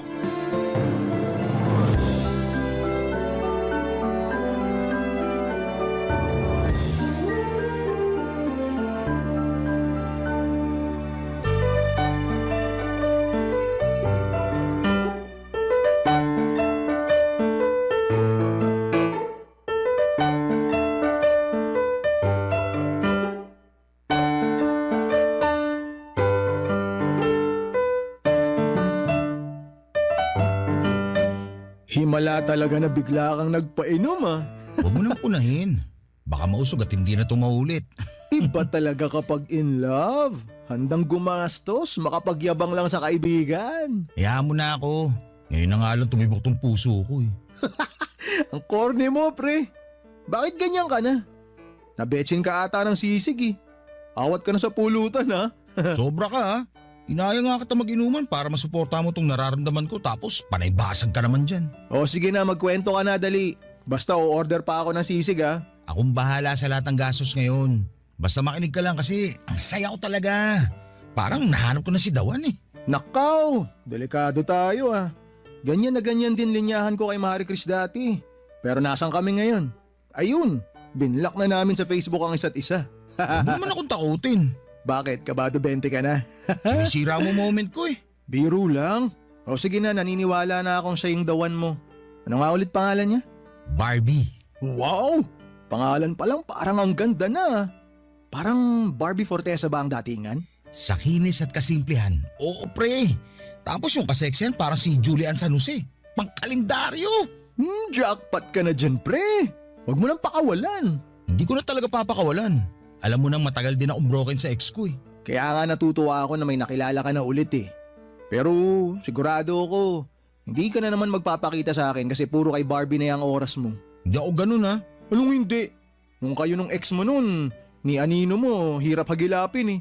Tapos nung nag-break kayo, lagi mo akong kinukulit. Tsaka ka lang nakakaalala kapag single at miserable ka eh. Huwag ka mag-alala. Kahit maging kami ni Barbie, hindi na tayo magagaya tulad ng dati. Magkakaroon pa rin ako ng time sa'yo. Kinilabutan ako pre. Parang bromance ah. Parang kabit mo ako, parang yun yung tunog. Ano ba yan? Panira ka talaga kahit kailan. Pero hindi ka pa pala sinasagot ng Barbie mo? Okay lang naman sa akin. Hindi naman ako nagmamadali. Ayos lang sa akin to para mas makilala pa namin ang isa't isa. Mabuti yan, pero dapat wag rin masyadong mabagal, ha? Kasi baka mamaya masalisihan ka pa. Tapos yung mga kasabayan mo, itsurang Raver Cruz, tas may pa-abs na mala David Licauco. Yari tayo. Teka, paano mo nalaman na may abs si David Licauco? Siyempre, nakafollow ako sa kanya sa Facebook. Top fan nga niya ako kasi pinupusuan ko lahat ng pictures niya. Hindi ko pinalalampas. Abado ako sa'yo ha. Kala ko babaeng hanap mo. Si David Licauco pala. Gumaganti ka sa pangaasar ha. Kaya tinan mo, makakabawi ako sa'yo, umanda ka. Pero pre, seryoso na to. Masaya ako para sa'yo. At sana si Barbie na nga talaga. Kasawa ka kasing makita na palipat-lipat ng babae. Talo mo pa mga bubuyog. Alam mo di magtatagal, magwewelga na sila. Talo mo pa sila sa pag-ikot sa mga bulaklak eh. Hindi na ako lilibot sa ibang bulaklak. Si Barbie sapat na. Basta tandaan mo rin pre, kapag broken ka kay Barbie, pwede mo akong ayahin uminom. Basta libre mo lahat, lalo na yung sisig. Loko, hindi ako mabobroken kay Barbie. Itaga mo yan sa abs ni David Licauco. Nagkantsawan pa kaming muli ni Martin at saka pinagpatuloy ang masayang inuman. Kung saan na napadpad ang usapan namin. Pero hindi matanggal sa isipan ko si Barbie, Papa Dudut. Kahit magkausap kami ni Martin ay panayang sulyap ko sa cellphone ko. Magka-chat kasi kami ni Barbie at hinayaan naman ako ni Martin kahit alam niyang wala sa inuman ng focus namin. Panay na lang din ang kantsaw niya sa akin dahil hindi ko na raw matanggal ang ngiti ko habang kausap si Barbie. Paano ko ba naman kasi gagawin yon ay punong-puno ng kilig ang dibdib ko? Iba talaga si Barbie. Kahit sa ex ko noon ay hindi ko yon naramdaman. Feeling ko talaga si Barbie na ang the one. Nakadagdag din kasi na masipag siyang mag-reply sa panghaharot ko sa kanya. Kaya mas ginanahan ako, Papa Dudut. Nakilala ko si Barbie sa isang kasal ng katrabaho ko. Mabuti na nga lang at pumunta ako. Hindi sana ako pupunta dahil masyado akong bitter. Ayokong makakita ng mga taong masasaya dahil in love sila. Pinilit ako ng katrabaho ko na umattend dahil may ipapakilala raw siya. Noong una pumayag ako kasi naisip ko na isang panibagong babae ang haharutin pero hindi bibigyan ng commitment. Pero nagkamali ako, Papa Dudut, dahil nung pinakilala na si Barbie sa akin, hindi lang harot ang gusto kong mangyari sa amin. Gusto kong magseryosohan na kaming dalawa. Buong gabi kaming dalawa lang ang magkausap. Napansin na ngayon ang lahat kaya kinansyawan kaming dalawa. Wala kaming pakialam noon, Papa Dudut. Masyado kaming masaya para intindihin ang pang-aasar ng ibang tao.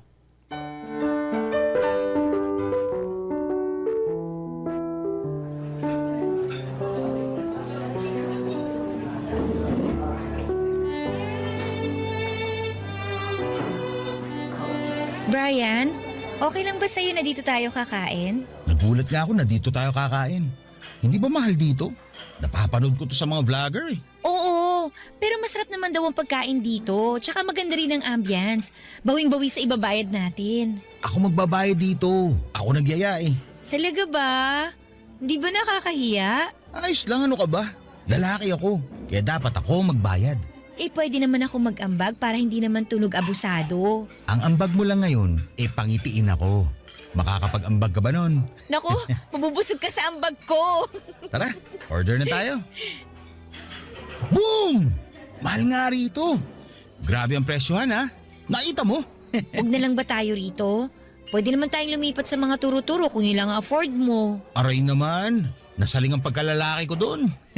Kaya ko to. Nag-inarte lang ako. Hindi tayo lilipat sa turo-turo. Ang ganda pa naman ang suot mo ngayon. Bagay sa presyo ng mga pagkain dito. Salamat ha. Pinaghandaan ko talaga tong date natin kaya nagmaganda ako. Kala ko nga nasobrahan ako eh. Wala nang masosobra pa kaysa sa presyo ng kanin nila rito. Grabe! Talagang 120 ang isang order ng plain rice na mayroong celery sa ibabaw? Parang masama talaga ang loob mo na kakain tayo rito, no? Huwag na lang kaya nating ituloy to. Ako na tong nahihiya eh. Uy, ikaw naman. Nagbibiro lang ako. Hindi tayo aalis. Kaya ko magbayad dito. Umorder ka lang dyan. Akong bahala. Okay lang ba kung umorder ako ng steak? Magkano bang steak nila dito? 2.5 lang naman yung pinakamura. 2.5? Pinakamura pa yun. Bill ko na yung sa kuryente na isang buwan na. Okay, ganito na lang. Ako na magbabayad sa steak tapos ikaw na magbayad sa plain rice mo. Alam mo, kanina mo pa pasimple sinusugatan ng pride ko eh. Pero okay lang yan kasi type talaga kita eh. Kaya kahit 5K pa yung steak na yan, babayaran ko pa rin yan. Kahit maputulan na kami ng kuryente sa katapusan. Ikaw talaga puro kabiro. Uy, seryoso ako ha. Mukhang mapuputulan kami ng kuryente sa katapusan kapag umabot tayo ng 5K dito. Alam mo, hindi ko na talaga alam kung seryoso ka na o nagbibiro ka pa. Isa lang ang dahilan ng pagsiseryoso ko. Ano yun? Ikaw. Kaya huwag mong bibiruin tong feelings ko para sa'yo ha. Kasi pag nasaktan ako, seryoso to. Ayoko na ulit magmahal. Bakit ang corny mo? Corny naman talaga ang tao kapag nagmamahal, di ba? Che! Ano, order na tayo? Uy, okay lang talaga ha. Kahit umabot tayo ng 5,000. Oo naman. Kung talagang love language mo ang steak, sige, ibibili kita kahit 10,000 pa yan. Brian? Ano yun? Mamaya pag dumating yung mga order natin, picturean mo ako kasama yun ha. Dapat kita rin yung logo ng restaurant na to para alam nila kung saan tayo kumain. Okay lang ba? Huwag mo na itatapon yung resibo ha, kasi sasama ko yan sa Imamay Day ko. Huwag mong lukutin para naman hindi nakakahiya sa makaka-view. Tara, order na tayo. Papa Dudut, hindi ko naman minamasama ang gustong mangyari ni Barbie. Ano lang ba naman yung picturean ko siya kasama ang mga maalaginto na presyong steak na gusto niyang orderin. Kahit isama pa niya ang resibo ng kabilang table ay wala ring problema sa akin. Ganoon naman kasi ang uso lalo na para sa mga Gen Z. Kailangang i-flex ang good moments. Natuwa lang din ako na siguro i-consider ni Barbie na good moment yung date namin. Noong dumating na nga yung mga order namin ay panay ang picture ko sa kanya. Lahat ng anggulo na gusto niya. Nahirapan pa akong isama pati yung logo ng restaurant kasi nga medyo malayo yon sa amin. Pero nagawan pa rin namin yon ng paraan. Kumukulo na ang sikmura ko pero hindi pa kami tapos magpicturan. Medyo lumamig na yung mga in-order naming steak at hindi na tuloy nakakatuwang kainin. Pero ayos lang kasi nakita ko naman ang saya ni Barbie. Priceless moment na yon sa akin. Panay ang check niya sa mga pictures na kuha ko sa kanya, Papa Dudut. Halos hindi na nga rin niya ako kausapin dahil nakatutok na siya sa cellphone niya. Pinost na pala niya kaagad pagkatapos niyang lagyan ng mga tamang filter ang pictures. Hinayaan ko pa rin siya kahit gusto ko na sanang makipagkwentuhan sa kanya. Ang dami ko pa namang baong kwento sa kanya tungkol sa sarili ko. Pero mukhang mas interesado siya sa mga pangpupuso ng mga friend niya sa Facebook. Nakafeel ako ng lungkot ng gabing yon. Dahil hindi man lang kami masyadong nakapag-bonding, Papa Dudut. Tapos mahigit 5,000 piso pa ang ginastos ko. Sa madaling sabi, parang luging investment yon sa akin. Pero ayos lang kasi nakita ko namang masaya si Barbie. Barangay Love Stories. Barangay Love Stories. May kaya naman ako sa buhay, mga kabarangay. Hindi ko lang kasi yon pinagsasabi sa iba dahil pakiramdam ko ay hindi naman kailangan. Galing ako sa mayamang angkan sa Batangas. Naambunan na rin ako syempre ng yaman pero gumawa pa rin ako ng sarili kong daan para mapatunayan ang sarili ko. Hindi ko inasa sa pamilya ko ang ikakaunlad ko, Papa Dudut. Proud ako sa sarili kong pagod at tiyaga ko ang nagtulak sa akin sa maayos na buhay. Madalas akong mailang kapag binabati ng mga kakilala ko ang yaman ng pamilya ko. Ayokong umakto na parang may ambag ako roon. Oo, at swerte akong napunta ako sa pamilyang hindi problemado sa pera. Pero mas gusto kong sa sarili kong gawa ko nagkaroon ng ipangbabayad ko sa lahat ng mga kailangan ko sa pang-araw-araw. Magkaiba naman kami ni Barbie. Hindi siya lumaki sa mayamang pamilya, pero nagsumikap din naman siya tulad ko. Hindi nga lang din talaga ganun kalaki ang kanyang sahod. Napansin ko na mahilig siyang bumili ng mga magagarang gamit at kumain sa mga mamahaling restaurant. Doon talaga kami nagkaiba. Mas trip ko kasi yung mga simple lang na gamit at nakakabusog na kainan kahit na hindi ito kamahalan. Pansin ko kasi na puro branded ang gamit ni Barbie. Nung una inakala kong mayaman talaga siya pero nalaman ko na galing siya sa hirap at kahit papaano ay nakakaraos naman. Pinaliwanag niya sa akin, Papa Dudut, na mahilig lang talaga siya sa mga mamahaling gamit dahil nawawala raw ang stress niya sa buhay kapag nakakabili ng mga yon.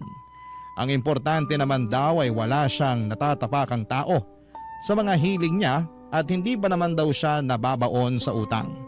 Hindi man ako komportable sa naging sagot niya pero tinanggap ko yon. Kaya lang ay parang na-turn off ako minsan nang mag-date kami sa isang luxury mall. May ginawa siya at hindi ko yon nagustuhan.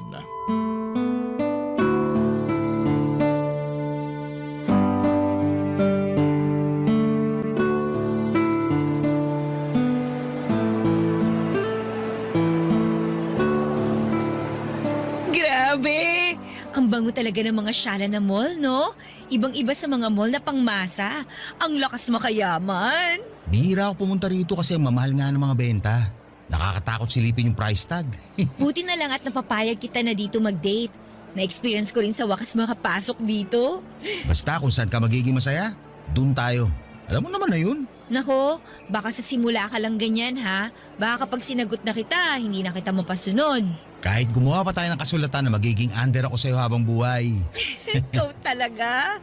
Pag ako sinumpong baka totohanin ko yan. Sige ka. Uy, Brian! Ano yun? Tingnan mo tong bag na to. Ganda. Mukhang mahal. Huwag na natin lapitan, baka magasgasan. Ay, hindi pwede. Pasok tayo sa loob. Please. Gusto ko lang talaga mahawakan tsaka mapicturan. Ang alam ko, bawal magpa-picture sa mga luxury bags pag hindi naman bibilhin. Para hindi raw magawa ng replika. Sino ba nagsabi sa'yo na hindi ko bibilhin? Ay, bibilhin mo nga. Joke! Siyempre hindi, no? Hindi ko yan afford, pero gusto ko lang hawakan. Magpunos ka maigi ng kamay mo, ha? Baka mamaya nagmamantika yung kamay mo. Naku, madali tayo niyan. Huwag ka mag-alala. Mukhang hindi ako susumpungin ng pasma ko ngayon. Halika na! Sabi nila, pagpapasok ka raw sa mga luxury shop, huwag ka raw papahalata na mahirap ka kasi hindi ka nila i-entertain. Mukha namang nahahalata na nila na hindi tayo mayaman. Kasi walang lumalapit sa atin para mag-assist. At mukhang ginajudge pa tayo nung isa ro sa sulok, oh. Hayaan mo siya. Hindi rin yan makakapalag sa atin kasi may SOCMED na. Wag niya tayong ma-discriminate ha, kasi talagang ipopost ko siya sa Facebook. Hindi naman siguro tayo aabot sa ganun. Oh, sige na, hawakan mo na yung bag para matapos na makakain na tayo. Wag mo ko madaliin. Moment ko to. Brian, ang ganda ng bag na to. Tingnan mo. Dahan-dahan na sa paghawak ha. Kasi tinitignan na nila tayo eh. Ayan, mukhang papalapit na yung isa. Huwag ka kasing kabahan. Harangan mo ko saglit. Harangan? Bakit? Para hindi nila makita na pipicturean ko tong bag. Bawal ngang picturean yan. Kaya nga simple tayo, di ba? Harangan mo ko dali bago sila makalapit. Sige, pero dalian mo ha. Ayan, nakadalawang picture na ako. Okay na to, tara na. Mabuti pa nga. May picture na ako, hawak yung pangarap kong bag. Grabe yung kaba ko dun ha. Buti, nakalabas na tayo bago nila tayo usasain. Wala na akong pakialam sa kanila, no? Basta masaya ako na meron na akong ipopost mamaya sa Facebook ko. Ipopost mo talaga? Eh, hindi mo naman binili ah. Kahit na, kunwari na lang na nabili ko na. Di naman nila malalaman yun. Konting crop lang sa pictures ko kanina, magbumukhang sa akin na yung bag. Pero paano kung may ibang makahalata o makaalam? Eh malalaman lang nila yon kapag sinabi mo. Kaya itiko mo lang yung bibig mo ha. Atin-atin lang to. Okay? Nagmadali na nga kaming lumayo sa pwesto namin yon para makahanap na kami ng pwedeng maupuan. Panay na kasi ang pangungulit ni Barbie na maupo na kami para ma-edit at ma-post na niya ang pictures na kuha niya kasama ang pangarap niyang bag. Napunta kami sa isang Chinese restaurant. Mas ipopost kesa umorder. Ako na tuloy ang nahiya sa waiter na pabalik-balik para ma-check kung may orders na kami. Ang tagal din bago niya na-edit ang mga pictures.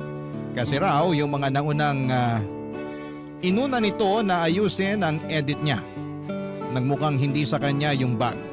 May gusto sana akong sabihin sa kanya pero alam kong ikakasama niya ng loob yon.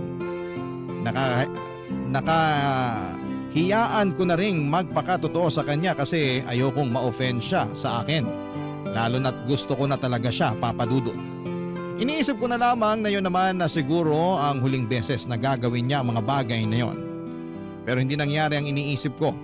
Sa next date namin, gusto ulit niyang bumalik sa luxury mall na yon para magsukat naman ng mga mamahaling damit at magpapanggap na OOTD niya ang suot niya.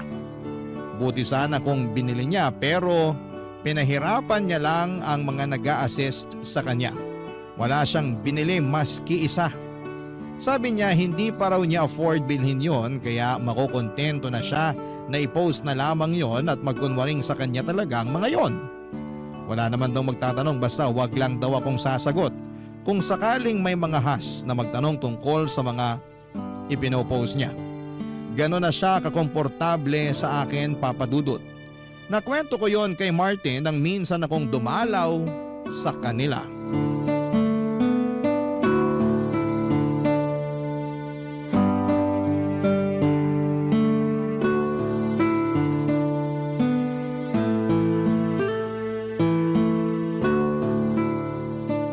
Ayos talaga pag in love ka eh, no? Napapadalas yung pagdalaw mo sa akin, tas bukod pa ron, panay ang libre mo ng alak. Huwag sana kayo magkaroon ng problema ni Barbie para tuloy-tuloy itong biyayang natatanggap ko sa'yo. Paano kung sabihin ko sa'yo may problema kami ni Barbie? Ha? Ang bilis naman. Broken ka na ba agad sa kanya? Red flag ba? Hindi ako broken sa kanya, pero red flag siya. Lahat naman ng tao may tinatagong red flag na iwinawagayway lang kapag komportable na sila. Yun nga eh. Masyado na siya naging komportable sa akin. Kaya hindi na siya nagatubili na iwagayway yung red flag niya. Ano ba kasing nangyari? Niloko ka ba niya? Nanlalaki ba? Binastos ka ba niya? Parehong hindi. Huwag mo na akong pahirapang manghula, pre. Anak ka naman ng tipaklong eh. Hindi naman masyadong mahal tong painom mo para stressin mo ko kakahula sa problema mo kay Barbie. Grabe to. Nagiging red flag ka talaga pagdating sa alak, no? Eh ano nga kasing nangyari? Social climber siya. Ha? Paano mo nasabi? Mahilig siya mag-post sa Facebook ng mga mahal na gamit. Uso naman yan ngayon. Basta galing sa pinaghirapan mo, wala namang problema. I-flex mo lang. Yun na nga ang problema. Kasi hindi naman niya gamit yung finiflex niya. Andun pa sa mall naka-display yung gamit. Tapos magpipicture siya. at ipopost siya sa Facebook na kunwari gamit niya yun. Baka naman nagbibiro lang siya. Alam mo naman mga kabataan ngayon. Hindi, iba yung kaso ni Barbie. Siya pa mismo nagsasabi sa akin na huwag ko ipagsabi sa iba na ginagawa niya yun. Kami lang daw dapat ang makaalam. Diyan ka naman red flag, pre. Kasi sinabi mo sa akin. Sinabi niya palang huwag mo ipaalam sa iba. Alam mo bagay kayo, parehong mapula mga watawat nyo. Iwagay-way mo pa yung iyo. Seryoso na kasi Martin. Kilala mo naman ako. Ayoko sa mga social climber. Wala naman siyang nasasaktang ibang tao sa ginagawa niya. Hindi naman niya ninanakaw yung mga yun. Picture lang naman. Hindi ba't parang pagnanakaw na yung ginagawa niya? Parang inangkin niya yung isang bagay na hindi naman sa kanya. Inuwi ba niya? Hindi naman, di ba? Ulitin ko picture lang yun. Wag mo masyadong palakihin yung issue. Hindi naman na sana lalaki tong issue, kaya lang paulit-ulit na nangyayari. Ako na iniiyak kada may pinupost siya na mamahaling restaurant at mga gamit. Minsan nga, may fine dining restaurant kami nadaanan. Sabi niya, picturean ko daw siya doon. Kunwari kakatapos lang namin kumain. Itatag daw niya ako. Pero sumunod ka naman. Oo, kahit ayoko. Ay, parang ako na naiiyak sa ginagawa niya. Minsan nga, nasita kami doon sa jewelry shop na pinuntahan namin. Gusto niyo magpicture habang suot yung kwintas. Nag-request siya na picture ako siya doon sa store. Doon daw sa area na hindi halatang jewelry shop. Para daw hindi mapansin na doon lang namin kinunan yung picture. Sinubukan namin maghanap ng pwesto. Tapos akala tuloy ng staff, itatakbo namin yung kwintas. Ang nangyari, pinahubad kay Barbie yung kwintas tapos pinaalis kami. Gusto pa sana niya i-post sa Facebook yung insidente para mabash daw sila pero pinigilan ko lang. Tinakot ko siya. Sinabi ko kapag ipopost niya yun, malalaman ng friends niya sa Facebook na fake lahat ang ina-upload niya. Ayun, kumalma bigla. O anong balak mo ngayon? Parang gusto ko nang tumigil sa panliligaw. Pero kapag naiisip ko yun, nahihirapan ako. Malamang, gusto mo na Ano ba sa tingin mo pwede kong gawin ngayon? Siguro hayaan mo na muna. Basta wala naman siyang natatapakang tao, ayos pa rin yun. Ano bang mas pipiliin mo? Low-key at simpleng babae pero cheater naman? O yung ma-flex sa mga mamahaling gamit na babae pero mukhang loyal? Pili ka, pre. Natahimik ako sa sinabi ni Martin, Papa Dudut. Imbes na maging klaro, mas naguluhan ang feelings ko para kay Barbie. May point din naman kasi si Martin pero hindi niya maintindihan ang nararamdaman ko. Nag-change topic na lamang kami para hindi na ako ma-stress kakaisip sa kanya. Maayos naman kasi talaga si Barbie. Sa akin lang siya nagpapaligaw at alam kong loyal na siya sa akin.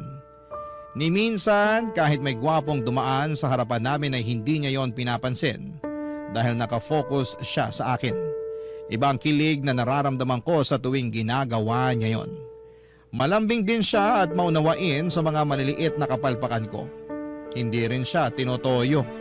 Saka syempre, ang laking bonus na maganda siya at sexy. Ano pa bang mahihiling ko, hindi ba? Kaya lang, nadali niya kasi ang pinakaayaw ko sa isang tao. Yung pagiging social climber. Marami akong inalis sa buhay ko ng mga taong ganito. Lalo na yung mga hindi na nga afford ang marangyang lifestyle pero pinipilit pa rin para lamang may maipagyabang sa ibang tao.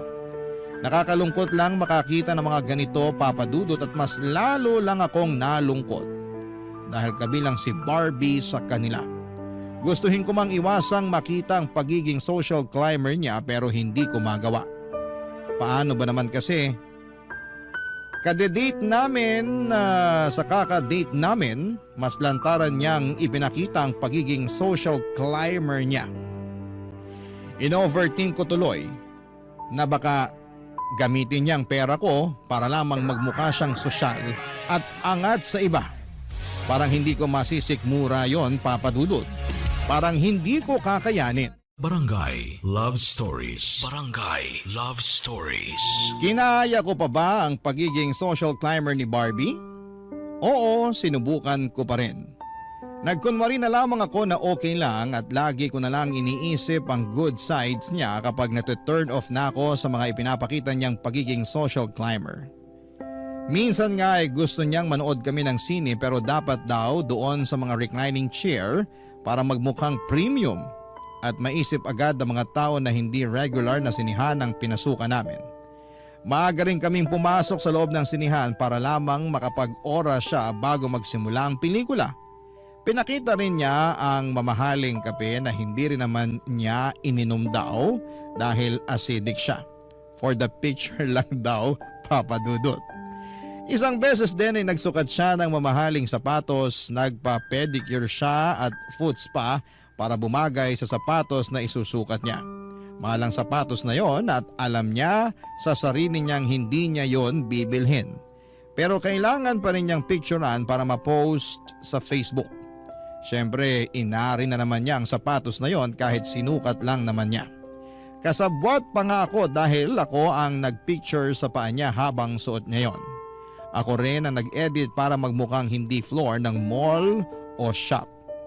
Nakakahiya talaga yon pero ginawa ko pa rin kasi habang tumatagal, nahuhulog naman na ang puso ko sa ibang magaganda niyang kinikilos. Doon naman siya bumabawi. Pero pagkatapos niya makabawi, gagawa na naman siya ng mga bagay na agad kong hindi magugustuhan. Yun ang naging cycle naming dalawa, Papa Dudut.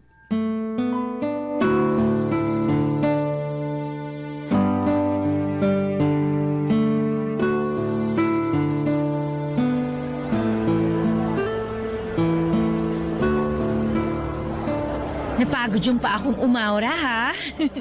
Ang tagal mo kasi bago nakuha yung tamang anggulo eh. Sorry. Hindi naman kasi ako magaling magpicture. Sayo ko lang naman to ginagawa. Eh dapat masanay ka na. Kasi kapag tayo na, ikaw na ang official photographer ko. Siguro, kaya mo naman ang gawin yung mag-isa. Hanga nga ako sa galing mo magpicture eh. Huwag mo na ako idamay dyan. Hindi pwede, no? Kailangan pa rin kita.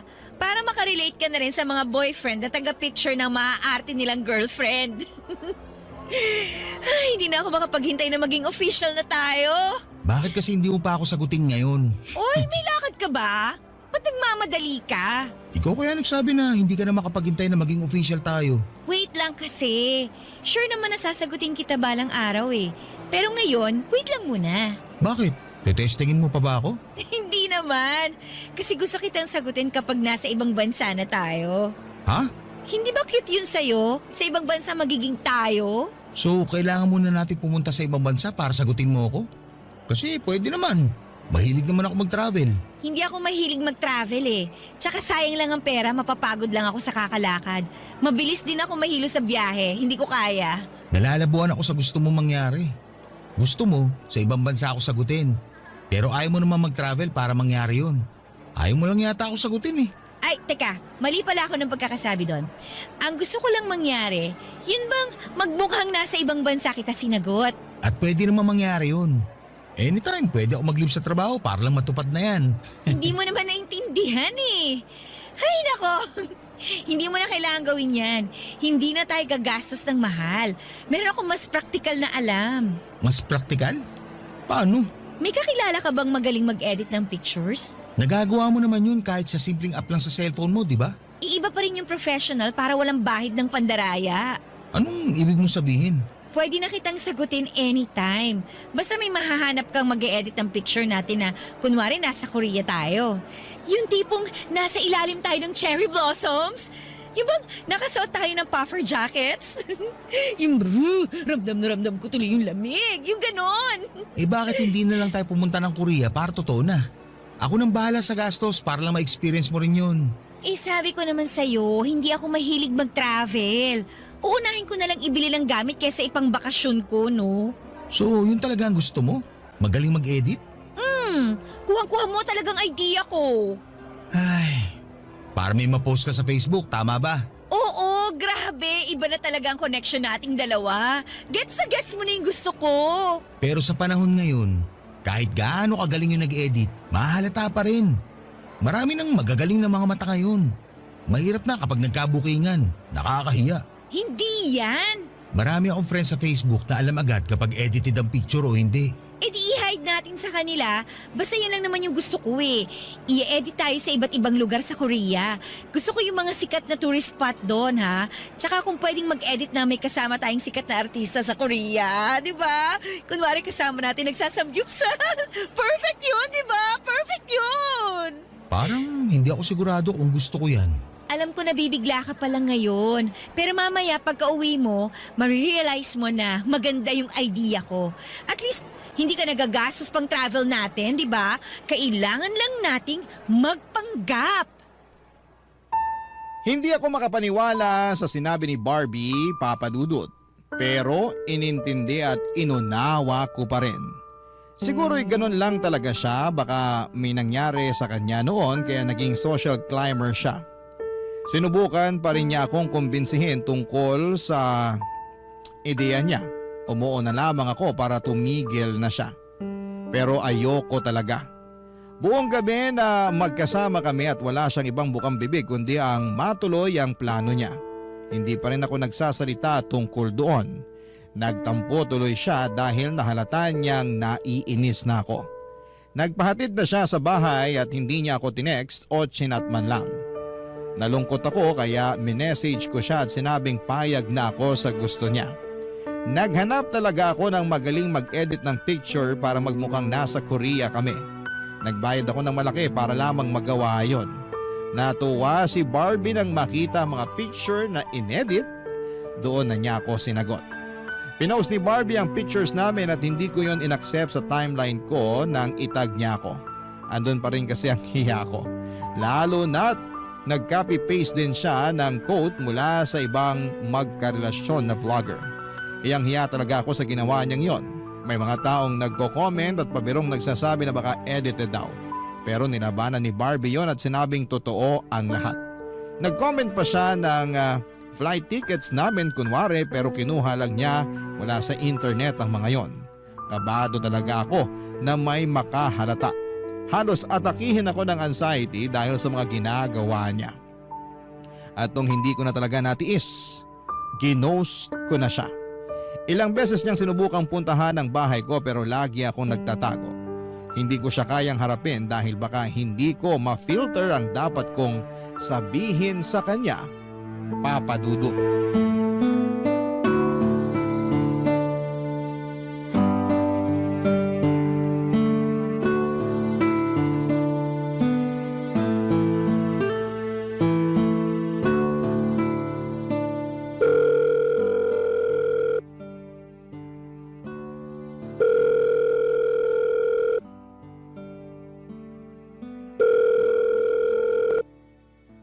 Hello?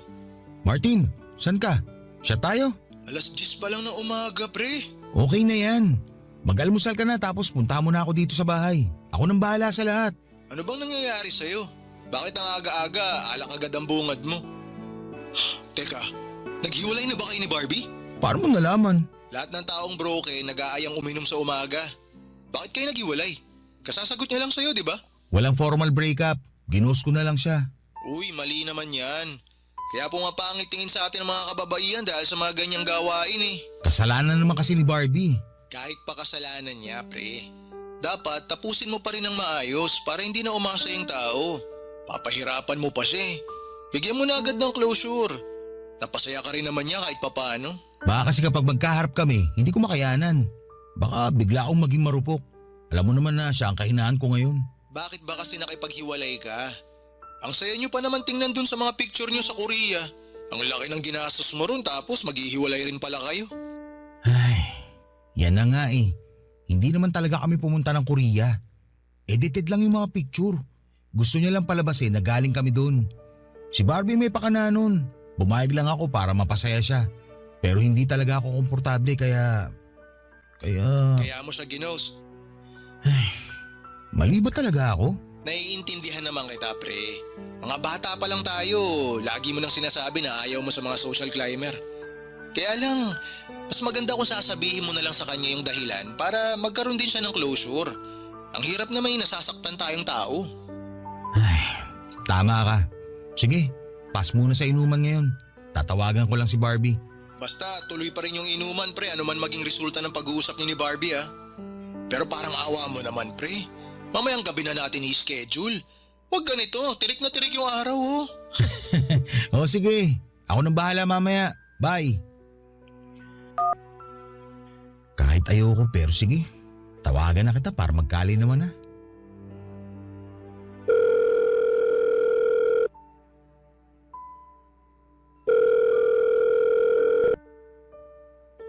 Mabuti naman at nagparamdam ka na. Sorry kung natagalan bago kita tinawagan. Kulang nga tong tawag eh. Kailangan mo magpakita ng personal sa akin. Ano ba kasing nangyari? May problema ba tayo? Meron. Eh di sabihin mo sa akin para alam ko. Hindi yung bigla ka nalang nawawala. Talo mo pang babaeng may toyo?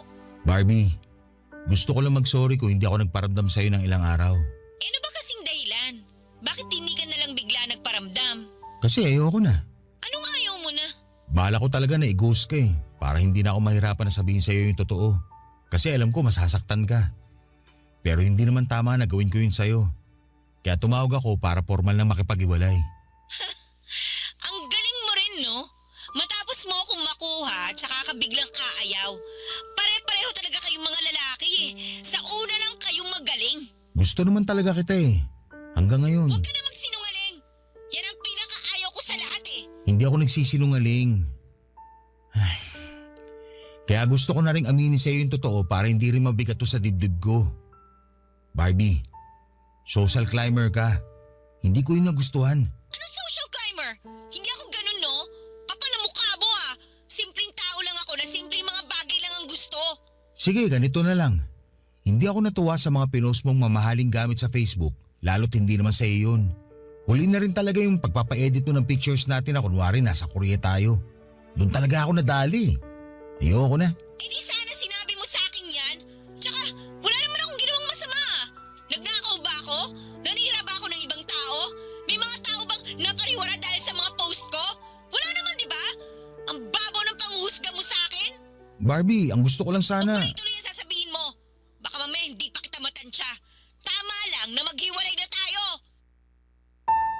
Sinubukan kong tawagan muli si Barbie para ipaliwanag ang sarili ko. Nasaktan ako na hindi niya ako nagawang maintindihan. Pero sa huli ay sinukuan ko na rin lalo't pinagbumuran niya ako sa text. Blinak na rin niya ako sa lahat ng social media accounts niya. Maraming nag-message sa akin na mga screenshot ng mga parinig niya sa akin sa Facebook. Ako ang nagmukhang masama. Tinanggap ko naman yon at hindi ko na kailangang ipaliwanag ang side ko dahil ginawa ko lang ang sa tingin kong tama para sa sarili ko. Hindi naman enough na gusto mo lang ang isang tao. Dapat din ay makakabuti siya para sa mga pinaglalaban mong prinsipyo sa buhay. Sadly, hindi yon natumbasan ni Barbie. Nanghinayang talaga ako sa relasyon namin at aminado akong nami-miss ko pa rin siya kahit may 4 na buwan na kaming hiwalay. Pero wala naman akong balak na makipagrelasyon pa ulit sa kanya. Wala na akong naging balita pa sa kanya at nagbalik na akong muli sa dati kong nakasanayan. Date lang muna pero iwas muna sa commitment hanggat hindi pa nakikita kung siya na talaga. Natuto na ako sa mga nangyari sa amin ni Barbie at ayoko nang maulit pa yon. Sisiguraduhin ko na kung sino man ang next na makikilala ko, siya na ang nararapat at huli ko. Ayoko nang sumugal sa maling tao para sa akin at hindi na ako papayag na unahin ko lagi ang kilig at landi. Meron pang mas malalim doon para mas tumibay ang pundasyon ng magiging relasyon namin kung sino man siya. At habang wala pa siya ay maghihintay lamang ako. Gagawin ko muna ang mga bagay na nagpapasaya sa akin at makukontento sa sarili ko. Aayusin ko ang mga maling nakagawian ko at balang araw kapag nagkita na kami ng dawan ko, hindi na ako magkakamali na piliin siya at ipaglaban. Dahil sigurado na ako sa mga desisyon ko sa sarili ko dahil minsan ay nagawa ko ng piliin kung ano ang mas tama para sa sarili ko. Maraming salamat po sa pagbasa ng aking liham. Ako ang inyong kabarangay forever, Brian. Barangay Love Stories. Barangay Love Stories. Anong say mo sa Barangay Love Stories na ito? Pagkwentuhan natin sa comment section yan. Nagustuhan ng iyong napakinggan? Ituloy yan via live stream sa www.gmanetwork.com/radio.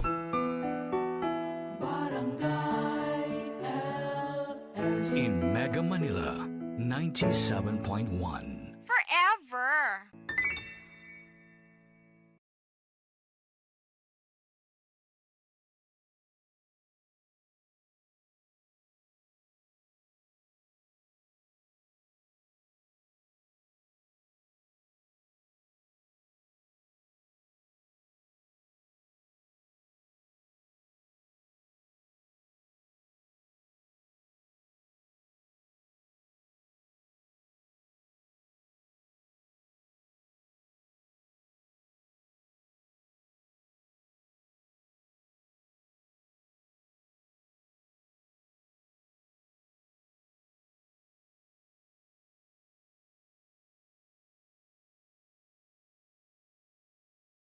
ang mga kwento ng pag-ibig, kwento ng buhay at kwento ng pag-asa dito sa Barangay Love Stories.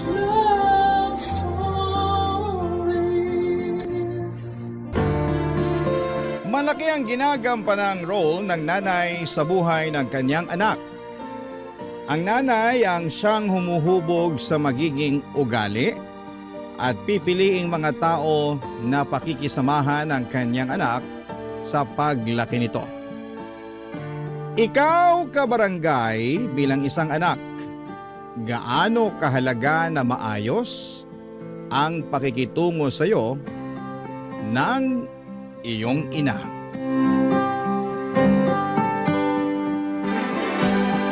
Dear Papa Dudut, ako nga pala si Rose. Sa kasalukuyan ay edad 45 na ako. Hanggang ngayon ay wala akong asawa at walang naging anak. Ang dahilan, ang aking nakaraan.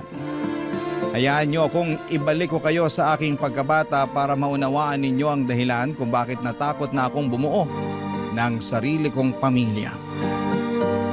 15 anyos ang nanay ko noong ipinagbuntis niya ako.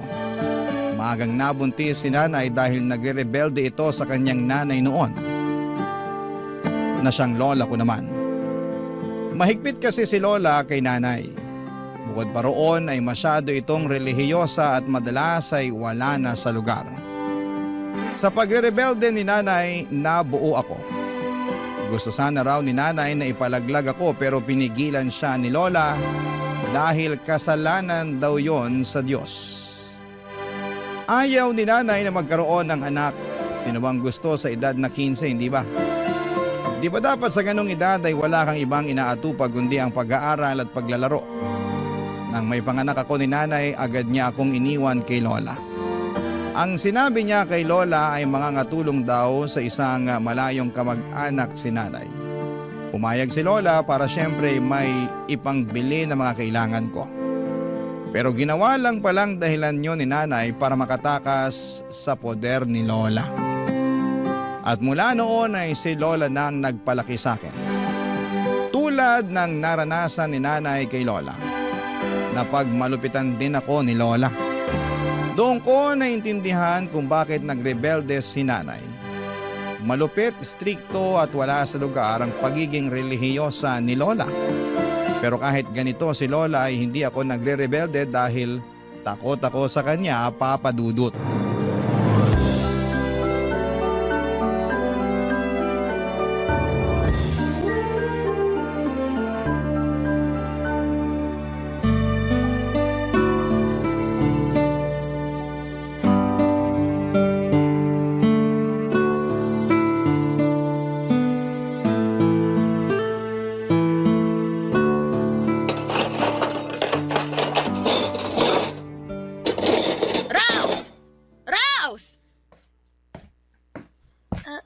Lola?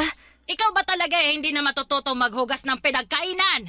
Tingnan mo nga, nagmamantika pa tong mga pinggan na hinugasan mo. Itong mga tinidoro, may mga kanin pang nanigas. Ay, ano ba naman to? Ang baboy mong bata ka. Uulitin ko na lang po, Lola. Pasensya na po Minamadali ko po kasi yung paghuhugas kanini. Kasi tinawag niyo na ako para sumali sa novena. Aba, at kasalanan pa ng Diyos na hindi maayos ang paghuhugas mo ng pinggan. Hindi naman po ganun, Lola. Inilapit kita sa Diyos dahil alam kong lalaki kang makasalanan. Tingnan mo nga, 15 anyos ka pa lang. Pero kung makasagot ka na sa akin, ako, talo mo pa ang demonyong may matigas na sungay. Pasensya na po, Lola. Nako, puro na lang pasensya. Lagi na ako nagpapasensya sa yung bata ka, ha? Alam ng Diyos kung paano ako naging mabuti sa'yo. Pero ikaw tong ayaw tumuwid ang asal. Uulitin ko na lang po ang mga hinugasan ko kanina. Sus! Imbes na makatipid sa tubig at bareta, dahil sa katangahan mo, mapapagastos na naman ako. Alam mo ba kung magkano ang presyo ng bareta ngayon sa bayan, ha? Akala mo kasi pinupulot ang pera. Sorry po, Lola. Mabuti sana kung nagpapadala pa ng pera ang magaling mong nanay. Pero hindi! Matapos kang iluwal, ako nang gumagastos para sa lahat. Siya tong nagpapakasarap pero ako tong nagpapakahirap. Ibawas niyo na lang po sa baon ko yung ipangbibili niyo ng bareta. Abay talaga! Sineswerte na buo pa rin ang ibibigay kong baon mo matapos tong katangahan mo. Wala akong pakialam kung maglakad ka araw-araw sa eskwela. At matuto ka na rin humingi ng pagkain sa kaklase mo. Kasi hindi ka na rin pwedeng magbaon ng tirang ulam dito. Naiintindihan mo? Opo, kahit kanin na lang po ang babaunin ko. Didiskarte na lang po ako ng Kahit ulam. kanin! Hindi ka pwede magbaon para matuto kang bata ka. Opo, Lola. Opo. At mamaya, pagkatapos mong maghugas, kunin mo ang bilao ng munggo at dalhin mo sa altar. Lola, huwag niyo pong sabihin... Luluhod ka ulit sa munggo ng 4 na oras. Dumipa ka at humingi ng kapatawaran sa Panginoon sa ginawa mo mga mali. Lola, hindi pa kasi magaling ang sugat ko sa tuhod nung pinaluhod niyo ako nung Ay wala akong pakialam. Nagkamali ka. Lumuhod ka ulit sa munggo. Kahit pumasok pa ang mga butil ng munggo sa tuhod mo, hindi ka pa rin tatayo hanggat hindi natatapos ang 4 na oras. Naiintindihan mo? Lola... Parang lumalabang ka pa, no? O sige, dagdagan mo ng 1 oras ang pagluhod mo sa munggo. Dagdagan mo rin ang asin ng munggo para lalong mas magsugat-sugat yung tuhod mo. Habang nakaluhod sa munggo noon, ay hindi ko maiwasang sambitin sa Diyos ang galit ko. Galit hindi lang kay Lola, kundi pati na rin kay Nanay.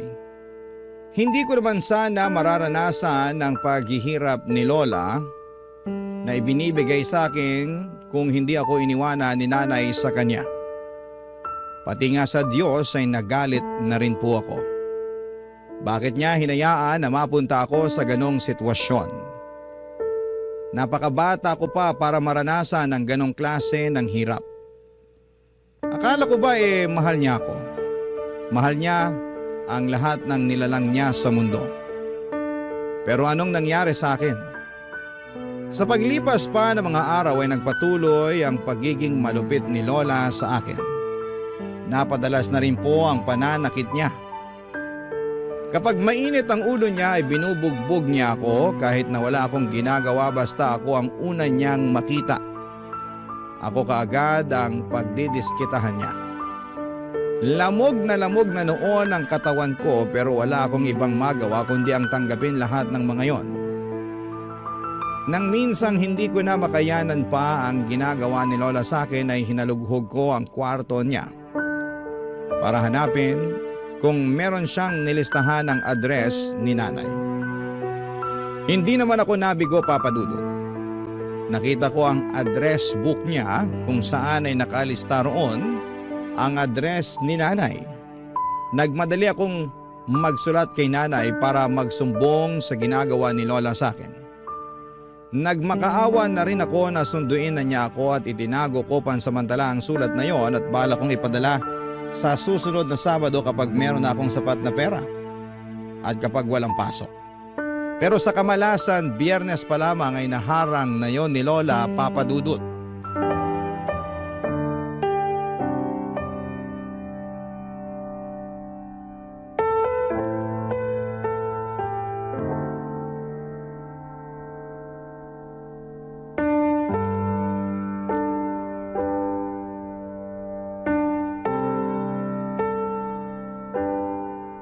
Ano tong sulat na nakita ko sa kwarto mo, ha? Lola, Teka, babasahin ko, ha? Dear Nanay, sunduin niyo na po ako. Ayoko na kay Lola dahil lagi niya akong sinasaktan. Sinasaktan? Hindi niya rin ako pinapakain pag galit siya. Ano to, Rose, ha? Ano to? Matapos kitang kupkupin at buhayin, ganito ang igaganti mo sa akin, ha? sorry po, Lola. At ikaw pa talaga tong may ganang magsumbong na akala mo kinakawawa ka. Ay, ikaw din naman ang may kasalanan kung bakit kita sinasaktan. Kung hindi ka tanga at ginagamit mo sana yung kokote mo, edi hindi ka makakatikim ng pananakit sa akin. Hindi ko na po kasi kaya, Lola. At ako ba, ha? Natanong mo ba kahit minsan kung kaya ko pang buhayin ka? 65 years old na ako, pero nagtatrabaho pa rin ako para mabuhay ka. Para makapag-aral ka. Pati ang libangan kong sugal, nagawa mo pang isumbong sa nanay mo. Kasi po... Kasi ano? Ha? Kasi pakialamera ka. Saan ba napupunta ang pera na napapanalunan ko sa sugal?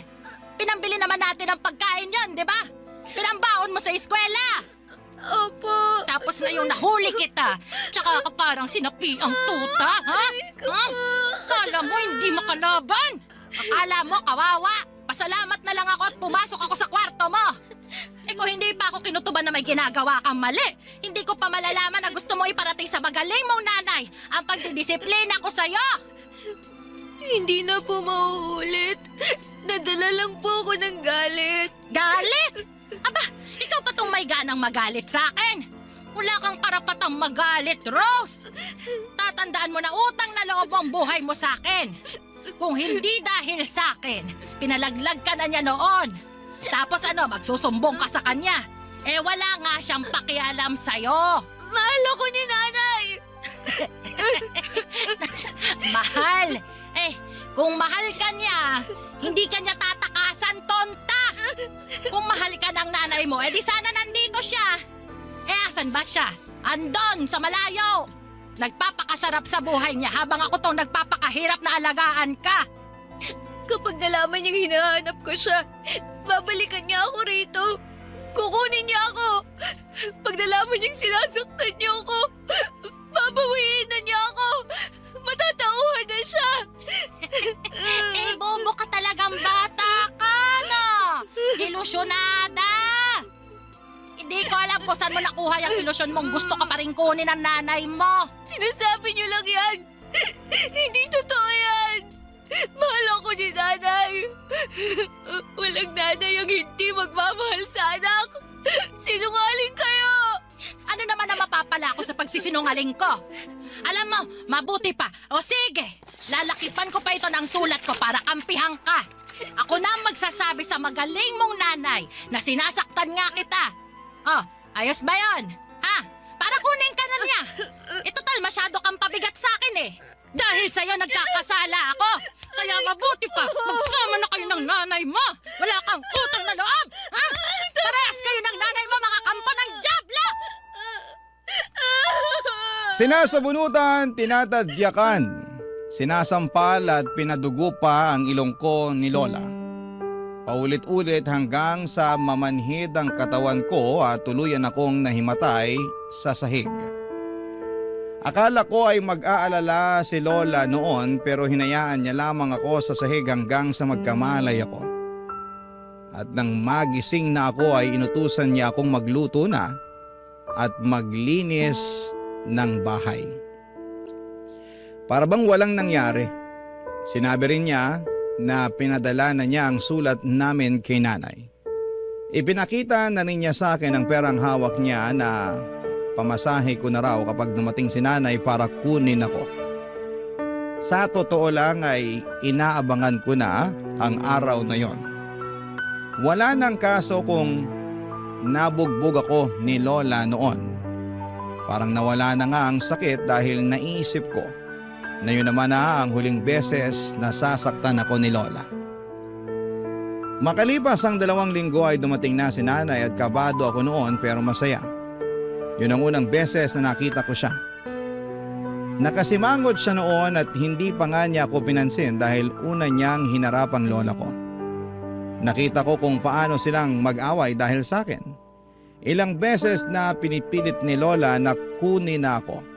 Ang daming dahilan naman ni nanay para hindi niya ako kunin. Nasasaktan po ako habang pinakikinggan kung paano nila ako pinagpapasapasahan. Walang may gustong kumuha sa akin, nakakadurog ng puso. At nang matapos ang kanilang usapan ay sabay silang pumunta sa akin para sabihin kung ano ang naging desisyon nilang dalawa. Barangay Love Stories. Barangay Love Stories. Sa dulo, Papa Dudut, ay napagdesisyonan nilang dalawa na kunin ako ni nanay. Nakahinga ako ng maluwag kahit pansin ko noon na ang sama ng loob ni nanay. Mukhang napilitan lang siya. Nagtalo pa nga sila hanggang sa huli. Umaasa si nanay na malalabanan pa niya si Lola. Pero sabi ni Lola ay sapat na ang panahon na ibinigay niya para alagaan ako. Walang nagawa si nanay at napangiti na lamang ako. Sa wakas ay tapos na ang impyerno sa buhay ko. Inutusan ako ni nanay na iligpit na ang mga dadalhin kong damit. Magkasama sina nanay at lola sa sala. Sinusubukan nilang magkaayos na dalawa bago kami umalis. Panayang sipol ko habang inilalagay sa sako ang mga damit ko. Wala na akong pakialam kung sa sako ko pa ilagay ang damit ko. Basta makaalis lamang ako sa poder ni Lola. Kahit bit-bitin ko pa yon, gamit lang ang maliit na braso ko ay titiisin ko. Pinaiwan ni Lola ang mga damit na sa tingin niya ay pwede pa niyang ibenta.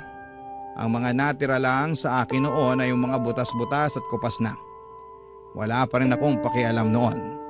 Kahit wala na akong maisuot na maayos, Papa Dudut, makalabas lang ako ng pintuan ng bahay ni Lola ay ayos na talaga.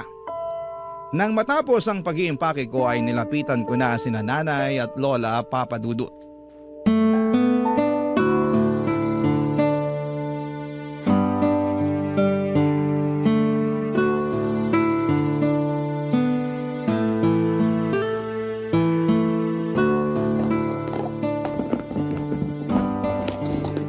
Sigurado ka bang iniwan mo na lahat ng mga magagandang damit mo? Opo, Lola. Iniwan ko na po sa kwarto. Nakalagay na po sa karton. Nako, wala akong tiwala na iniwan mo lahat. Patingin ang laman ng bag mo para makita ko. Sige po, Lola.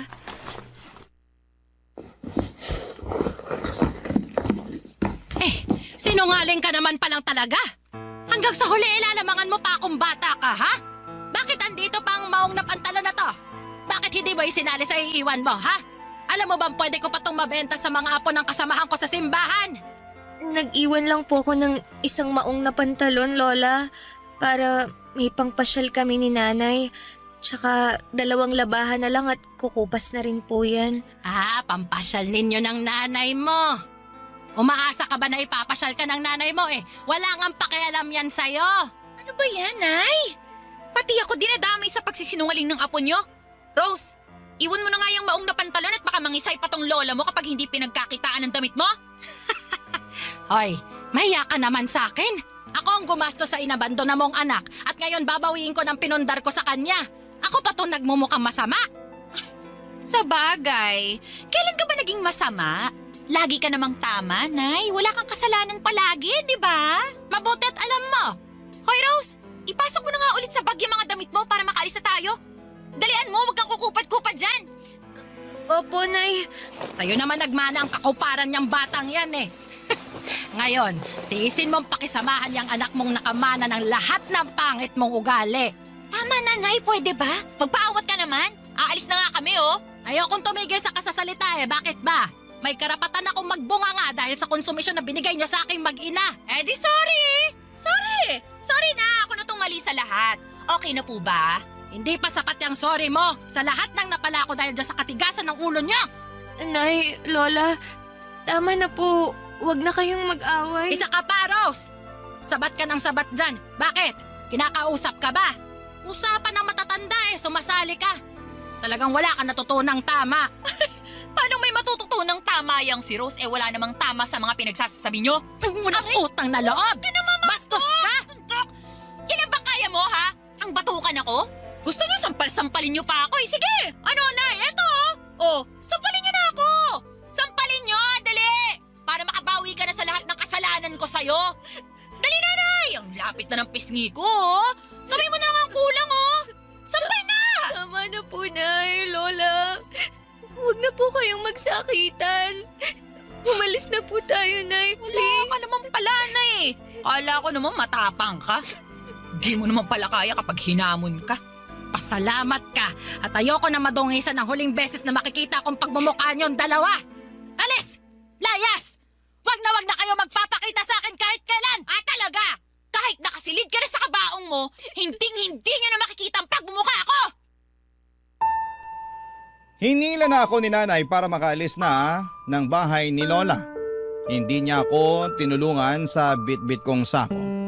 Sumakay kami ng jeep papunta ng terminal at hindi niya ako kinakausap. Hindi niya ako tinitignan. Pero panay ang titig ko sa kanya at doon ay napansin ko ang lungkot at pagkalito sa mukha niya.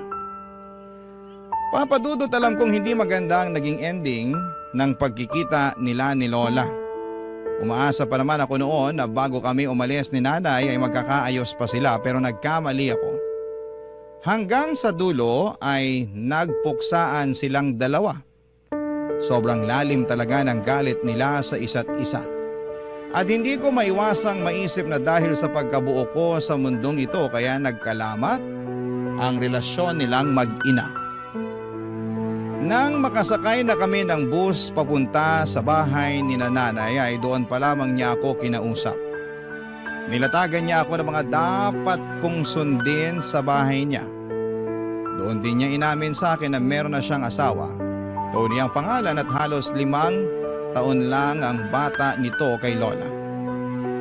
Wala silang anak na 2 pero meron silang aso na parang tinuturing na nilang anak. At bilin ni Nanay sa akin ay hindi pwedeng malaman ni Tito Tony na anak niya ako sa pagkadalaga. Kailangan daw naming magsinungaling at sabihin pamangkin niya ako at mangangatulong ako sa kanila. Wala akong nagawa noon kundi ang pumayag dahil kung ayaw ko raw ay iiwan na lamang niya ako sa bus at bahala na raw ako sa buhay ko.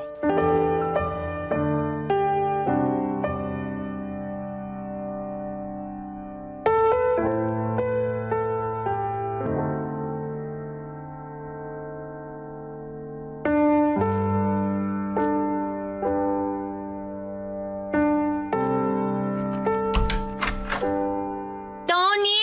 Baby ko! Andito na kami ng pamangkin kong si Rose! Mabuti naman at nakauwi ka na, baby. Yung aso natin, ayaw na naman kumain. Hala! Pinagluto mo ba ng manok? Oo, inilaga ko na, pinirito ko pa. Pero mukhang naumay na sa manok eh. Bumili ako ng barbecue, ayaw din. Hey. Ano kaya nangyari dyan? May bukas pa kaya na veterinaryo ngayong gabi? Naku, wala na. Nagtingin na rin ako. Hindi naman siya matamlay eh. Pero sabi ng katrabaho ko, palipasin lang daw ang gabing to eh. Baka busog pa raw kasi o kaya, yun nga, naumay na sa karne. Bantayan na lang daw magdamag para masabihan bukas yung veterinaryo pag ipapacheck up na. Sakto at nandito na si Rose na pwedeng magbantay magdamag. Ay, masipag tong pamangkin ko. Laging binibida ng pinsan ko na ito ang pinakamasipag sa lahat ng mga anak niya. Kaya siya ang sinangla sa akin. Sinangla? Malaki kasi yung pagkakautang ng nanay nitong si Rose sa akin at ang kabayaran na lang magtrabaho raw ang batang to para sa akin. Diba, Rose? Diba? Opo, tama po si tita. Ganun ba? Huwag kang mag-alala. Kahit na wala ka namang sahod hindi ka naman namin gugutumin dito. Ay, huwag mong sabihin yan, Tony. Baka mamaya maging masiba to sa pagkain. Mapagastos pa tayo imbis na makabawi sa utang ng nanay niya sa akin. Hoy, Rose, sakto lang ang kainin mo ha. 2 beses ka lang kakain sa isang araw. Sa tanghali at gabi lang. Tipirin mo rin ang pagkain ng kanin at may kamahalan ng bigas dito sa Maynila. Opo, tita. Malaki pa lang pagkakaawig yung dalawa. Hindi ko kayo kilala mapagkakamalan ko kayo mag-ina. Ay, tumigil ka nga, Tony. Layo naman ang mukha niya sa mukha ko, no? Tsaka tignan mo naman ang kutis namin. Tisayin ako. Ito namang si Rose parang sunog na barbecue. Wala naman sa kulay yan. Napansin ko lang sa hugis ng mga mata at mukha nyo. Halos parehas Wala namang masama lalo't magkadugo naman kayong dalawa. Siya. Huwag na lang nating pagtalunan at baka tuyuin ka na naman at awayin mo pa ako. Mabuti naman. Ay, baby ko, pwede bang tignan mo muna yung aso natin habang inaasikaso ko tong si Rose? Bibilinan ko na rin siya ng mga dapat gawin dito sa bahay para alam na niya kung paano gagalaw mamaya. Sige. Mabuti pa nga. Mag-iinit na rin ako ng ulam natin para may makain na tayo. Ay, konti lang ang initin mong ulam ha. Hindi nakakain tong si Rose. Nakarami na siya ng mani at nilagang saging sa bus kanina. Sigurado ka ba? Marami pa naman yung ulam. Pwede pa siyang makisalo sa atin. Sayang naman kung hindi natin mauubos agad baka mapanis na yun. Di kapag nangangasim na, ipakain na natin kay Rose. Ikaw talaga, bebe ko. Puro ka biro O sige na. Maiwan ko na kayong dalawa dyan ha. Asikasuhin ko lang yung aso natin. Hoy, muntikan mo na akong tawaging nanay sa harapan ni Tony ha.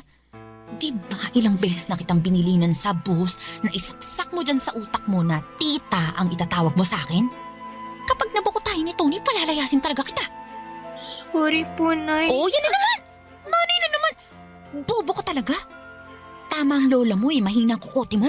Kaya galit na galit sa'yo ang lola mo dahil dyan sa katanghan mo. Ayusin mo, Rose, ha? Kung lola mo na pagtiisan ka pa kahit papano, pues magkaiba kami. Handa kitang palayasin sa isang beses na magkamali ka. Naintindihan mo? Opo, tita. Dinuro-duro pa niya ang noo ko para raw maalog ang utak ko at rumihistro sa kokote ko na hindi kami mag-ina, na magtiyahin kami. Nasaktan po ako pero ano ang magagawa ko? Andun na ako at pumayag na rin naman ako. Unay naging trabaho ko ay ang bantayan magdamag ang aso nilang may lahi. Habang kumakain silang mag-asawa, ako naman ang parang gwardyang nakabantay sa kanilang aso. Aso na kung ituring nila ay mas tao pa kesa sa akin.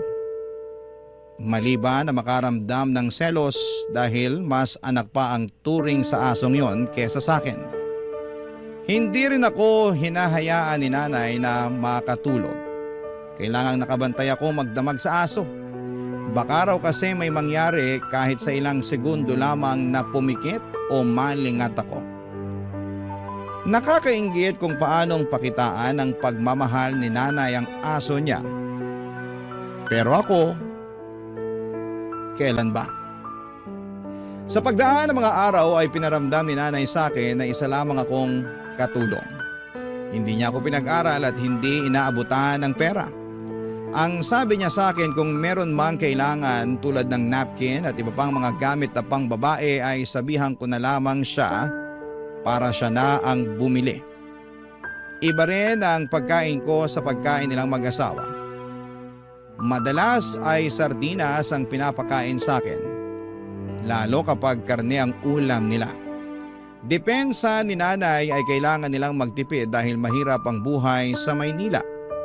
Nilalagyan na lamang ni nanay ng kaunting cabbage at saka tinutubigan ng marami ang sardinas para kasya sa buong araw na ulam ko. Samantalang habang ang aso nila ay halos maumay na sa pritong manok at barbecue. Barangay Love Stories. Barangay Love Stories. Pinangarap ko noon na makasama si Nanay Papa Dudut. Ang makilala siya at maranasan ang pakiramdam na may nag-aalaga at nagmamahal sa iyo. Matagal kong pinagdasal na iligtas na ako ni nanay mula sa pagmamalupit ni Lola. At nang mangyari po yun, akala ko ay simula na ng kasiyahan at pag-ahon ko. Pero nagkamali ako. Mula noong nasa poder na ako ni nanay ay wala akong ibang naranasan kundi ang paghihirap. Kung ikukumpara, mas pinahirapan ako ni nanay kesa kay Lola. Sa mga salita pa lamang niya na halos hindi na makain pa ng aso, durog na ako. Doon ako madalas napapatanong kung meron ba talagang ganong klaseng ina na papakitaan ka ng masama at hindi ka ituturing na tao. Nagdadalawang isip ako kung kakausapin ko si nanay na ibalik na lamang ako kay Lola o manatili pa rin ako sa poder niya dahil baka naninibago lamang kaming pareho sa ugali ng isa't isa. Hindi ko na alam ang gagawin ko noon, Papa Dudut. Habang hindi pa maayos ang desisyon ko ay nagpatuloy lamang ako sa pagsunod sa mga utos ni nanay sa akin. Sinubukan kong maging perpekto sa bawat galaw ko at sa bawat gawaing bahay. Pero tao lang pala ako. Nagkakamali at hindi palaging pulido ang gawa ko. Naintindihan ko yon pero iba kay nanay. Walang puwang ang pagkakamali sa batas niya. Oras na nagkamali kay paniguradong may parusa at manghang na mga salitang nakaabang. Gaya nalaman nung minsan nila akong pinagbintangan na nagnakaw ng malaking halaga ng pera.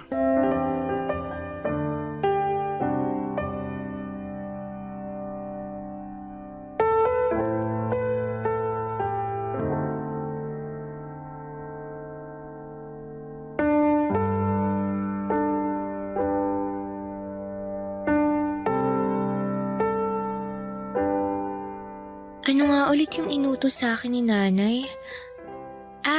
Maglampaso, tsaka ano nga ulit yun? Siguradong siya nga ang kumuha ng sahod ko. Liga, kausapin natin. Rose! Rose! Ano po yun, Tito? Ilabas mo na ang pera ko! Nasasaktan po ako, Tito! Masasaktan ka talaga kapag hindi mo pa nilabas ang pera ko! Ano pong perang sinasabi niyo? Ka na magmaang-maangan dyan! Alam namin na kinuha mo ang sahod ko sa kwarto namin! Hoy, Rose! Ilabas mo na! Baka mas lalo ka pang masaktan eh! Dalian mo na! Tita, wala po akong alam tungkol dyan, promise. Wala po talaga. Hindi naman po ako pumapasok sa kwarto niyo eh. Di ba nga bawal akong pumunta ron? Mali ba namin kung pumapasok ka ron kapag wala kami? Ilabas mo na ang pera ko, Rose! Huwag mo na akong gagalitin! Kailangan ko yung pambayad ng renta natin! Tito, wala po talaga akong kinukuha. Mamatay man. Papatayin ka talaga namin kapag hindi ka pa nagsabi ng totoo! Nagsasabi naman po ako ng totoo eh. Maniwala po kayo. Hindi ko po galing magnakaw. Anong hindi? Sabi nga ng tita mo na nagnakaw ka noon sa palengke ng mga chichiri at barya ng mga tindera! Wala pong ganun, tita. Hindi ka lang pala magnanakaw, sinungaling ka pa ha? Hindi ka talaga aamin, ha? Talagang ginagalit mo kami? Teka lang ha, tuturuan ka namin ng leksyon. Tony! Hilahin mo nga yun sa kusina! Dali! Isang ulo ha? Aray! Tama na po! Nasasaktan po ako! Wala po talaga akong kinukuhang pera niya! Nung bata ako, dinuturugan at pinapahiran ako ng nanay ko ng siling labuyo sa mata kapag nagsisinungaling ako. At mula noon, natuto na ako magsabi ng totoo. Natakot na akong magsinungaling. Kaya subukan natin sa'yo ngayon, Rose. Subukan natin! Huwag po, tita! Parang awa niyo na! Wala po talaga akong kinuhang pera! Tita, maniwala po kayo! Tito, hindi ko po yun gagawin! Nanakot lang naman yung siling yan, di ba? Hindi mo naman tototohanin ipapahid yan sa mata ni Rose. Bakit hindi tututuhanin? Paano matututo kung hahayaan nating makatakas yan sa kasalanan niya? Pero baka naman, kung mapanong mata niya kung papahiran ng sili. Bakit ba parang nanlalambot ka na dyan? Ninakawan ka na nga ng demonyitang batang yan eh. Kailangan niyang paparusahan. Dilat mo yung mata mo! Dali! Huwag po, tita! Please! Wala po akong ninanakaw! Tumahimik ka! Nakakarinti ka! Etong sa'yo! Ayan! Busin ko itong hawak kong siling labuyo sa mata mo! Ayan! Ano? Magdanakaw ka pa? Ha? Sagot! Magdanakaw ka pa? Buisit kang bata ka! Yan!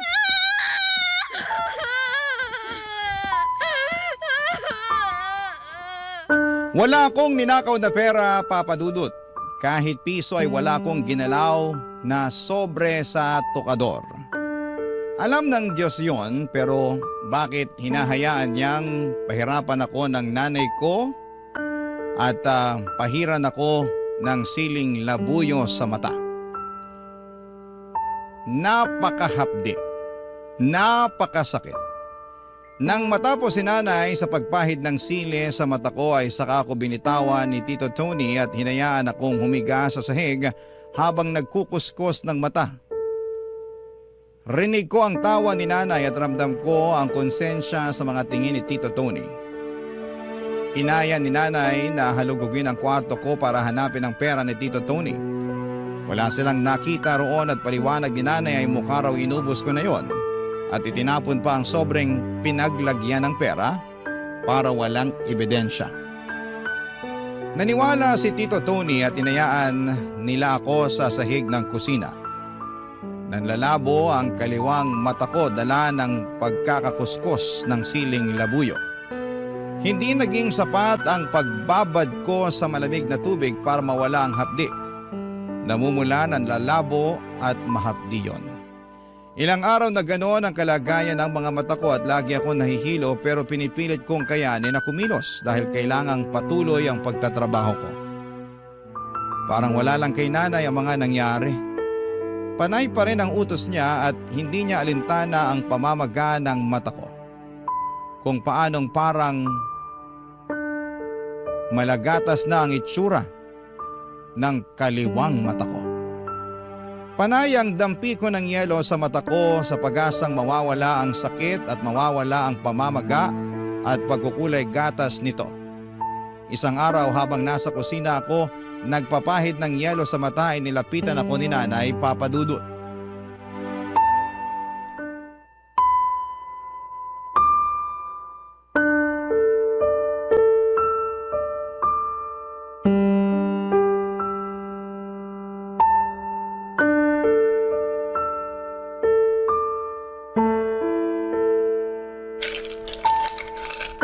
Ano? Hindi pa rin ba natatanggal yung pamamaga ng mata mo? Hindi pa po. O bukas, pupunta ako sa bayan. Bibilhan kita ng pangpatak sa mata mo. Yung para sa sore eyes. Baka pwede na yon. Sana umepekto. Kung hindi, wala na tayong magagawa. Tiisin mo na lang na ibabad sa malamig na tubig o sa yelo. Ikaw naman kasi. Tigas ng ulo mo. Hindi na po halos makakita ang kaliwang mata ko. Normal lang yan. Babalik din sigurong linaw ng mata mo kapag nawala na yung pamamaga. Paano po kung hindi na po? Di tanggapin mong ganyan ka na lang talaga. Yan ang kapalaran mo. Ano pa bang magagawa natin? Ganyan na nga nangyari. Wala po akong kinuhang pera. Kahit piso. Alam ko. Alam nyo? Oo nga. Paulit-ulit. Boba. Bingi mo. Pero bakit hindi nyo sinabi kay Tito Tony? Bakit hinayaan yung kaladkarin at sabunutan niya ako? Bakit nyo pinahiran ng sili ang mata ko? Bakit ang dami mong tanong? Gusto ko pong malaman. Kasi hindi ko maintindihan kung bakit ganito ang ginawa nyo sa akin. Gusto mo bang makatikim ulit, ha? Talas ng dila mo, ah. Pasalamat ka nga at yan lang ang inabot mo, eh. Hindi ko naman po dapat to nararanasan, eh. Kasi wala naman po talaga akong kinukuhang pera. Oo na nga, paulit-ulit. O sige, para matigil na to, aaminin ko na. Ako ang kumuha sa pera ng Tito Tony mo. Po, hinaan mo yung boses mo. Baka marinig ka ng kapitbahay eh. Nagamit ko sa sugal.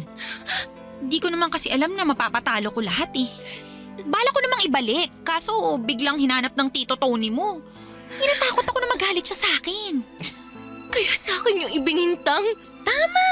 Magaling! Sino-sino ba naman ang magtutulungan kundi tayong magkadugo, di ba? O ngayon, alam mo na. Bati na tayo, ha? Bakit niyo po ito nagawa sa akin? Arte mo naman. Mana ka sa lola mo, ang drama. Kakanood mo yan ng teleserye. Alam mo, mabuti pa, magsaing ka na para makakain na tayo bago dumating ang tito mo. Bilisan mo na. Pag dumating si Tito Tony, sasabihin ko sa kanya ang totoo. Sasabihin mo sa kanya ang totoo? Ilalaglag mo ako? Ako na sarili mong nanay? Kailangan niyang malaman ng totoo para malinis ang pangalan ko sa kanya. Bakit kailangan pa nun? Hindi na. Makakalimutan din yun ng Tito Tony mo. Palipasin lang natin yung galit niya. Pero ang tigas ng uno mo, ha? Sige, gumanyan-ganyan ka sa akin at hindi kita bibilhan ng pangpatak sa mata mo. Hayaan kita mabulag. Gusto mo yon? Hindi po. Kung mananahimik ka at magpapakabait ka, malay mo. Kapag banalo ko sa sugal sa susunod na linggo, ipapacheck up natin yung mata mo. Magsusugal po kayo? Oo, at huwag kang magkakamaling magsumbong sa Tito Tony mo, ha? Ayaw niyang bumalik ulit ako sa pagkalulong sa sugal. Pag ikaw talaga nagsalita, humanda ka. Pati ka ng mata mo bubulagin ko. Dinuroan ako ni Nanay sa mukha sa sobrang gigil niya, Papa Dudut. Sakay tinulak at pinagsasampal habang nakasandal ako sa pader. Hindi na po ako lumaban pa, parang nasanay na ang katawan ko sa pananakit niya.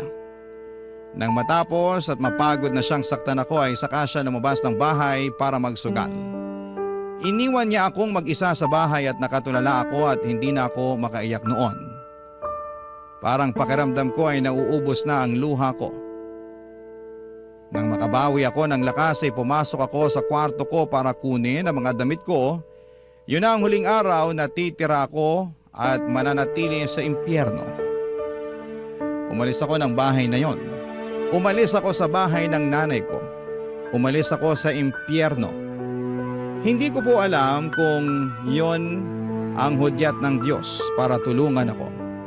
Dahil sa paglaboy ko sa kalsada, saktong nakasalubong ako ng mga grupo ng madre na siyang tumulong sa akin nang malaman nila ang kalagayan ko.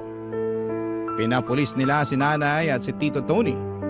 Ilang beses nagmakaawa si nanay sa akin pero wala na akong natira kahit katiting na awa sa kanya.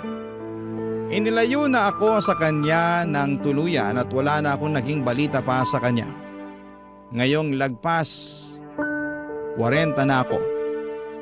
Kapag naaalala ko ang nakaraan ko, hindi ko pa rin maiwasang makaramdam ng takot at sakit.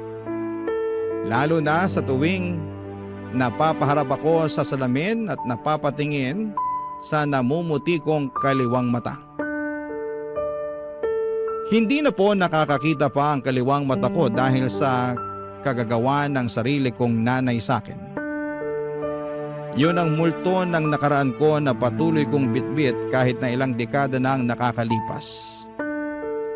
Yun din ang dahilan kung bakit mas pinili kong huwag mag-asawa at magkaroon ng anak sa takot na magaya ako sa lola ko at nanay ko.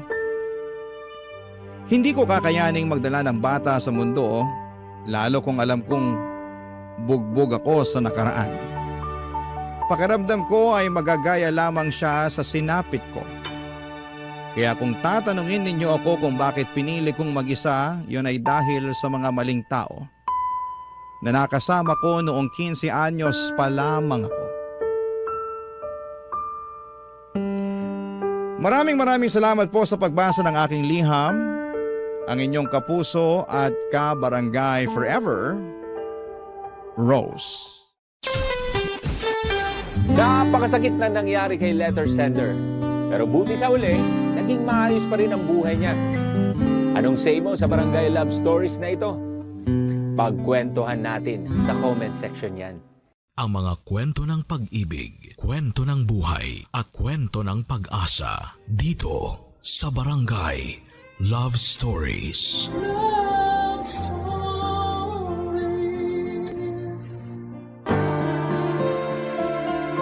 Isang malaking responsibilidad na masasabi ang pagkakaroon ng anak. Kapag hindi ka handa ay huwag kang gumawa. Ikaw kabarangay, handa ka bang magkaroon ng sariling pamilya? Dear Papa Dudut, mapagpalang araw sa inyong lahat. Ako nga pala si Lena, 30 years old at isa sa mga masusugid ninyong tagapakinig sa Spotify ng Barangay Love Stories. Kaya naman na-inspire din po ako magpadala ng kwento sa inyo. Neto lang nakaraan ay naganap ang lahat ng ibabahagi ko sa inyo. Ito ang naging dahilan ng malaking pagbabago sa akin. Hindi po ako mahilig sa commitment. Lagi akong takot kapag usapang commitment na papadudot. Gusto ko ay casual lang. Lagi akong nakatambay sa mga online dating site para makahanap ng mga papayag sa gusto ko. Casual lang. One night stand. Kasama tuwing nalulungkot kapag nag-iisa. Yun lang naman ang hanap ko. Kapag may gusto ng something more, syempre, atras kagad ako. Aminado kong emotionally unavailable akong tao, papadudot. Kaya siguro tinuruan ako ng leksyon ng Diyos. Nakilala ko sa isang online dating site si Jonathan. Mas bata siya sa akin ng 3 taon. Alam niya kung ano ang pinasok niya at hindi naman siya humiling ng kahit na ano. Gusto lang din niya ng laro. Gusto lang din niya ng kasama at laro. Pinayagan ko yun. Unang pagkikita pa lang namin ay may nangyari na kaagad sa amin. Nagkaroon kami ng koneksyon, pero sa kama lang. Masaya naman siyang kasama, kaya naulit ng ilang beses ang pagkikita namin na lahat ay nauuwi sa pagsisiping. Maganda talaga ang koneksyon namin sa kama. At iyon ang naging dahilan para aksidente niya akong mabuntis. Hindi kami nag-ingat dahil nadala kami ng init ng katawan. Hindi ko yon natanggap kaagad. Hindi naman ako handang maging ina pero nangyari na. Ayaw ko namang ipalaglag dahil para sa akin wala namang kasalanan ang nasa sinapupunan ko. Dahil dito Papa Dudut ay kinausap ko si Jonathan tungkol sa ipinagbubuntis ko Papa Dudut.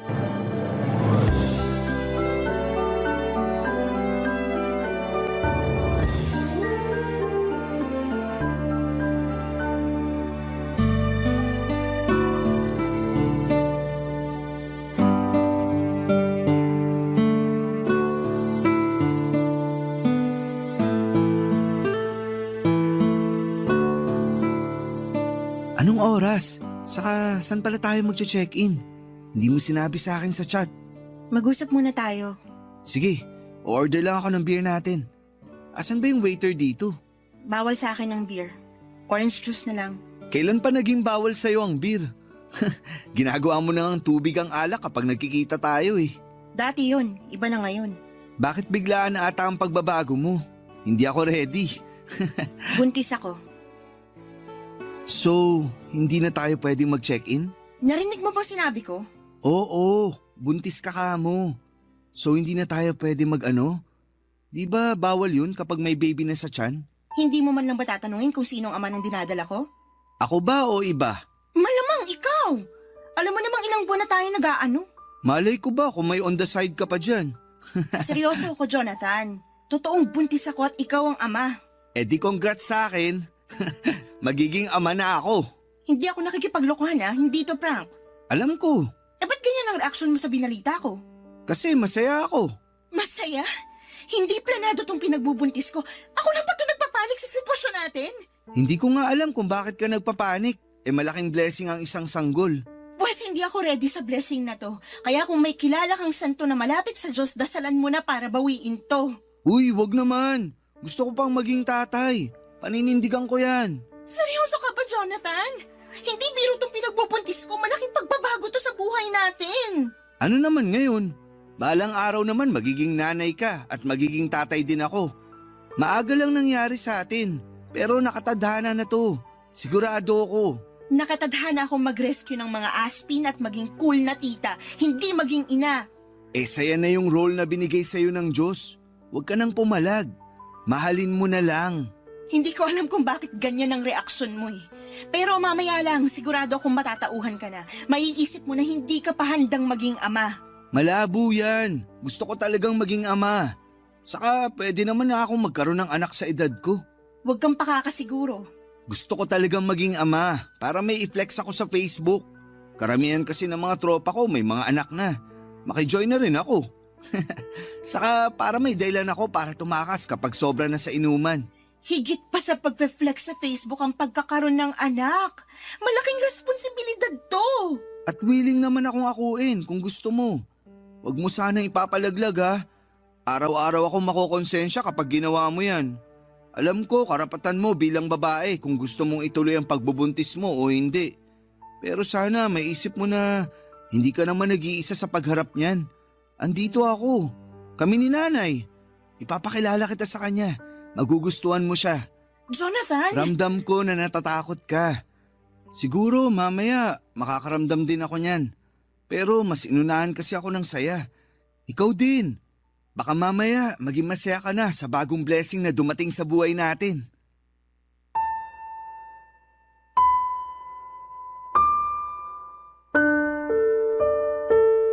Papadudot na wala na ako ng enerhiya na makipagtalo pa kay Jonathan.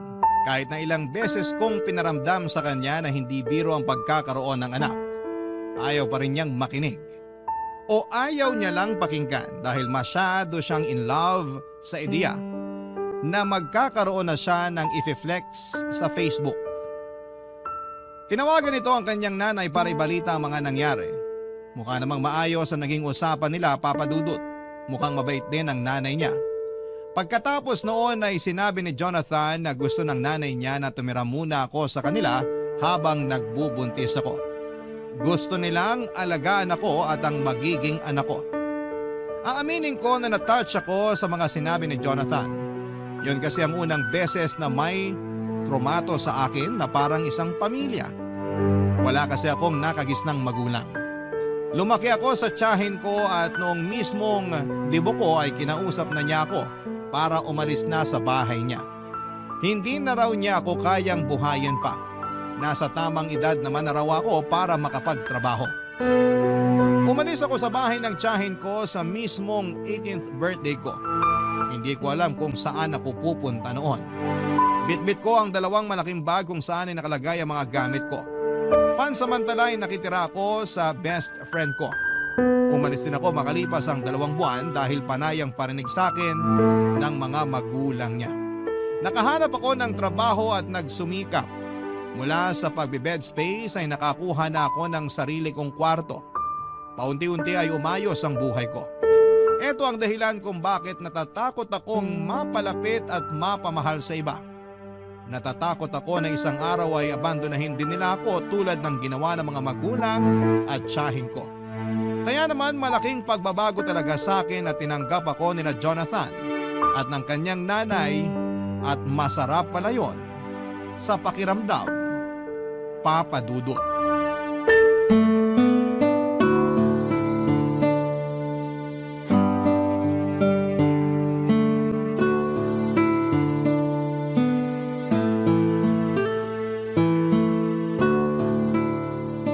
Ikaw pala si Lena? Opo, tita. Nanay na lang ang itawag mo sa akin. Magkakaapo na ako sa inyo, kaya dapat magulang na rin ang trato mo sa akin. Salamat po, Nanay. Ayan, 2 na ang anak ko. Ayos lang po ba talaga sa inyo na tumira ako rito? Oo naman. Ako nga tong nangulit kay Jonathan na dito ka tumira. Lalo na nung nalaman ko na umuupa ka lang daw ng kwarto. Tama ba? Opo, yun lang kasi yung kaya ng sahod ko eh. May mga kasama ka ba ron na tenants? Marami po. Paupahang mga kwarto talaga yon. Naku, sakto palang kinuha na kita rito. Hindi makakabuti kung napapaligiran ka ng maraming tao. Maniwala ka sa akin. Mabilis ma-stress ang mga buntis. Dito ka na lang talaga. Mas maaalagaan ka pa namin ni Jonathan. Nasan po ba si Jonathan? Hindi kasi siya nagre-reply sa mga chat ko. Pabalik na yon. Pinabili ko lang ng merienda natin at saka ibang kailangan mo. Ay, nakakahiya naman po. May pera naman po ako. Ako na lang pong gagastos sa mga pangangailangan ko. Ay hindi pwede. Hati kayo ni Jonathan. Pag lumabas ang bata, sisiguraduhin ko naman na si Jonathan na ang magtatrabaho para masustentuhan lahat ng pangangailangan ng apo ko. Hindi ko naman po pwedeng iasa sa kanyang lahat eh. Kawawa naman siya. Makakapagtrabaho pa rin naman ako, makakapag-ipon pa para panghanda sa panganganak ko at sa iba pang mga pangangailangan naming mag-ina. Lena, naisip ko lang, paano kaya kung pagkatapos mong manganak ay huminto ka na sa trabaho? Para naman matutukan mo ang anak mo. Wala ka naman po problemahing bayarin sa upa kasi libre na ang lahat dito para sa'yo. Pero gusto ko pa rin po sanang may trabaho para mas malaki ang maipon namin ni Jonathan para sa anak namin. Iba na talaga ang henerasyon ngayon, ano? Nung panahon kasi namin, kailangang huminto sa pagtatrabaho ang mga nanay para may magbantay sa mga anak. Kaya ko naman pong pagsabayin. Ay naku, sa una lang yan. Pero kapag nahawakan mo na ang anak mo, halos ayaw mo nang bitawan at ayaw mo na ring bumalik sa trabaho. Lagi mong mamimiss. Lagi kang mag-aalala. Marami akong pamangkin na ganyan ang nangyari. Saka ako na po siguro po problemahin kapag nandun na ako. Sa ngayon, gusto ko pa rin pong magtrabaho para maiabot naman po ako sa inyo kahit papaano. Hindi mo kailangan akong abutan. Ano ka ba? May pinagkakakitaan naman ako. Ipunin mo na lang para sa anak mo. Salamat po, tita. Anong tita? Di ba nanay na ang itatawag mo sa akin? Hindi pa rin po ako sanay. Sanayin mo na. Kasi magtatampo ako sa'yo kapag hindi. Wala po kasi akong tinawag na nanay mula pagkabata. Kaya parang ang hirap sanayin ng dila ako na banggitin ng salitang yan. Nakwento nga sa akin ni Jonathan. Kaya pinilit ko talaga siya na kunin ka rito. Kailangan mong magkaroon ng isang ina para alam mo kung paano maging ina sa magiging anak mo. Salamat po, Nanay. O kung may kailangan ka, huwag kang mahihiyang magsabi sa akin. Ituring mo akong isang ina. Salamat po. Nay, Lena, nakabili ako ng merienda. Okay bang paglihian mo tong inihaw na mais at taho? Bakit naman ikaw ang magdidesisyon sa paglilihian ni Lena? Hindi ba pwede yun? Natakam kasi ako nung nakita ko to sa palengke eh. Ikaw ata ang naglilihi eh. Ganyan din ang tatay ni Jonathan dati. Siya ang nauunang maglihi kesa sa akin. Dalin mo na rito yung mais sa taho na yan. Maski ako nadamay sa paglilihi mo, Jonathan. Nagkatawanan at nagkantsawan pa ang mag-ina habang hinahanda ni Jonathan ang merienda namin, Papa Dudut. Napangiti na lamang ako. Ganito pala ang pakiramdam na mapabilang sa totoong pamilya. Tahimik lang ako noon at pinagmamasdan silang dalawa. Ang saya nilang tignan. Hindi ko yon naranasan. Hindi ko man na-experience ang bonding na ganoon pero ramdam ko na masaya yon sa pakiramdam. Kita ko naman sa mga mata nilang dalawa na maganda ang koneksyon nilang mag-ina. Nagkakwentuhan na rin kami tungkol sa pamilya ni Jonathan. Nalaman ko na 10 years old pa lamang si Jonathan nang mamatay ang tatay nito. Isang seaman, malaki naman ang naiwang pera sa kanila. Sapat para masustentuhan ang pag-aaral ni Jonathan hanggang kolehiyo. Pero hindi na rin nakapagtapos ng kolehiyo si Jonathan dahil tinamad na ito. Tinanggap na lamang yon ng nanay niya. Ang nanay niya ay isang retired na guro sa elementarya. Hindi na kasing laki tulad ng dati ang hawak nilang pera, pero sapat lamang ang meron sila para sa simple at komportableng buhay. Si Jonathan naman ay nagtatrabaho bilang ahente ng mga sasakyan. Marami akong nalaman tungkol sa kanilang pamilya. Masaya ako sa mga nalaman ko. Naisip ko na safe ang magiging anak ko sa poder nila. Ramdam ko. Kaya naman ang bilis lang din gumaan ang loob ko sa kanila, Papa Dudut.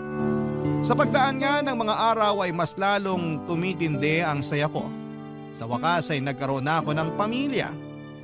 Siguro nga ay totoo ang sinabi ni Jonathan.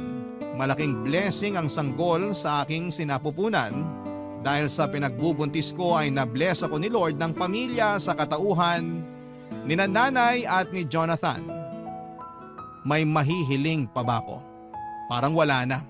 Kontento na ako sa piling nila at sa direksyon ng buhay ko. Barangay Love Stories. Barangay Love Stories. Papa Dudut, mabilis lang na lumipas ang mga buwan. Nakapanganak na ako sa wakas at babae ang isinilang ko. Malusog at hindi ako binigyan ng problema habang nagle-labor. Pinangalanan namin siyang Mika. Sinunod ko sa pangalan ng best friend ko. Mula nung isinilang ko si Mika, mas dumoble ang pag-aasikaso ng nanay ni Jonathan sa akin. Tinuro niya sa akin lahat ng kailangan kong malaman sa pag-aalaga ng sanggol. Mas kaya pa nga niyang patahanin ang anak ko kesa sa akin. Sanay na talaga siya at hindi pa rin daw niya nakakalimutan ang pag-aalaga ng sanggol dahil halos lahat ng pamangkin niya ay siya rin ang nag-asikaso. Mahilig kasi sa bata ang nanay ni Jonathan. Nakita ko naman yon kung paano niya mahalin si Mika. Pansamantala nga ay ang nanay ni Jonathan ang katabi ko sa kwarto. Para mabantayan niya si Mika, si Jonathan naman nung lumagpas ng isang buwan ng baby namin ay nakitulog na rin sa kwarto. Sa sahig siya natutulog, Papa Dudut. Katabi ko pa rin sa kama ang nanay niya. Natatakot kasi ang nanay ni Jonathan na baka maipit nito ang baby namin. Malikot daw kasi si Jonathan matulog. Totoo naman. Ilang beses ko na yung na-experience kahit nung hindi pa ako nabubuntis. Alam na alam talaga ng nanay ni Jonathan kung paano kami alaga ang mag-ina. Habang buhay kong ipagpapasalamat na napunta ako sa kanila. Ang tanging naging problema ko na lamang ay si Jonathan. Napansin ko kasi na after kong manganak ay parang tinamad na siyang mag-alaga ng anak namin.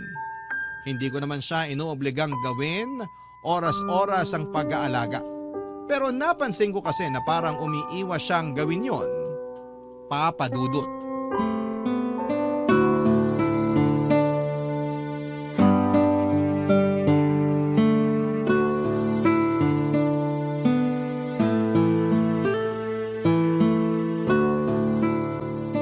Oh, isoli ko na si Baby Mika sa'yo. Kala ko hindi na kayo matatapos mag-selfie. Ayaw kasi niyang umiti. Hindi pa talagang ngingiti yan. Iyak pa lang naman ang alam niyan. Hindi tuloy ako makahanap ng ipopost sa Facebook. Hindi maayos lahat ng kuha naming dalawa. Kahit blurred pa ang kuha mo sa kanya, ilalike pa rin yan sa Facebook. Basta baby, matik na yun. Sige na nga. Bakit nga pala bihis na bihis ka wala ka namang pasok ngayon? Holiday, di ba? At long weekend. So bakit nga? Andito ka lang naman sa bahay kung makaporma ka para kang may liligawan sa labas. Selos ka ba? Sabi nila kapag kakapanganak pa lang ng babae, nagiging silosa raw. Totoo ba? Ay nako, alam mong setup natin. Nagsasama tayo para sa bata, wala tayong relasyon. Oo na. Talaga to. Lagi na lang takot sa commitment. Ipaliwanag mo na kaya kung bakit nakaporma ka. Para maganda ang selfie namin ni Baby. Oh, tapos na kayo mag-selfie. Magubad ka na. Grabe to. Kakapanganak lang, gusto na agad akong hubaran. Huy, pagalingin mo muna ang tahi mo bago tayo bumira. Ang dumi ng isip mo. Ang ibig ko sabihin, magpalit ka na ng pambahay para komportable ka na at matulungan mo na rin ako sa pagbabantay kay Baby. Aalis ako. Saan ka naman pupunta? Out of town, kasama ang mga katrabaho at tropa ko. Ngayon na? Oo, kaya nga ako nakabihis, di ba? Hinihintay ko na lang yung tropa ko magsusundo sa akin. Bakit ngayon mo lang sinabi sa akin? Hindi mo man lang pinaalam. Bakit ako magpapaalam? Wala namang tayo. Chos! Seryoso ako. Alam mo naman kailangan kita sa pag-aalaga ng baby natin Kaya nyo na yan ni nanay. Hindi nyo nga ako kailangan Pangpasikip lang ako sa bahay. Pero Jonathan, hindi naman pwedeng iasa na lang natin sa nanay mo lahat ng pag-aalaga sa anak natin. Gusto naman niya. Kahit na, responsibilidad natin ang anak natin. 3 araw lang naman ako mawawala. Lunes ng gabi, nandito na ako. May pasalubong pa ako para sa'yo. 3 araw? Long weekend, di ba? Sinusulit lang namin. Minsan lang kasi makapagbakasyon. Marami pa namang long weekend sa kalendaryo. Baka naman pwede magpaska muna ngayon. Nakita mong kapapanganak ko pa lang Hindi pwede. Nakapag-ambag na ako sa tutuluyan namin at sa gas. Susulitin ko na. Bawiin mo na lang yung ambag mo para ipandagdag natin sa pambili ng diapers at vitamins ni baby. Lalong hindi pwede.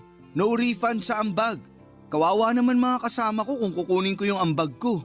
Planado na yung budget Sana kasi nagsabi ka man lang sa akin para napag-usapan natin kung pwede kang tumuloy o hindi.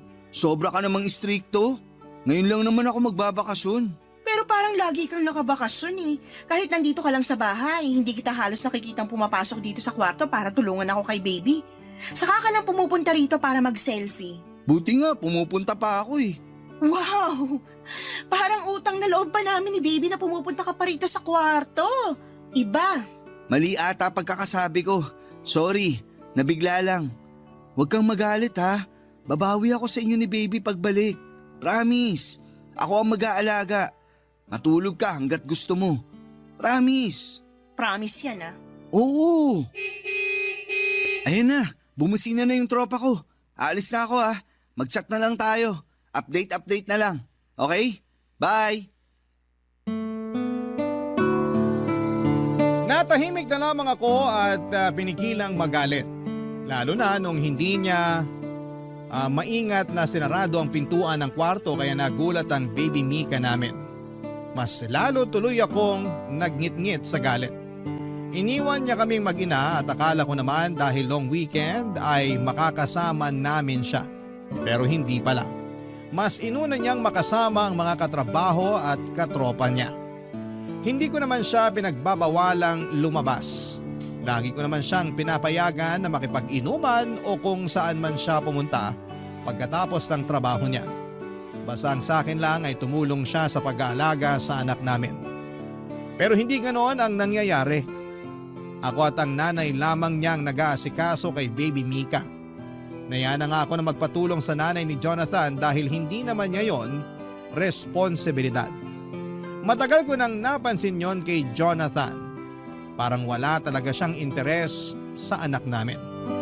Noong nasa sinapupunan ko pa lamang ay excited lagi si Jonathan na mga anak ko para raw maipagmalaki pa niya sa Facebook ang anak namin. Ilang selfie lang ang lumipas pagkatapos kong mga anak ay hindi na niya pinakita ulit sa akin na excited siya sa pagdating ng anak namin. Saka lang talaga niya kinukumusta ang anak namin kapag kailangan niya nang may maipopost sa Facebook. Ang nakakainis pa sa mga caption niya, lagi niyang pinamumukha na isa siyang mabuting ama. Na akala mo ay lagi niyang inaalagaan ang anak namin.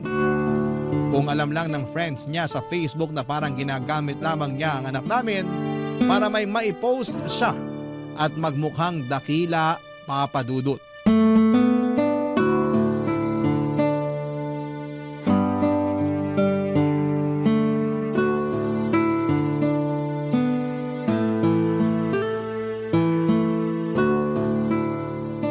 Lena, Bakit? may sasabihin ako. Nakita mo ba yung mga medyas ni baby? Nawawala yung ibang pares eh. Hindi ko alam. Tanong mo na lang si nanay. Siya naman yung naglalaba. Pwedeng ikaw na lang ang magtanong o kaya tulungan mo akong hanapin dito. Baka nandito lang sa cabinet eh at naihahalo sa ibang damit. Huwag mo nang pahirapan ang sarili mo. Itanong na lang natin kay nanay. Lagi na lang tayo nagpapatulong at nagtatanong sa nanay mo. Mahiya naman tayo. Ang simple lang nitong paghahanap ng mga pares ng medyas. Kaya na natin to. Tulungan mo ako. Kailangan na ba niya? Sana. Ang init pa kaya? Lamigin ang paa ng anak mo. Hindi mo ba alam? Ngayon ko lang nalaman. Hindi ka naman kasi nagtatanong. Mukhang mauuwi na naman to sa away ah. Ano ba yung sasabihin mo? Ano kasi? May bagong labas na cellphone. Oh, tapos? Gusto ko sanang bumili. Sira na ba yung cellphone mo? Hindi pa naman. Eh di wag ka munang bumili. Hindi practical eh. Tulungan mo na akong hanapin yung mga pares ng medyas ng anak mo bago siya magising. Mas importante to. Mas importante ang cellphone mo kaysa malamigan ng paa ng anak mo? Hindi naman yan ang ibig kong sabihin. Mali lang ako ng nagamit na salita. Pero kailangan ko talaga ng bagong cellphone. Para saan nga? Kung parehas lang naman ang purpose sa dati mong cellphone, mas maigi na wag ka na munang bumili. Nagsasayang ka lang ng pera. Ipunin mo na lang para sa future na pangangailangan ng anak natin. Puro na lang anak natin. Paano naman ang kailangan ko? Ano? Sana mali ang rinig ko sa sinabi mo. O sana mali lang ulit ang pagkakagamit mo ng salita. Ang pangit ng dating sa akin eh. Gusto ko lang ng bagong cellphone. Sobrang luma na ng cellphone ko.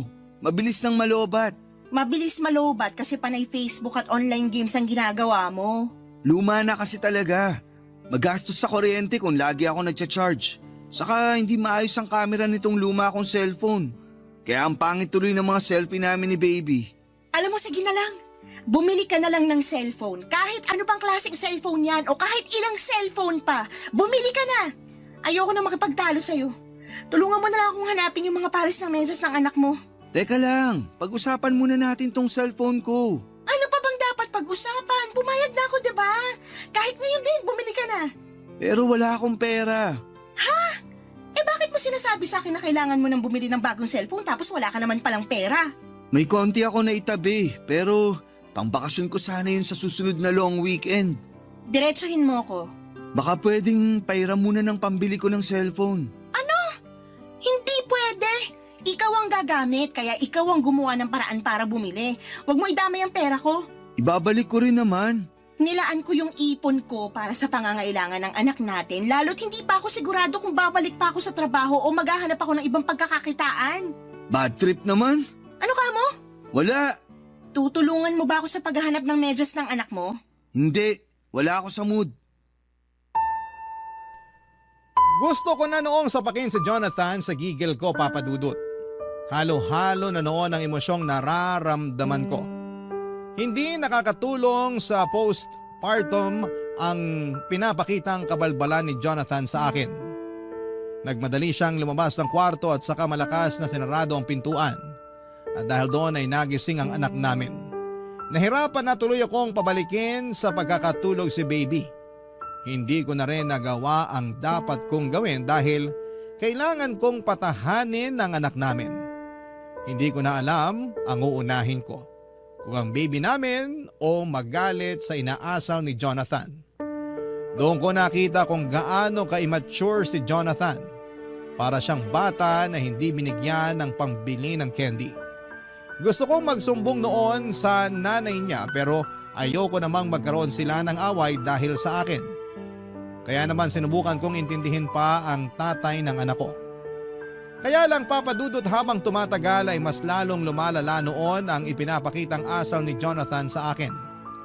Hindi na rin siya nagsiselfie kasama si baby. Hindi na rin niya hinahawakan pa ang anak namin.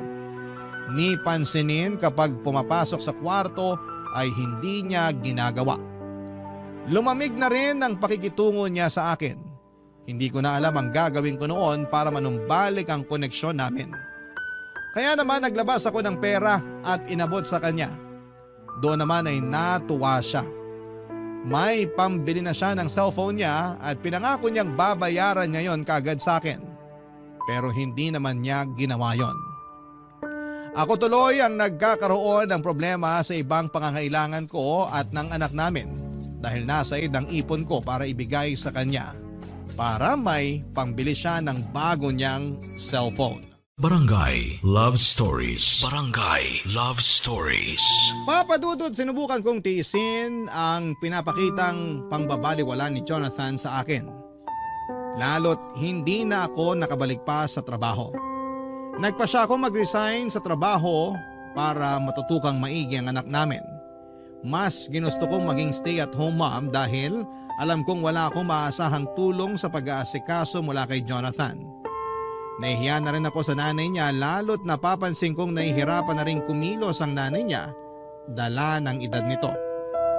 Wala akong ibang naging choice at gustuhin ko mang magtrabaho ay hindi ko magawa dahil wala akong mapag-iwanan sa anak namin. Nag-try na lamang akong rumakit ng buy and sell sa Facebook. Konti lang ang nakukuha ko pero sapat na yon pansamantala para may pambili ng kailangan ni baby. Hindi pa rin kasi ako binabayaran noon ni Jonathan mula sa inutang niyang pambili ng cellphone sa akin. Mali nga ata na nakabili ng cellphone si Jonathan dahil mas lalo siyang nakatutok dito. Napabayaan niya lalo ang pag-aasikaso sa anak namin. Napadalas nga ang pagsiselfie niya pero puro siya lamang ang pinopost niya. Hindi na niya sinasama ang anak namin. Samantalang yon ang isa sa mga dahilan niya kung bakit gusto niyang magkaroon ng bagong cellphone para maayos ang pictures ng anak namin na ipopost niya. Pero hindi na niya pinost ang tungkol sa anak namin. Palihim akong nasaktan doon. Pero sinubukan kong baliwalain dahil mas kailangan kong maging matatag para sa anak namin. Lalong mas kinailangan kong maging matatag, lalo't na lamang kong nag-resign na pala sa trabaho itong si Jonathan, Papa Dudut.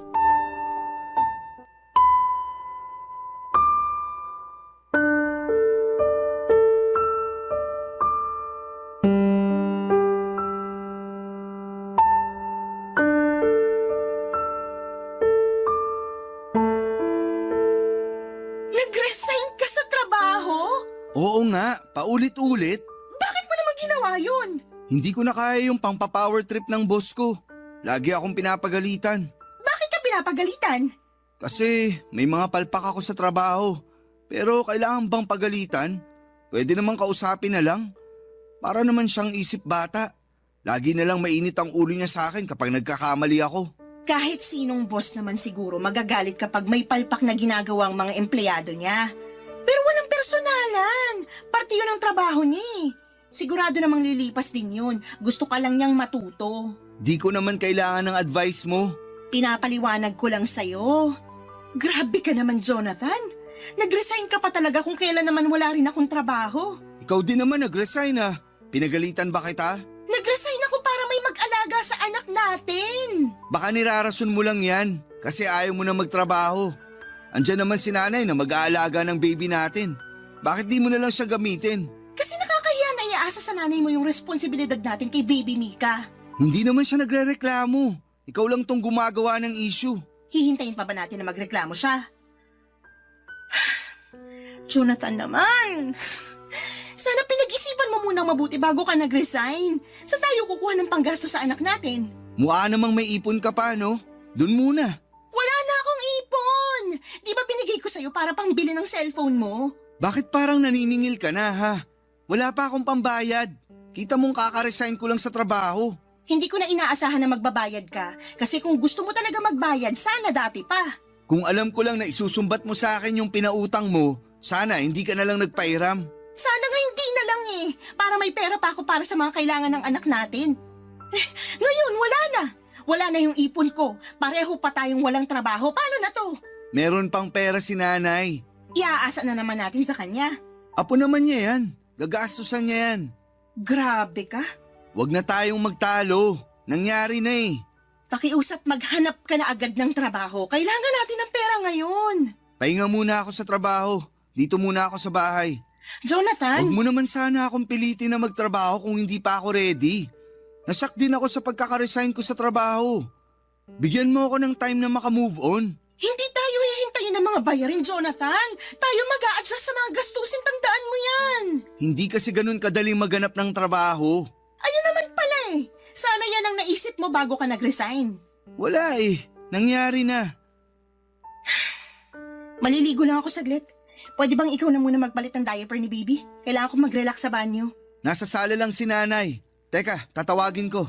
Subukan mo namang palitan ng diaper ng anak mo kahit minsan. Trabaho kasi yan ng mga babae. Wow, Jonathan! Trabaho mong asikasuhin ang sarili mong anak. Hindi nga ako marunong dyan. Ikaw na lang. Tuturuan kita para alam mo na sa susunod. May pinapabili pala si nanay sa akin. Teka, uunahin ko muna yon. Nagmamadaling lumabas ng kwarto si Jonathan, Papa Dudut. Hindi ko na naihabol sa kanya ang huli kong sasabihin sana. Napailing na lamang ako at alam kong nagsisinungaling siya. Naiiyak na ako noon habang pinapalitan ang diaper ng anak namin. Hindi ako makapaniwala na merong ganong klaseng ama, Papa Dudut. Halo-halo na ang nararamdaman ko. Stress, galit at lungkot. Wala man lang akong maramdamang saya. Pagkapalit ko ng diaper ni baby ay pumunta ako ng sala para ipakiusap muna sa nanay ni Jonathan na bantayan muna ang anak namin para makaligo na ako. Pasimple kong tinanong kung nasaan si Jonathan. Nagtaka rin ang nanay niya dahil hindi raw niya alam kung saan siya nagpunta. Nakumpirma ko tuloy na nagsinungaling siya para makaiwas na magpalit ng diaper ni baby. Nalaman ko rin na tumambay pala siya sa isang computer shop na binabantayan ng isa niyang kaibigan. Pagkatapos noon ay nag-inuman pa sila. Sa pagdaan pa ng mga araw ay hindi ko pa rin nakumbinsi si Jonathan na magtrabaho. Nakatambay lang siya madalas sa computer shop at umuuwi na lamang sa gabi para kumain at matulog. Hindi ko magawang magreklamo sa nanay niya dahil iniisip ko na sino bang kakampihan sa aming dalawa. Hindi naman ako ang kadugo. Napadalas na rin ang away namin dahil doon at lalong kinausap niya ang nanay niya para bigyan kami ng pera na pangbili ng kailangan ng baby namin. Nahiya akong tumanggap ng pera sa nanay niya kahit nanay na niya mismo ang nag-aabot sa akin. Alam kong darating ang panahon na kailangan na ring maghigpit ng nanay niya dahil may pangangailangan din siya na kailangang pagkagastosan. Kaya naman sinubukan ko maghanap ng trabaho. Bahala na. Kung pwedeng isama ko na lamang sa magiging trabaho ko ang anak ko, ay gagawin ko, Papa Dudut.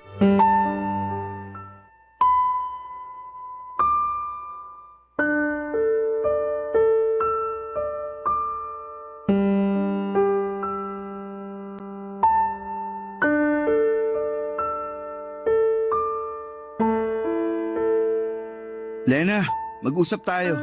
Maghahanap ka na ba ng trabaho? Hindi yan ang gusto kong pag-usapan. Ano pala? Sigurado ka bang anak ko si Baby Mika? Ano? Natanong ko lang kasi syempre, mahilig kang makipag-ano sa ibang lalaki. Gusto ko lang makasiguro.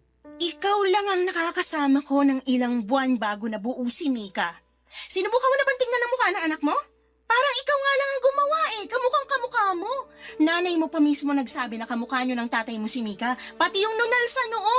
Ngayon mo pa ako pagdududahan kung may pera ka, ipa-DNA test natin para magkaalaman na.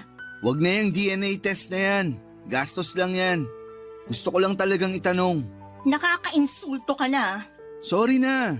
Kung wala ka ng ibang sasabihin, pwedeng lumabas ka na muna bago ako sumabog sa sobrang galit ko sa'yo. Hindi mo naman kailangang magalit. Nagtanong lang ako. Karapatan ko ring malaman ang totoo. Lumabas ka na lang, please. May isa pa pala akong sasabihin. Huwag mo na akong galitin lalo, please. Hindi ka magagalit. Baka magustuhan mo pa tong naisip ko. Ano yon? Yung dati kong katrabaho, hindi raw sila magkaroon ng anak. Parang hindi ko gustong pupuntahan ang sasabihin mo. Makinig ka muna. Maging open-minded ka. Matagal na silang mag-asawa, pero hindi pa rin sila magkaroon ng anak. Lumapit sa akin yung katrabaho kong lalaki. Baka raw makatulong ako. At ano naman ang maitutulong mo para magkaroon sila ng anak, Aber? Ikaw ang bubuntisin? Hindi Huwag mong sabihin sa akin na akong ipapabuntis mo sa kanya. Uy, mas lalong hindi. Grabe ka naman mag-isip. Walang bubuntisin sa atin. Ano nga ang balak mo? Yung iniisip ko kasi, sakto lang para hindi na tayo mamroblema sa gastusin kay baby. Kasi napapansin ko, lagi ka nalang stress at malungkot dahil kay baby. Walang kinalaman si Baby Mika sa stress at lungkot na nararamdaman ko. Akala mo lang yun. Pero sobrang stressful talaga ang magkaroon ng anak. Lalo kung hindi pa handa yung magulang, di ba? Anong pinupunto mo? Hindi ba pumasok sa isip mo na ipaampon na lang natin si baby? Ano? Makinig ka muna bago ka magalit. Hindi ko na kailangan makinig para hindi ako magalit. Hindi effective. Galit ako sa lahat ng sinasabi mo. Yung katrabaho ko kasi, nakwento ko sa kanya na pwede niyang ampunin si baby para maalagaan at mabigyan ng magandang future. Kasi hindi natin kayang gawin yun, di ba? Pareho tayong walang trabaho. Tapos, wala ka pang kasamang mag-aalaga sa kanya. Hindi ako makapaniwala na naisip mo yan. Gusto ko lang maging praktikal. Paano ba natin bubuhayin ang anak natin? Pareho tayong walang pera. Grabe ka, Jonathan. Grabe. Pumayag yung katrabaho ko na ampunin si baby. Sabi nga nila, baka mag-abot pa sila ng 5K sa atin para pasasalamat. Mag-a-update naman daw sila lagi sa kalagayan ni Baby Mika para makampante tayo. Saka Lena, bibigyan tayo ng 5K. Ayaw mo pa nun?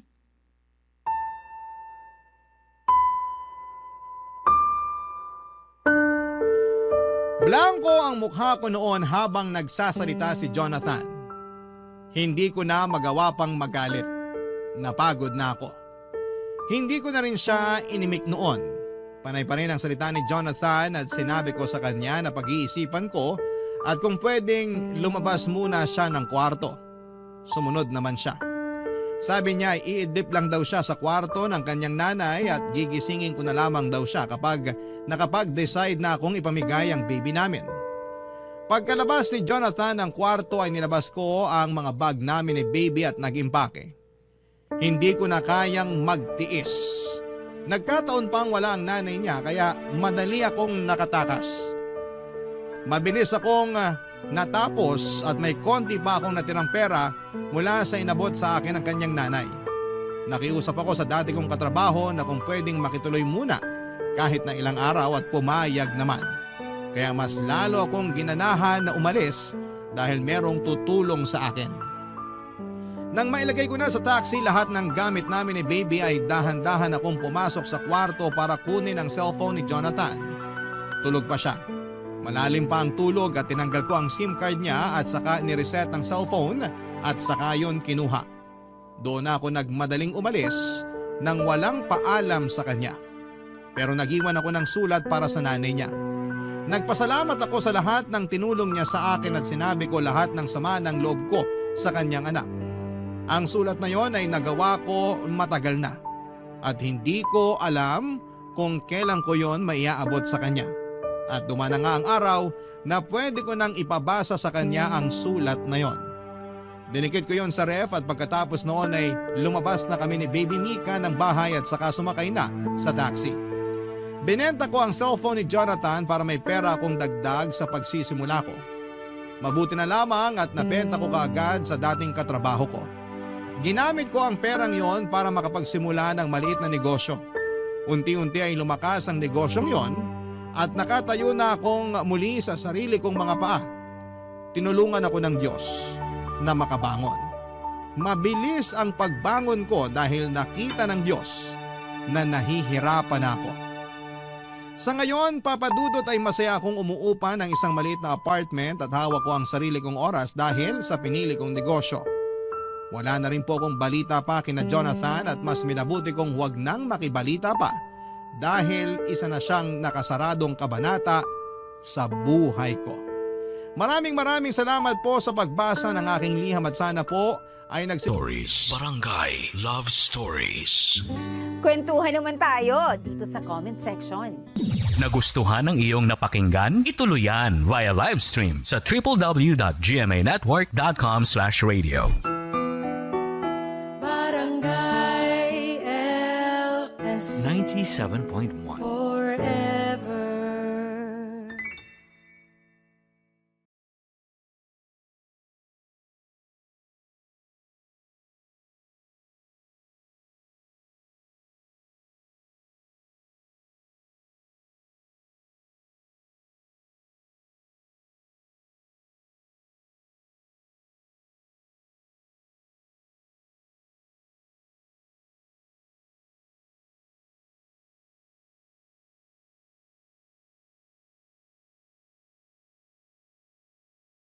Ang mga kwento ng pag-ibig, kwento ng buhay at kwento ng pag-asa dito sa Barangay Love Stories. Love Stories. Ang mga aksyon na hindi pinag-iisipang mabuti ay nagresulta ng ating pagsisisi sa huli. Kaya nga huwag tayong maging pabigla-bigla sa mga pagpapasya. At pag-isipan nating ito ng husto. Ikaw, kabarangay, pabigla-bigla ka ba magdesisyon? Dear Papa Dudut, dala ng sitwasyon na hindi natin inaasahan at emosyon na hindi mapigilan kaya tayo nakagagawa ng mga desisyon na pabigla-bigla. Tapos ay nagsisisi tayo sa huli. Pero ika nga tao lang, nagkakamali at nadadapa rin. Ang mahalaga ay marunong tayong tumayo, magpatuloy at magpunas ng mga luha. Yan ang eksaktong karanasan na gusto kong ibahagi sa programa ninyong Barangay Love Stories, kaya napasulat ako. Ako nga pala si Clarence, 30 years old at taga Laguna.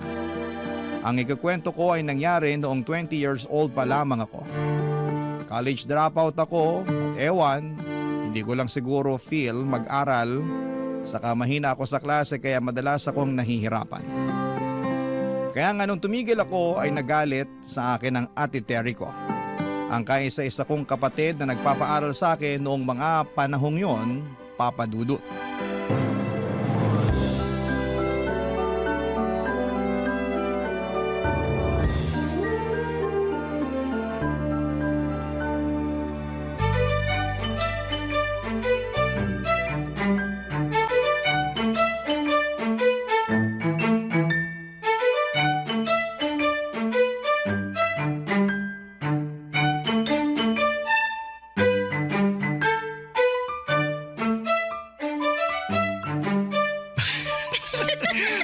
Baby naman nakikiliti ako. Susibilbil pala ang kiliti mo, ha?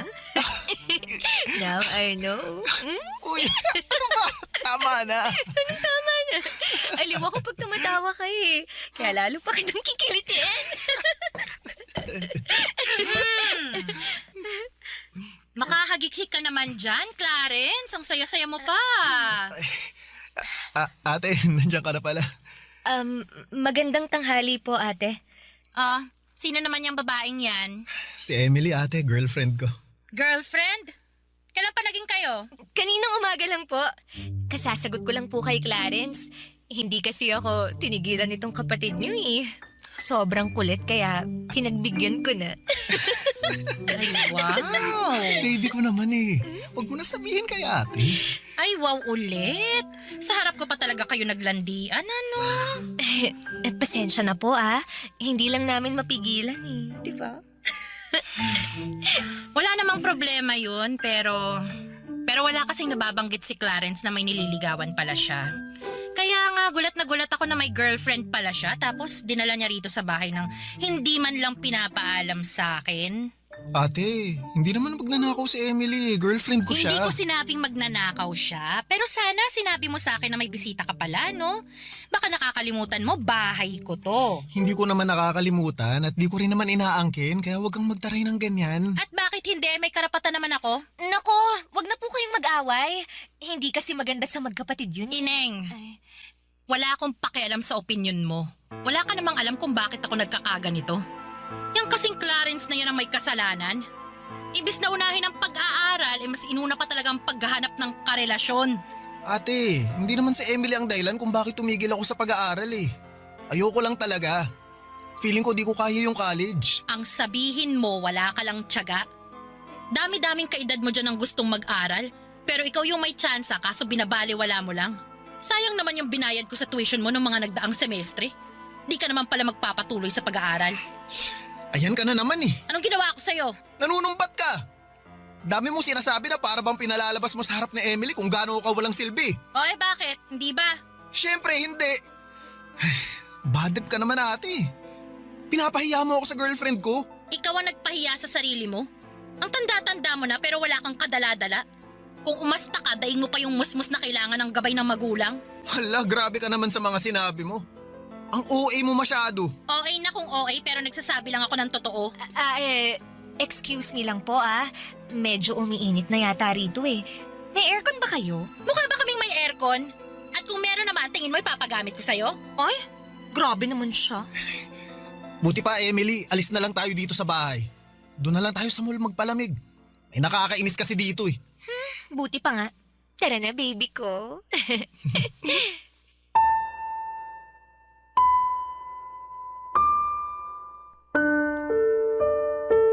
Papa Dudut, hindi talaga kami magkasundo ng ate ko. Para kasi siyang galit sa mundo palagi, yun bang pinaglihi sa sama ng loob na madalas kong sabihin sa kanya. Sa edad niya kasi noong 29 ay single pa rin siya. Baka factor na walang lalaki na nagkakagusto sa kanya kaya ganon siya kasungit. Sa katunayan ay ramdam ko na pinagtsatsagaan na lamang namin ang isa't isa. Lalo't nangako siya noon sa mga magulang namin bago sila namatay, naaalagaan niya ko. Fast forward, madalas kong sabihin kay Emily na gusto ko nang umalis sa poder ni Ate Terry. Ayoko na kasi yung pakiramdam na minamanduhan lalo na at hindi naman ako bata. Marunong na akong mag-isip at magdesisyon para sa sarili ko. Kaya nga kinumbinsi ako ni Emily na umalis na sa bahay ni ate. Para patunayan sa kanya na kaya ko nang tumayo sa sarili kong mga paa, Papa Dudut.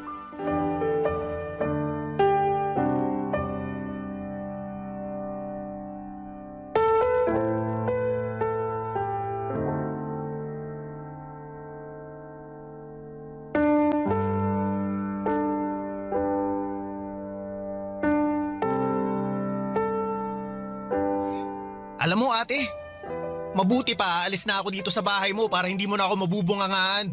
Kung hindi ka nabibingi sa sarili mong boses, pues ako binging-bingi na. At saan ka naman pupunta? May matutuluyan ka ba pag alis mo rito? Bakit parang bigla ka yatang nag-aalala sa akin? Nag-iba na ba ang ihip ng hangin? Curious lang ako kasi ang lakas ng loob mo na umalis dito, wala ka namang trabaho. Baka mamaya makita na lang kitang namamalimos dyan sa kalye. Grabe ka talaga sa akin, no? Yun naman kasi ang totoo. Porke wala pa akong trabaho at asa lang sa'yo, ganyan mo na ako pagsalitaan? Anong klaseng ate ka kung ganun? At ikaw, anong klaseng kapatid ka? Imbis na magsikap ka sa buhay at tulungan niya sarili mo, mas pinili mo pang magrebelde. Hindi pagre-rebelde ang tawag kung gusto ko lang matahimik ang utak ko sa mga sermon at pagbubunganga mo. Akala mo kasi kung sino ka kung makapagsalita, di ka rin naman perpektong tao. Saka baka nakakalimutan mong ate lang kita, ha? Hindi kita magulang kaya wala kang karapatan na kontrolin ang buhay ko. Hindi ko kinokontrol ang buhay mo. Tsaka pinagsasabihan lang kita. Kung hindi mo kayang tanggapin yun, mabuti pa nga na umalis ka na sa pamamahay ko at matuto ng buhay sa labas. Tingnan natin kung hindi ka mahirapan. Gusto mo talaga na mahirapan ako, no? Hindi ko gusto, pero mahirap naman talaga ang buhay Hindi mo alam yun kasi nga ang alam mo lang magpasarap dito sa bahay natin, magbulakbol sa pag-aaral at makipaglandian dyan sa girlfriend mo. Inggit ka lang kasi ako may girlfriend. Samantalang ikaw walang nagkakagusto sa'yo. Alam mo, tingin ko, di ka na magkakaasawa kasi napakasungit mo. Para kang pinagli sa sama ng loob tapos lagi ka pang nakaangil. Pabibilang ko lang yata sa mga daliri ko nang ngumiti at naging masaya ka eh. Hayaan mo, pag alis mo rito, mapapadalas ng pagngiti at pagiging masaya ko. Grabe ka talaga. Buti pa si Emily may paki sa akin. Baka naaawa lang sa iyong girlfriend mo na yun, ha? Anong naaawa? Mahal ako ni Emily. At gusto niya na maging maayos ako kaya nga tinutulungan niya ako para matupad ko na yung matagal ko ng plano. Na umalis dito sa bahay mo. Ayoko na kasi talaga na makasama ka. Eh di umalis ka! Aalis talaga ako, hindi mo ako mapipigilan. Wow ha? Sino may sabi sa'yo na balak kitang pigilan? Gusto mo ihatid pa kita sa sakayan eh. Ang sama talaga ng ugali mo. Ginusto mo yan, pangatawanan mo. Pangangatawanan ko talaga. Simula sa araw na to, hindi mo na ako makikita. Papadudot ang daming sinabi ni Auntie Terry pero lahat ng yun ay pumasok lamang sa kaliwa at lumabas din sa kanang tenga ko. Wala na akong pakialam sa kanya dahil desidido na akong magkaroon ng sariling buhay kaya nga malaki ang pasasalamat ko kay Emily dahil inalalayan at tinulungan niya akong maisakatuparan ang bagay na yon. Masasabi ko na sa aming dalawa si Emily talagang mas malakas ang loob na gawin ang mga bagay-bagay. Bago ako umalis sa poder ni Ate Terry ay tinulungan na niya akong maghanap ng maupahang apartment. At nakahanap naman kami noong pasok sa budget kaya masayang masaya ako. Tapos niyaya ko si Emily na lumipat doon para magkasama na kaming dalawa. Hindi na kami mapaghihiwalay ni Ate Terry, Papa Dudut. At wala na ring maninita sa amin. Barangay Love Stories. Barangay Love Stories. Papa Dudut, tuluyan ko na ngang pinutol ang koneksyon ko kay Ate Terry. Hindi ko na siya tinatawagan o tinitext kahit minsan ay nangungumusta siya. Blinako na rin siya sa Facebook at gusto ko na lang magsimula ng buhay na hindi siya kasama kaya nag-focus na lamang ako sa paghahanap ng trabaho. Para meron kaming pambayad sa renta ni Emily. Dahil unemployed pa ako, siya ang nag-aabono ng advance at deposit ng apartment na tinuluyan namin at nangako ako na papalitan na lamang yon. Hindi nagtagal ay nakapasok ako sa isang canteen bilang all-around dishwasher, service crew at minsan ay cook. Saktuhan ng sweldo at hindi pa nga umabot ng minimum. Kaya naman nahirapan akong makapag-ipon ng pera. May trabaho naman si Emily bilang call center agent dahil mataas ang kinikita niya kesa sa akin. Siya ang gumagastos sa aming dalawa hanggang sa nagreklamo na siya. Tapos ay nabuntis ko pa siya kaya lalong nagkanda leche-leche ang lahat, Papa Dudut.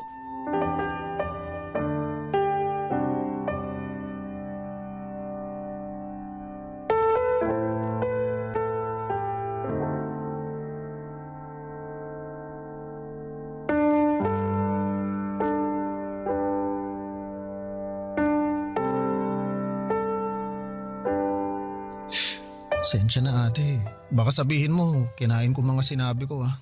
Wala pa nga akong sinasabi pero mukhang gano'n na nga. Wala lang kasi talaga akong matatakbuhan kaya nandito ako ngayon. Bakit di ka tumakbo dun sa girlfriend mo? Gusto ko naman tumakbo sa kanya Palayo nga lang. Nito kasing nakalipas, madalas na kaming di magkasundo. Lagi na kaming nag-aaway. Siguro ng babae ka, no? Huy, hindi no. Loyal kaya ako, grabe ka sa akin. Nagtanong lang naman ako. Yung tanong mo parang hinuhusgahan mo na pagkatao ko Ano ba kasing rason bakit kayo kamo palagi nag-aaway? Sa pera kasi. Liit lang kasi nung naiaambag ko kaya nagreklamo na si Emily. Nauubos daw sa amin yung sweldo niya. Hindi naman daw pwedeng ganun palagi kaso anong magagawa ko kung mababa lang talaga magpasweldo yung napasukan kong trabaho? Bakit hindi ka na lang maghanap ng ibang trabaho? Yung malaking pasweldo. Sinubukan ko naman kaso bihira tumatanggap ng high school graduate Pinag-apply din ako ni Emily sa call center pero unang interview ko pa lang, ligwak na. Di kasi ako magaling mag-English kaya ayun, di rin ako nakapasok. Nag-away pa nga kami kasi gusto niya mag-apply ulit ako pero sabi ko ayoko na, napapahiya lang ako. Medyo ang hirap nga ng sitwasyon mo. Sinabi mo pa. Tapos ngayon, buntis na si Emily. Iba ka rin, no? Nakuha mo pang buntisin yung girlfriend mo? Eh malamang magkasama kami sa iisang bubong eh. Alangan namang magtitigan lang kami. Siyempre may nangyayari sa amin. Alam mo, hindi ako interesado na malaman ang bagay na yan. Pero sana naisip mo na ang hirap ng buhay tapos nakuha niyo pa talagang mag-anak. Eh yun na nga, sinisisi nga ako ni Emily kasi binuntis ko raw siya. Kaya tuloy lalo kaming nahihirapan. Ilang buwan na rin kaming di nakakapagbayad ng renta. Paalisin na nga kami pag di pa kami nakapagbayad ngayong buwan eh. Baka sa kalsada na talaga kami pulutin ito. Ate, may ipapahiram ka ba dyan sa akin? Kahit magkano lang. Sige na. Parang awa mo na ate. Wala akong pera rito. Sige na, babayaran ko naman eh. Maawa ka na sa kapatid mo. Wala nga. Pero kung meron man, di rin kita pahihiramin ano. Grabe naman to. Hanggang ngayon ba galit ka pa rin sa akin kasi napakasutil kong kapatid sa'yo? Siguro masayang-masaya ka na ngayon na nakikita ako naghihirap no? Mukha ba akong masaya? Kung masaya ako, sana tumatawa ako ngayon pero hindi naman eh, kaya wag mo akong simulan. Ang akin lang, wala akong mapapahiram at kung mapahiram ko man kayo, sigurado na sa susunod na buwan kakapusin ulit kayo. Aba, mahal magbuntis sa panahon ngayon, Clarence. Magastos, kaya mahihirapan kang bumuelo niyan. Buti sana kung tumitigil ang mga bayarin, buwan-buwan nandyan yan. Ang magagawa ko lang i-offer itong bahay. Ha? Anong ibig mo sabihin ate? Kung gusto niyo na dito kayo tumira. Wala namang gumagamit ng kwarto mo, tsaka wala rin namang tao rito pag nasa trabaho ako. At least, wala na kayong iisiping renta buwan-buwan. Mas makakaipon pa kayo sa panganganak ni Emily. Salamat ate, pero... Pero ano? Pero ayos lang ba talaga sa'yo? Ayos lang. Tsaka, di naman din kita matitiis kahit ang tigas ng ulo mo eh. Kapatid kita eh.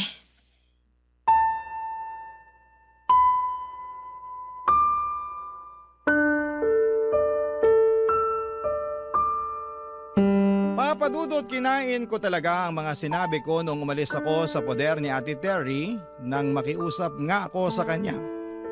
Natulungan kami ni Emily. Kaya nga kahit hiyang-hiya ako sa kanya ay tinis ko ang sermon niya sa akin dahil may punto naman ang mga sinabi niya. Pagkatapos ay tinulungan naman niya kami nang alokin niya kaming bumalik na sa bahay niya upang doon na manirahan. Noong sinabi ko kay Emily ang alok ni Ate Terry ay hindi siya natuwa kesyo akala ko raw ba ay gusto ko nang makaalis sa poder ng ate ko ganito ganyan. Pero dahil nga gipit na kami noon at wala nang maibayad sa nirerentahan namin at ayaw na rin naman niyang maglabas ng pera plus buntis pa nga siya ay wala na ring nagawa si Emily kundi ang pumayag na bumalik sa poder ni ate. Kaya lang, papadudot, simula noon, palagi na kaming nag-aaway.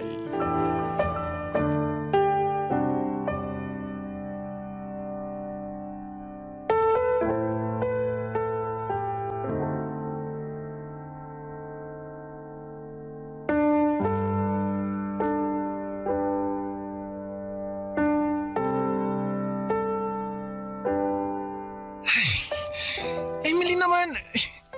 Baka mapaano si baby? Paano mapapano? Nandito lang naman siya sa tiyan ko. Alam ko naman yun, pero balik mo nga sa ubi ngayon.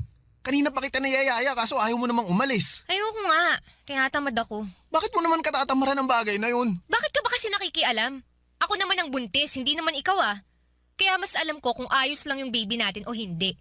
Hindi ko kailangang magpa-OB. Gastos lang yan. Para ka namang ano eh. Ano? Sige, sabihin mo. Ay, hindi na ba talaga matatahimik ang bahay na to? Simula nung dumating kayo rito araw-araw na lang kayo nag-aaway. Mahiya naman kayo sa akin, oh. At bakit naman ako mahihiya sa'yo? Sino ka ba? Anong sinabi mo? Huy! Emily, ano ba yung pinagsasasabi mo kay ate? Kakayamot kasi tong ate mo eh. Sabat ng sabat, hindi naman kasali sa usapan. Bastos naman pala tong babaeng to eh. Clarence, pagsabihan mo yan dahil papatulang ko yan kahit buntis yan. Sige, hindi rin kita aatrasan. O ano, halika, sabunutan tayo. Ano naman ikaw? Teka, pwede ba? Kumalma muna kayo. Paano kakalmay napakagaganyang kinakasama mo? Bastos, walang modo. Baka nakakalimutan nyo sinong mas matanda rito, ha? Wala kaming nakakalimutan, no? Nakakainis ka lang talaga. At ako pa talaga nakakainis? Hiyang-hiya naman ako sa'yo. Pasensya ka na ate ha, hindi lang alam ni Emily ang sinasabi niya. At ako pa talaga ang walang alam dito, ha? O sige, magkampihan kayo. Pagtulungan niyo ako. Parang tanga? Ikaw ang parang tanga? Emily, tumigil ka na! Isa ka pa! Anong ginawa ko? Pareho kayo ng ate mo na nakakainis! Buti pa, matutulog na lang ako. Ayoko makita ang pagmumukha niyo! Mas ayaw ko makita yung pagmumukha mo! Uy, ate, pasensya ka na ha. Hindi naman sinasadya ni Emily yun eh. Buntis lang yun. Pabago-bago kasi yung emosyon. Sinasadya o hindi, bastos talaga yung babaeng yan. Matagal ko na yan napansin sa kanya eh. Akala ko magbabago pero wala man lang character development. Tapos ngayon akala mo kung sino samantalang nakikita na lang naman kayo dito. Alam mo Clarence, mabuti pa umalis na lang kayo rito kasi sumasakit lang ang ulo ko sa inyo eh. Eh saan naman kami pupunta kung aalis kami dito? Ewan ko, hindi ko na problema yon. Bahala na kayo. Total, abuso kayo. Lalo na yung kinakasama mo parang banu mag-isip. Ate naman eh, hindi mo na ba talaga mapagpapasensyahan si Emily? Kung pasensya lang, kotang-kota na ako sa inyo. Panahon na para ako naman ang intindihin nyo, no? Gusto ko lang ng tahimik at stress-free na bahay na uuwian ko pagkagaling sa trabaho. Pero hindi nangyayari yun dahil sa ingay nyo. Para kayong aso't pusa kung magbangayan. Mahiya naman kayo sa akin at sa mga kapitbahay natin. Papadudot hiyang-hiya ako kay Ate Terry dahil siya na nga ang nagmabuting loob. Na patirahin kami sa bahay niya ay minasama pa ng kinakasama ko. Hindi ko alam kung dahil lamang ba yon sa buntis siya, kaya siya moody o sadyang unti-unti ko nang nakikita ang tunay na ugali ni Emily. Kaya nga para wala ng gulo ay nag-decide na lamang kaming umalis sa bahay ni Ate Terry makalipas ang 1 buwan na paninirahan doon. Tumuloy kami ni Emily sa bahay ng nanay niya. Bale, nagrenta lamang din sila ng maliit na kwarto kung saan ay kasama nila doon ang 5 pang nakababatang kapatid ni Emily sa ina. Dahil nga sa pagdating namin ay para na kaming sardinas doon na nagsisiksikan sa masikip na lata. Ang hirap kumilos at ang gulo-gulo ng mga kapatid ni Emily. Kaya hindi rin ako makapagpahinga ng maayos. Barangay Love Stories. Barangay Love Stories. Papadudot, pakiramdam ko ay wala akong kakampi sa bahay ni na Emily, lalo na kapag nag-aaway kami. Mabait naman ang mama niya pero pakiramdam ko ay may sinasabi itong hindi maganda sa akin kapag nakatalikod ako. Pero sa kabila ng lahat ay pilit ko silang pinakisamahan ng maayos hanggang sa nanganak na nga ang kinakasama ko. Siyempre, tinulungan ulit ako ni Ate Terry para makabayad kami sa ospital. Kaya nga malaki ang pasasalamat ko sa ate kong yon dahil maasahan talaga siya sa oras ng kagipitan. Masasabi ko na naging maayos naman ang unang 2 buwan ng pagiging magulang namin ni Emily. Hindi na kami masyadong nag-aaway noon at ang focus na lamang ay magtrabaho. Kumayod ako ng husto at sa katunayan ay madalas na nga akong mag-overtime at mag-double shift para naman malaki ang pera na maiuwi ko lalo't huminto muna sa pagtatrabaho si Emily para alagaan ang anak namin, Papa Dudut.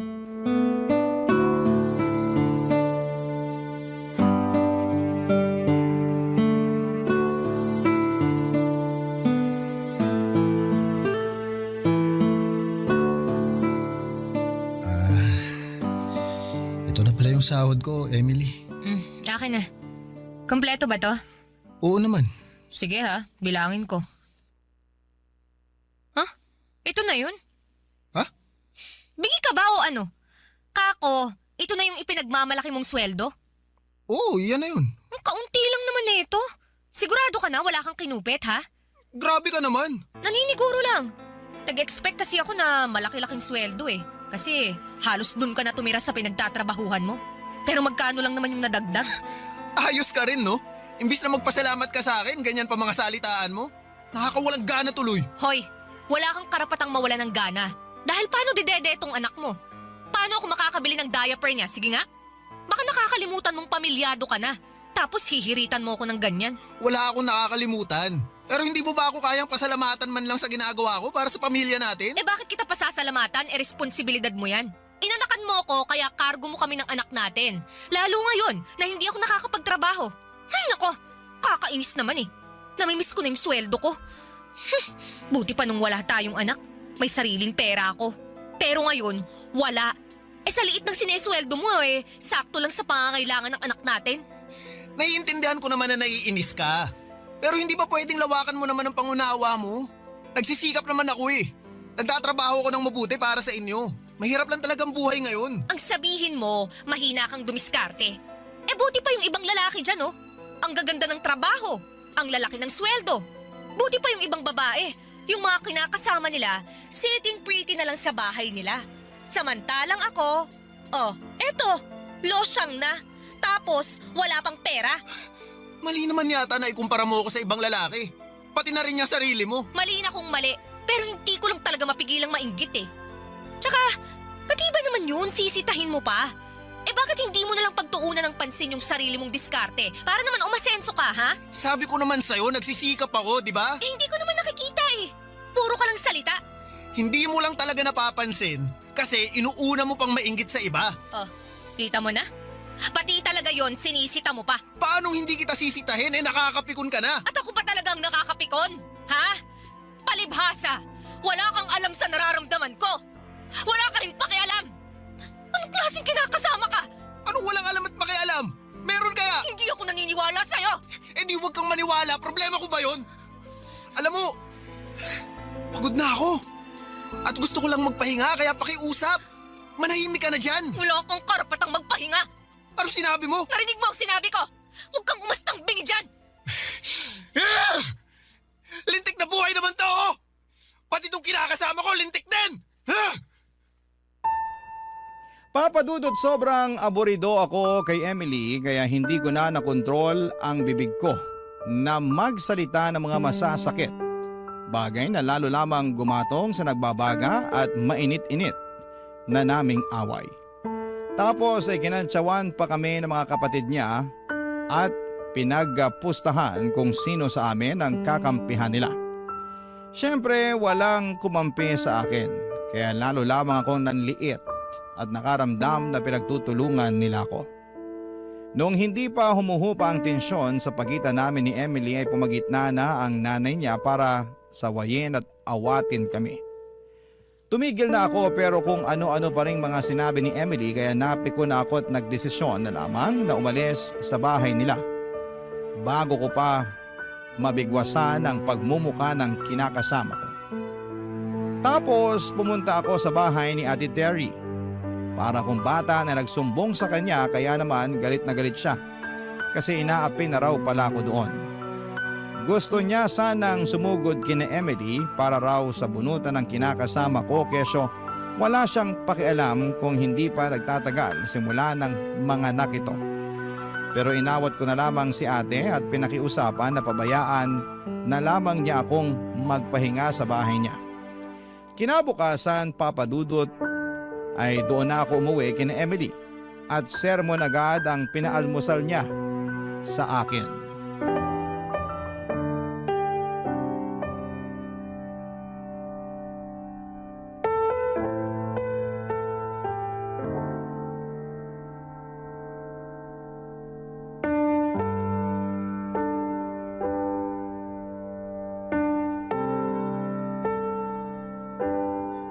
Emily, ano ba? Anong ano ba?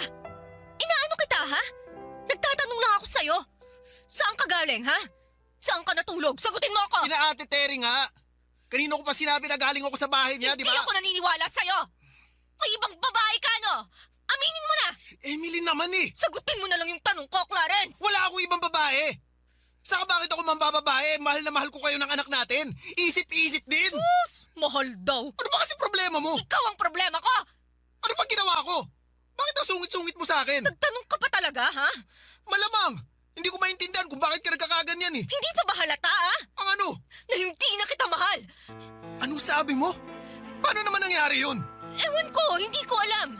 Basta, nagising na lang ako isang araw na nagsisisi na ako na nagpabuntis ako sa'yo. Na ayaw na kitang makasama, ganun. Imposible naman yun. Posible yun. Maniwala ka. Siguro ikaw talaga yung may iba, no? Aminin mo na! Ha? Wala ah. Bakit naman ako maghahanap ng panibagong sakit ng ulo? Sige nga. Ewan ko sa'yo. Hindi ako malanding babae, no? Pero kung sakali man na magkagusto ulit ako sa iba, iiwasan ko na yung mga kagaya mo. Aaminin ko, na naging uto-uto ako nun. Kasi masyado akong nadala sa matatamis mong salita at naawa ako sa mga drama mo. Pero alam mo, na-realize ko na mas gusto ko pala ng lalaking mature mag-isip at kaya akong buhayin. Hindi kagaya mo. Ayun! Lumabas din ang totoo sa bibig mo mismo! Pero wala nga sabi akong lalaki. Tsaka bakit ako ang inaakusahan mo? Eh ikaw nga yung kung kani-kaninong bahay nakitulog kagabi. Tigas din ng bunbunan mo, no? Gusto mo tawagan pa natin si Ate Terry para itanong mo sa kanya mismo na andun ako sa bahay niya natulog kagabi? Ayoko nga. Bakit ko gagawin yun eh? Malay ko bang nagsabuatan kayong magkapatid? Siyempre pagtatakpan ka niya. Ah! Para ka talagang taki! Ikaw ang parang tanga! Hindi mo ba talaga ako bibigyan ng katahimikan kahit konti lang? Manahimik ka muna kasi nakakapikon ka na eh! Ano naman kung nakakapikon ako? Ha? Oh, bakit? Anong gagawin mo sa akin? Sasaktan mo ako? Sira, hindi ako nananakit ng babae! Hindi raw. Pero sa tono mo parang papunta na dun eh. Grabe ka na sa akin, Clarence! Sobra-sobra nagpasakit ang ginagawa mo sa akin! Ano, wala akong ginagawa sa'yo. Napaka-OA mo ha? Ako pa talaga ang OA? Oo, sino pa ba? Saka bakit ka nag-iiyak dyan? Mamaya isipin ng pamilya mo, sinaktan kita o ano, mapasama na naman ako. Masama na naman talaga ang tingin nila sa'yo! At kasalanan mo kung bakit ganon. Buti pa, alis na muna ulit ako. Malapit na akong masiraan ang ulo sa pamamahay na to eh. Pag umalis ka, hiwalay na tayo! Bahala ka sa buhay mo! Papadudot nakipaghiwalay nga sa akin si Emily at kahit masakit sa loob ko ay hinayaan ko na siya. Ang bigat din naman niya sa kalooban na kasama kasi.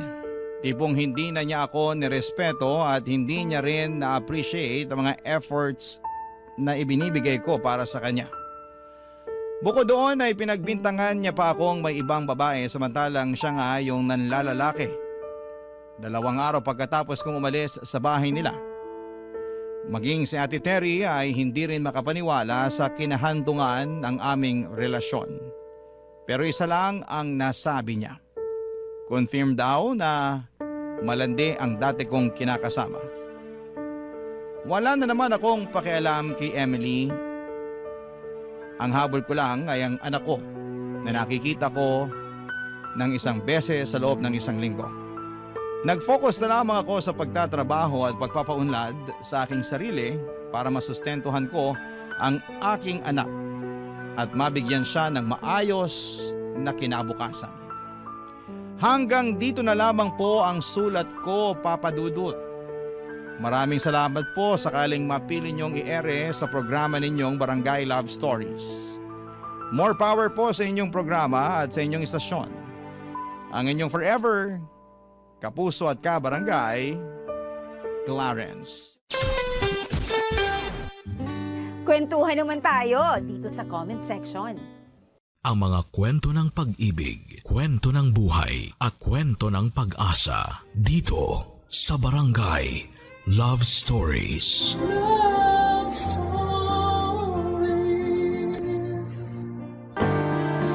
Hanggang kailan ka nga ba magiging pangalawa sa taong lagi mong inuuna? Hanggang kailan ka papayag na maging isang taong tinatakbuhan lang? Kapag may kailangan siya pero sa dulo ng araw, iba ang kasama niya kapag masaya na siya. Dear Papa Dudut, itago niyo na lamang po ako sa pangalang Essie. Sumulat ako sa inyo ngayon para ikwento sana sa inyo ang naging maiksing forever namin ng aking ex-boyfriend na si Jay. Tulad ng mga kakasimulang relasyon, napupuno kami noon ng pagmamahalan at halos ayaw naming malayo sa isa't isa. Updated sa ginagawa ng bawat isa kahit nga magkasama na kami sa trabaho, ay nagte-text pa rin kami at nagkukumustahan kung kaya pa ba ang workload na meron kami sa araw na yon. Ganon kami. Facebook official na kami at syempre ang pinaka-importante sa lahat ay official kami sa pamilya ng bawat isa. Akala ko nga ay talagang forever na ito eh. Akala ko. Kasi maayos naman kaming dalawa, walang naging problema pagdating sa oras dahil marami kami noon para sa isa't isa. Lalo na ako. Handa kong ibigay sa kanya ang lahat ng oras ko. Walang naging problema sa pamilya namin kasi boto sila sa amin. Actually ay sila pa nga itong nagpaplano na para sa future wedding namin. Nakakatawa na nakaka-pressure. Wala rin naging problema na sobrang bigat o walang naging challenges sa relasyon namin na hindi namin nalagpasan dahil sinisiguro ko na hindi kami aabot sa punto na matatalo kami ng mga pagsubok na yon. Bago pa man lumala ang inuupahan na naming pareho ang problema o inuupuan na namin ang mga problema at pinag-uusapang dalawa. Sobrang perfect na nga eh. Inabot na nga kami ng 2 taon sa relasyon pero sobrang gulatan na lang talaga. Noong 2nd year anniversary namin ay may bomba siyang pasabog na mas nakakasorpresa pa kesa sa ginawa kong surprise anniversary date para sa aming dalawa, Papa Dudut.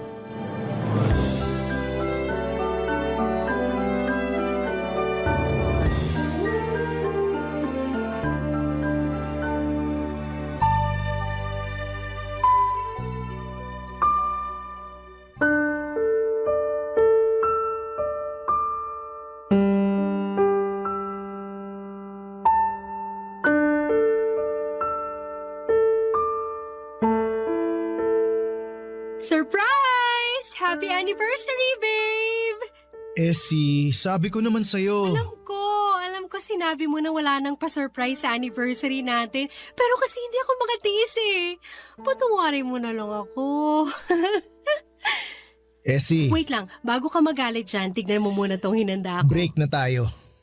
May hinanda akong tinola sa gata ng paborito mo. Narinig ko. I'm sorry kasi dapat kahapon ko pa sinabi to eh. Kung alam ko lang na maghahanda ka ng ganito, edi sana. Bakit? Anong bakit? Bakit ka nakikipaghiwalay? Bakit ngayon pa? Nakailang ka na ngayong gabi.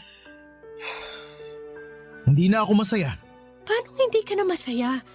Nung Sunday masaya pa tayong dalawa after church, diba? Ano yun? Matagal na akong hindi masaya. Bakit di ka masaya? Sabihin mo kasi hindi ko naman yun nakikita sa'yo. Hindi ko alam kung bakit hindi na ako masaya. Siguro kasi hindi na kita mahal. Pero mahal kita, Jay. I'm sorry, Essie. Pero hindi na tayo pareho ng nararamdaman ngayon. Ang labo naman, Jay. Akala ko ba wala magbabago? Akala ko rin eh. Paano na to? Pwede pa rin naman natin kainin tong hinanda mong tinola eh. Itong relasyon at hindi ang lintik na tinola na yan. Hindi ko alam. Hindi ka nalalaban? Hindi na. Ako lalaban pa. Wag na. Please, Jay. Hindi ko na kaya, Essie. Hindi na talaga.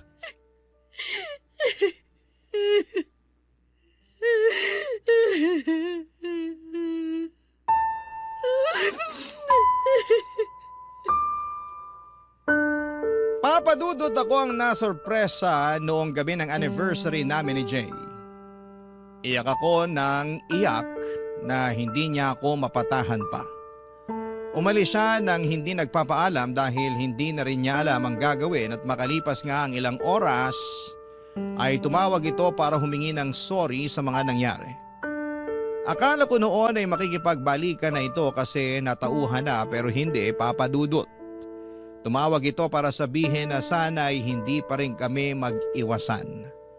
Na sana sa opisina lalo ay makakapag-usap pa rin kami tulad ng dati dahil hindi naman pwedeng mag-isa sa amin na i-give up ang trabaho dahil lang nagkahiwalay kaming dalawa. Na sana ay kahit na hindi na kami magkarelasyon ay matatakbuhan pa rin namin ang isa't isa tulad ng dati. Tulad dong magkaibigan pa lamang kaming dalawa, Papadudot. Hindi ko nasabi sa inyo na bago kami maging magkarelasyon ni Jay ay naging mag-best friend kaming dalawa. Since college, takbuhan na namin ang isa't isa lalo na kapag may problema. Lalo na siya. Lagi ang tumatakbo sa akin kapag may kailangang tulong at andon naman ako para saluhin siya. Nasanay siyang ganon sa akin hanggang sa maging kami. Kaya siguro kahit ngayon na magkahiwalay kami ay gusto pa rin itong maging ganon kami sa isa't isa.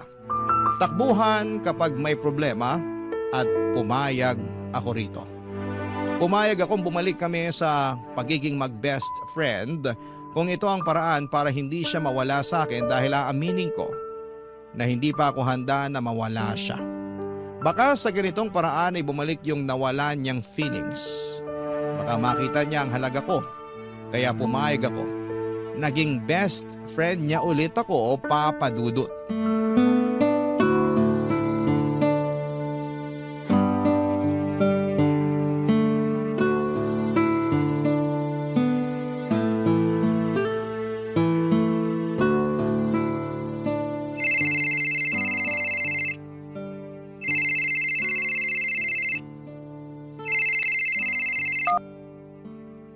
Hello, Essie, gising ka pa ba?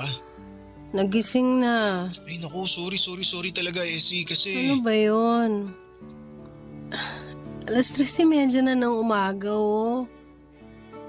Hindi ko kasi matapos tong report na pinapagawa ni boss eh.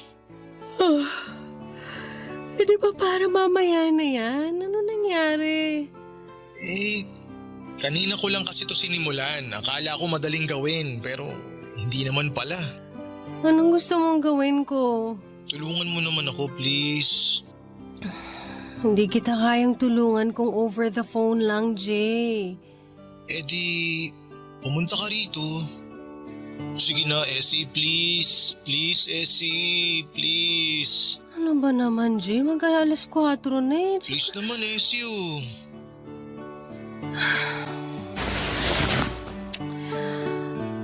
Okay. Bigyan mo ako ng 30 minutes. Pwedeng 20 minutes? Okay. Bigyan mo ako ng 20 minutes para mag-prepare. Ayun, thank you. Thank you Essie, sobrang thank you. Grabe, maaasahan talaga kita sa lahat. Ano pa nga bang silbi ko sa buhay mo, di ba? Ang laki kaya ng silbi mo. Ikaw ang savior ko eh. Araw-araw. Savior. Oh, bakit mo naman tinawanan yung sinabi ko? Hindi ko tinawanan. May naalala lang kasi ako. Hulaan ko. Nung college tayo, yan ang madalas kong sabihin sa'yo kapag ginagawa mo yung assignments ko, lalo na nung ginawa mo yung thesis ko. At marami pang iba. Ay, kaya nga thank you kasi kahit hindi na tayo, nandyan ka pa rin. Masasandalan, maaasahan. Best friend. Sabi naman sa'yo eh, mas maganda na ganito tayo kaysa... Huwag mo na ituloy ang sasabihin mo para maibaba ko na tong phone at makapag-prepare na ako. Ay, oo nga pala. O paano? See you. See you.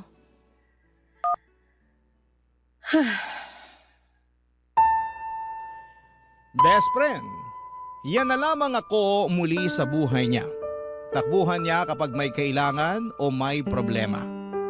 Para kaming bumalik sa college, ang daming nagsasabi na ang tanga-tanga ko para ipagpatuloy ang ginagawa ko.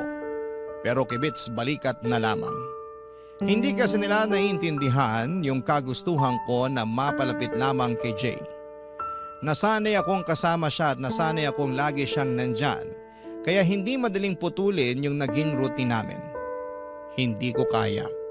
Kaya naman nakontento ako sa ganito sa pagiging best friend kung eto ang paraan para hindi siya mawala sa akin. Dahil Papa Dudut, aaminin ko, kahit 2 taon nang nakalipas, ay mahal ko pa rin siya. Hindi nawala ang pagmamahal ko sa kanya siguro'y dahil ayaw ko naman kasing mag-move on talaga sa kanya. Kasi lagi naman kaming magkasama. At kahit noong nagkaroon na ito ng bagong girlfriend, ay andun pa rin ako sa kanya. Natatakbuhan niya. Kahit ang sakit-sakit na. Andun pa rin ako at umaaktong ayos na ang kahit durog na ako. Dahil alam kong wala ng pag-asang maging kaming dalawa dahil may mahal na siyang iba. Papa Dudut. Barangay Love Stories. Barangay Love Stories. Papa Dudut, lumipas ang 5 taon at heto pa rin ako, katrabaho pa rin si Jay. Ginagawa pa rin ang lahat para sa kanya. Nagigising ng sobrang aga kahit sobrang dilim pa para lamang tulungan siya sa trabaho niya na hindi niya maintindihan o hindi niya magawa. Lumipas nga ang 5 taon at heto, nakakasama pa rin niya ako sa inuman kapag masama ang loob niya sa trabaho o kaya ay sa karelasyon niya. Lumipas nga ang 5 taon at heto, mahal ko pa rin siya. Wala pong nagbago. Mahal na mahal ko pa rin siya. Tanga na akong tanga pero hirap talaga akong kalimutan siya. Lalo na't lagi namang kaming magkasama. At dahil nangako ako sa kanya na hindi ako magbabago, na hindi ako iiwas at magiging mag-best friend pa rin kami. Kahit nga noong time na sinabi nito sa akin na engaged na sila ng kanyang girlfriend. Hindi pa rin ako umalis. Nangako pa rin ako na matatakbuhan niya anumang oras niya ako kailangan, Papa Dudut.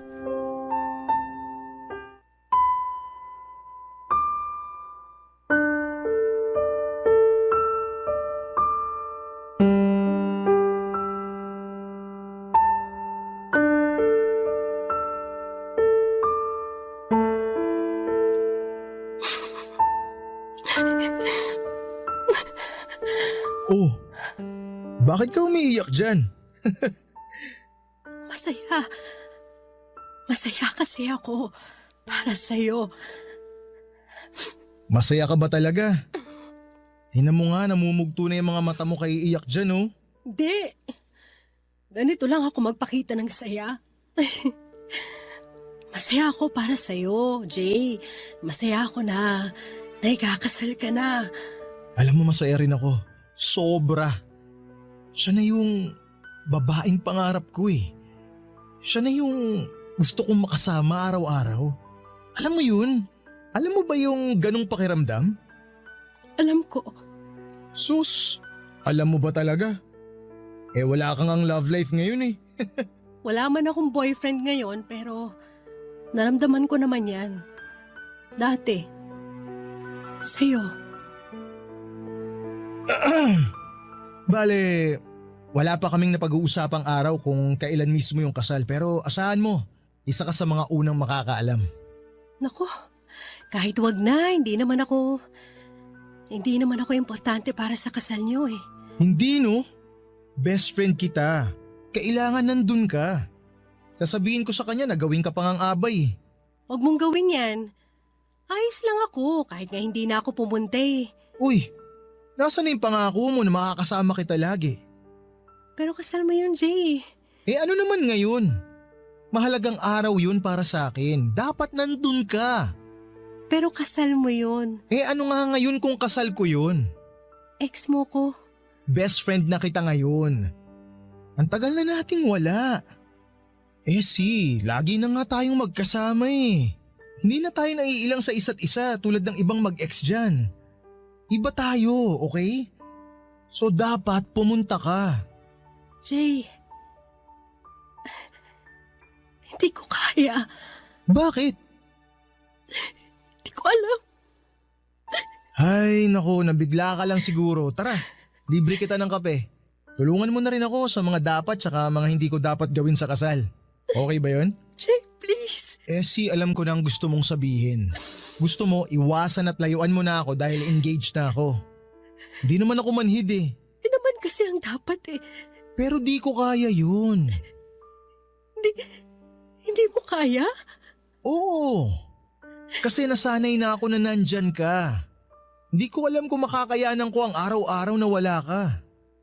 Pero… ituloy mo pa rin yung pangako mo. Huwag kang mawawala sa tabi ko. Nandyan ka lang para matakbuhan ko. Para matulungan ako. Diyan ka lang. Walang dapat magbago kahit ikasal pa ako. Kahit magkaanak pa ako at magkaapo. Diyan ka lang. Ha? Okay.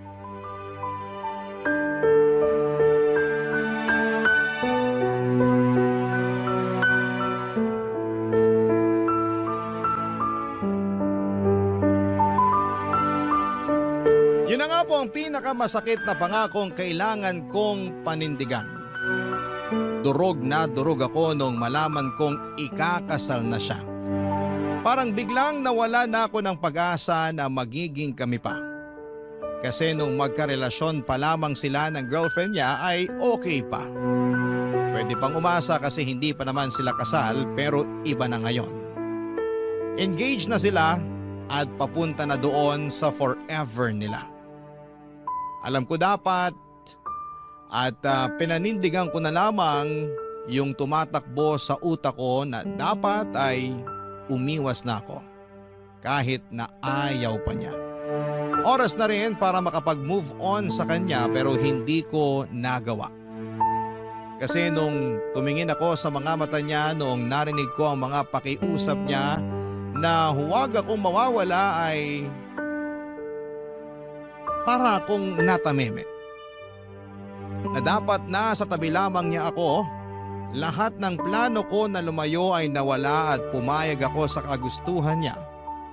Ang mga kong hindi ako aalis. Na forever akong nasa tabi niya at forever niya akong matatakbuhan kapag kailangan niya ng forever best friend.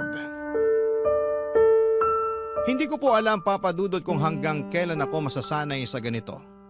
Hindi ko alam kung makaka-move on na ba ako sa kanya at matatanggap na ang katotohanan na mag-best friend na lamang kaming dalawa.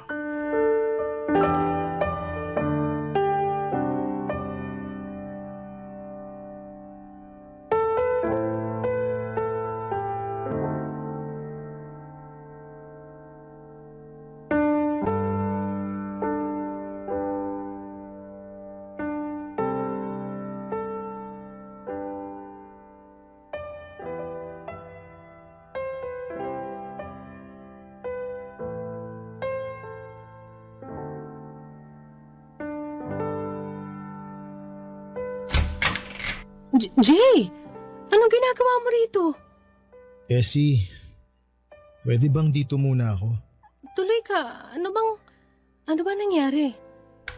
Si ano kasi... Yung fiancé mo. Ha? Paano mo nalaman? Kapag ganyan na itsura mo, alam ko nag-away na naman kayo eh. Hindi ko siya maintindihan eh. Ang labo niya. Ang babae kasi, kahit anong gawin mo, hindi mo maiintindihan. Mahalin mo na lang. Pero bakit ikaw naiintindihan ko? Kasi best friend mo ko at matagal na tayo magkakilala. Ang hirap niyang intindihin. Lagi na lang ako yung nag-a-adjust. Paano naman ako? Kailangan ba lagi ako yung may malawak na pangunawa? Bakit siya hindi niya magawa yun para sa akin? Nagmumukha akong sunod-sunuran sa mga gusto niya eh. Siya lagi yung nasusunod. Para tuloy akong aso. Naiintindihan kita. Ay, buti ka pa. Ha? Buti ka pa naiintindihan mo ako. Buti ka pa ramdam ko na hindi ako nag-iisa kapag kasama ka. Buti ka pa... Jay, maaayos nyo rin yan. Away lang yan. Pero paulit-ulit na lang kasi. Pag-usapan nyo lang, maayos din yan. Mabuti pa tara na lang dun sa sala at ipagtitimpla kita ng kape.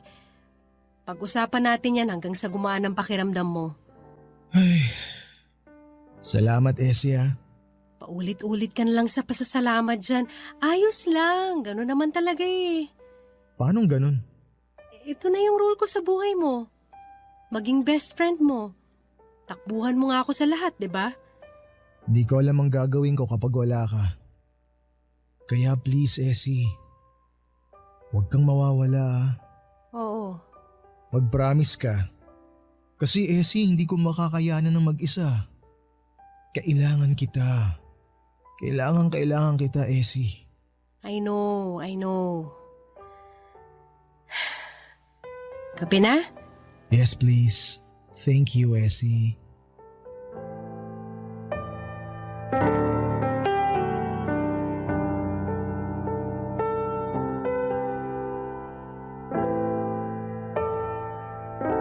Dapat maging masaya ako kapag sinabi niya na kailangan niya ako. Dati masaya ako noon eh. kapag sinasabi niya yon. Kapag nagpapasalamat siya at sinasabi niya na masaya siya na nandun ako lagi para sa kanya. Na walang ibang babaeng kayang gumawa noon kahit pa nga ang GF niya. Hindi kayang gawin ang ginagawa ko. Pero ngayon, kapag naririnig ko ang pasasalamat niya sa akin, kapag napapakinggan ko na sinasabi niya na kailangan niya ako, na hindi niya kayang mawala ako ay parang nadudurog ako ng paunti-unti. Kasi alam ko na hanggang doon na lamang yon. Hanggang takbuhan lamang ako kapag may kailangan at problema siya.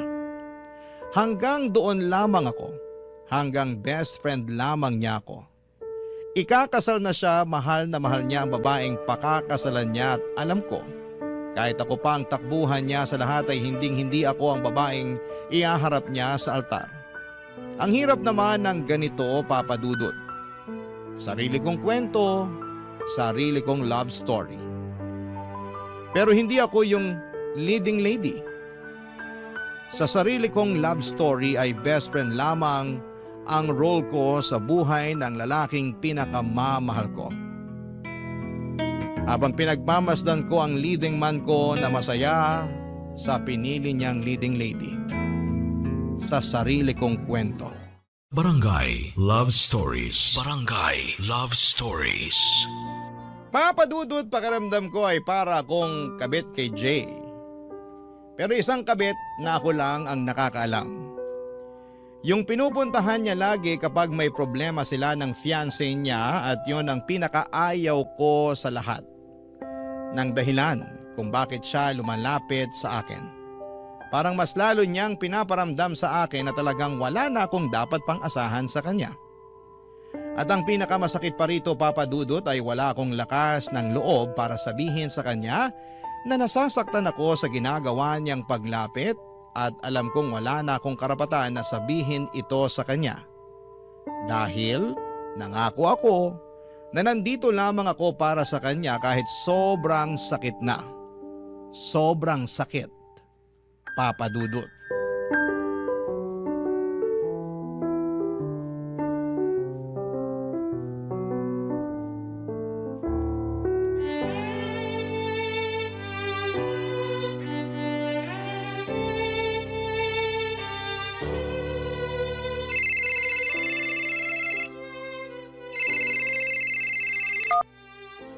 Hello? Hi, Essie. Naistorbo ba kita? Hindi naman. Bakit? Wala naman. Gusto lang kitang kumustahin. Kumustahin ako? Bakit parang nagulat ka? Wala lang. Kala ko kasi may kailangan ka eh. Nanibago lang. Grabe naman to. Kinukumusta naman kita kahit wala akong kailangan Bihira. Kaya sorry, nagulat lang. Okay lang naman ako. Ano bang meron? Wala naman. Pwede bang tumawag lang ako kasi gusto kita makausap, ganon? Weird eh. Hindi ako sanay na tumatawag ka na walang kailangan. Nakakasakit ka ng damdamin Kanina kasi sa office napansin ko na parang tulala ka. Tapos tahimik. Di ka nga ata kumain ng lunch Dami lang kasing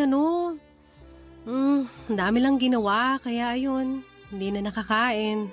Tigilan mo nga ako, wala kaya masyadong ganap sa office ngayon. Masama lang siguro yung pakiramdam kasi lately sobra yung puyat ko eh. Aba, mukhang pinariringgan mo ako dyan Bakit naman kita paparinggan? Kasi ako lagi nang pupuyat sa'yo. Ay, teka, parang weird pakinggan yun Ang ibig kong sabihin, napupuyat ka dahil sa katutulong sa akin sa mga take-home ko na trabaho. Sus, wala yun. Ilang years ko na namang ginagawa yan, sanay na ako. Parang masama ata loob mo Pero Essie, sobrang thank you Ano bang nakain mo at ganyan ka ngayon ha? Wala naman. Bigla lang kasi kitang naisip ngayon. Tapos naalala ko yung mga pinagdaanan natin nung naging tayong dalawa. Naalala mo nung nag-away tayo dahil nagsiselos ako dun sa isang katrabaho natin? Si Fred? Sus, paano ko makakalimutan yun? Binlock mo pa ako sa Facebook nun sa sobrang selos mo. Pero in-unblock din kita kinagabihan, no? Eh kasi sabi mo natatakot ka na kapag hindi kita ka-chat, kami ni Alfred yung mag-usap. Praning ka! Sus, ikaw nga rin tong praning eh. Naalala mo si Camille, yung naging kapitbahay ko? Ang tindi kaya ng selos mo dun. Halos araw-araw nasa bahay ka para bakuran ako sa kapitbahay ko na yun. Oy, may dahilan para magselos ako dun sa sakang na yon, ano? Panay kaya pagpapakit niya sa'yo, napapansin ko kaya. Sus, madumi ka lang mag-isip. Di mo lang maamin na selosa ka talaga. Kapal nito, gustong-gusto mo naman na pinagsiselos ako. Ang cute mo kasi pag nagsiselos ka. Tsaka doon ko nararamdaman na ang gwapo ko. Tsaka mahal na mahal mo ako.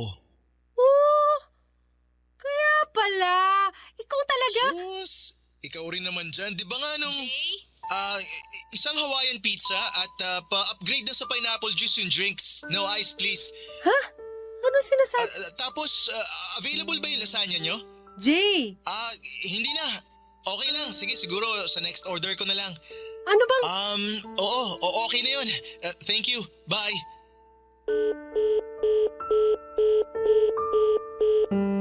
Hindi ko alam kung ano yung naging usapan namin yon ni Jay. Kung bakit bigla siyang tumawag at bigla naming pinag-usapan ang nakaraan namin. Aaminin ko na nakaramdam ako ng kaunting pag-asa.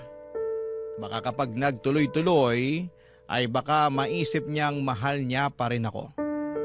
Tuwang-tuwa ako noon habang pinag-uusapan ang nakaraan namin pero nung biglang dumating ang fiancé niya ay bigla siyang nagpanggap na tumatawag sa isang fast food para magpa-deliver ng pagkain at walang sabi-sabing pinatayan ako ng tawag noong papalapit na ang fiancé niya sa kanya.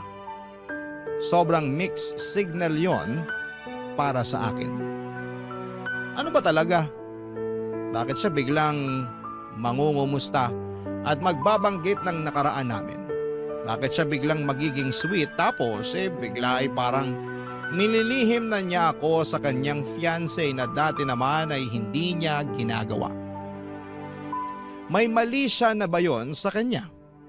Gusto kong pag-usapan namin kung ano ba yung nangyari sa amin pero pagkatapos noon ng pag-uusap namin yon ay umiwas na ito sa akin at hindi ako manhid para maramdaman yon.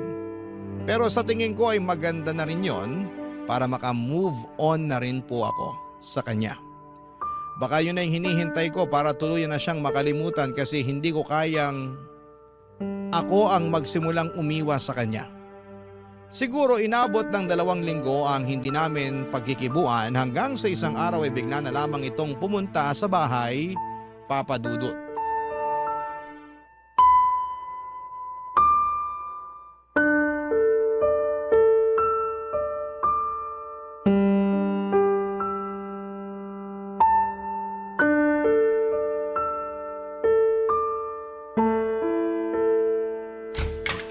Oh, Jay, anong ginagawa mo rito? Bakit lagi kayong magkasama ni Pete? Pete? From marketing? Bakit? May ibang Pete ka pa bang nakakasama, ha? Wala. Teka, bakit parang galit ka? Hindi ako galit. Hindi. Nagtatanong lang ako kasi lagi kayong magkasama eh. Bakit masama ba? Oo. Kasi wala namang koneksyon ng department natin sa kanila. So hindi ko magets kung bakit lagi siyang umaali-aligid sa cubicle mo kapag break. O kaya kapag meron siyang chance. Bakit? Wala ba siyang ibang cubicle na pwedeng puntahan? May tinatanong lang yung tao. Ano yun araw-araw? Oras-oras may tinatanong? Si lalaki ako. Alam ko yan. Anong alam mo? Na meron siyang intensyong iba sa'yo. Ano naman ngayon? Pareho naman kaming single, wala namang magagalit. Ako yung magagalit, bakit? Bakit ka magagalit? Sino ka ba para kagalitan kung sino man ang lumapit sa akin? Best friend mo ko. Akin ka lang. Ha! Best friend ka lang. Yun lang. Ganon din ako sa'yo. Best friend mo lang ako. Nangako ka na pwede kitang matakbuhan kahit na anong oras. Kapag kailangan kita, nandun ka. Pero hindi ko pinangako na ikaw lang ang pwedeng tumakbo sa akin kapag may kailangan. So ganun na lang yon. 2 kaming pwedeng lumapit sa'yo. 2 na kami, ganun. Wala na sa akin ang focus mo. Bakit kailangan mag-focus ako sa'yo? Sino ka ba? Best friend mo nga. Paulit-ulit naman tayo eh. Oo! Uulit Uulit-ulitin ko yan hanggang maintindihan mo na best friend ka lang at best friend lang ako at sana alam nating pareho ang limitasyon na yon. Yung pitang bigyan mo ng limitasyon dahil mas nauna ako sa'yo. Nauna ka, pero tapos ka na. Tandaan mo yan. Wala kang karapatan para pagbawalan ako na lumapit o lapitan ng mga tao kasi hindi mo ko pag-aari. Pero nangako ka. Nangako ka rin naman dati, di ba? Walang iwanan. Tayo lang forever. O asa na yon? Bakit? Ikaw lang ba may karapatang bumali ng pangako? Hindi mo naiintindihan yung punto ko eh. Ikaw ang hindi makaintindi sa sitwasyon natin eh. At sa limitasyon natin, Jay, hindi ako. Limitasyon? Walang limitasyon sa atin.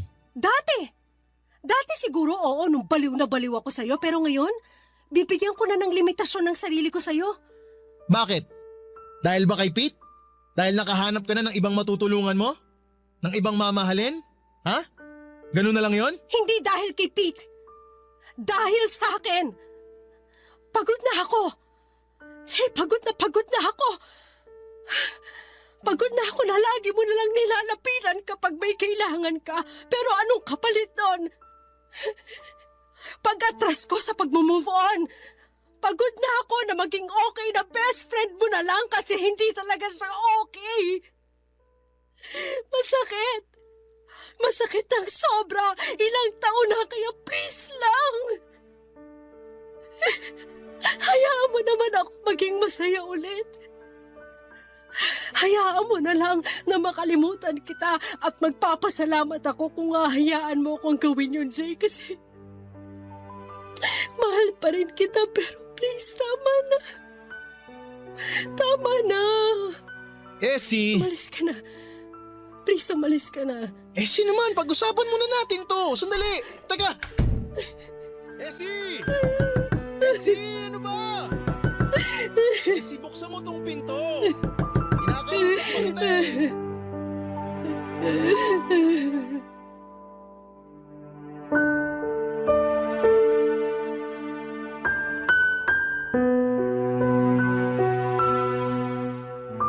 Sa unang pagkakataon ng buhay ko ay naramdaman kong malaya na ako. Naramdaman ko, Papa Dudut, na makakapagbukas na ako ng panibagong chapter ng buhay ko. Nawala na ang inaakala kong leading man ko. Sa unang pagkakataon ng buhay ko ay naramdaman ko na may ginawa rin akong tama para sa sarili ko naman. Sobrang sakit na tuluyang kunang pinutol ang koneksyon namin ni Jay. Pero alam kong mas kailangan ko ang sakit na yon para tuluyan kong maitulak ang sarili ko papunta sa tamang direksyon at sa tamang tao. Alam ko na habang nakadikit ako kay Jay ay nababawasan ang chance na mahanap ko ang totoong leading man ng buhay ko. Kaya ng gabing yon, sinabi ko sa kanya lahat-lahat ng mga tinago kong salita sa loob ng maraming taon. Tinapos ko ang chapter namin ang gabing yon. At hindi ako nagsisisi na ginawa ko yon dahil sa unang pagkakataon sa buhay ko. Nagkaroon ako, Papa Dudut, ng pag-asa na magiging masaya ulit ako. Sa unang pagkakataon ng buhay ko ay naramdaman ko na tama ang ginawa ko at alam ko ang kasunod nito ay saya na. Saya dahil ilang hakbang na lamang at makikilala ko na ang leading man ng buhay ko. Yung leading man ay tuturing akong leading lady sa kwento naming dalawa. Aabangan ko yon. At hindi ako mapapagod na humakbang patungo sa direksyon kung nasaan man siya. Papa Dudut, marami na akong sakit na dinanas sa nakaraang pahina ng buhay ko. Malit na bagay na lamang ang hahakbangin ko para makalaya. Ang inyong kapuso at kabarangay forever, Essie. Kwentuhan naman tayo dito sa comment section.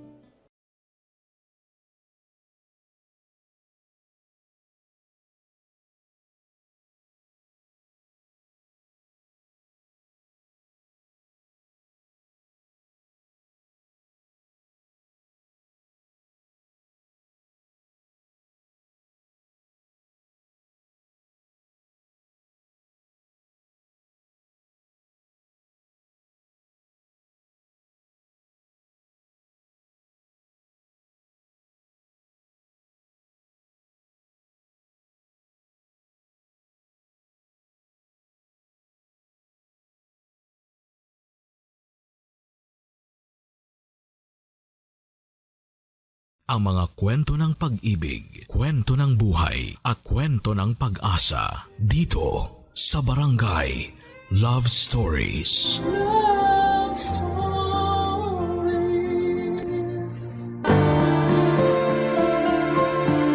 Ang pagiging yaya ay isang marangal na trabaho na may malaking epekto sa buhay ng isang bata. Sa pamamagitan ng kanilang pag-aalaga at malasakit ay nakakatulong sila sa paghubog ng pagkatao ng isang bata. Ikaw, kabarangay, ano ang iyong mga naging karanasan o alaala sa iyong yaya?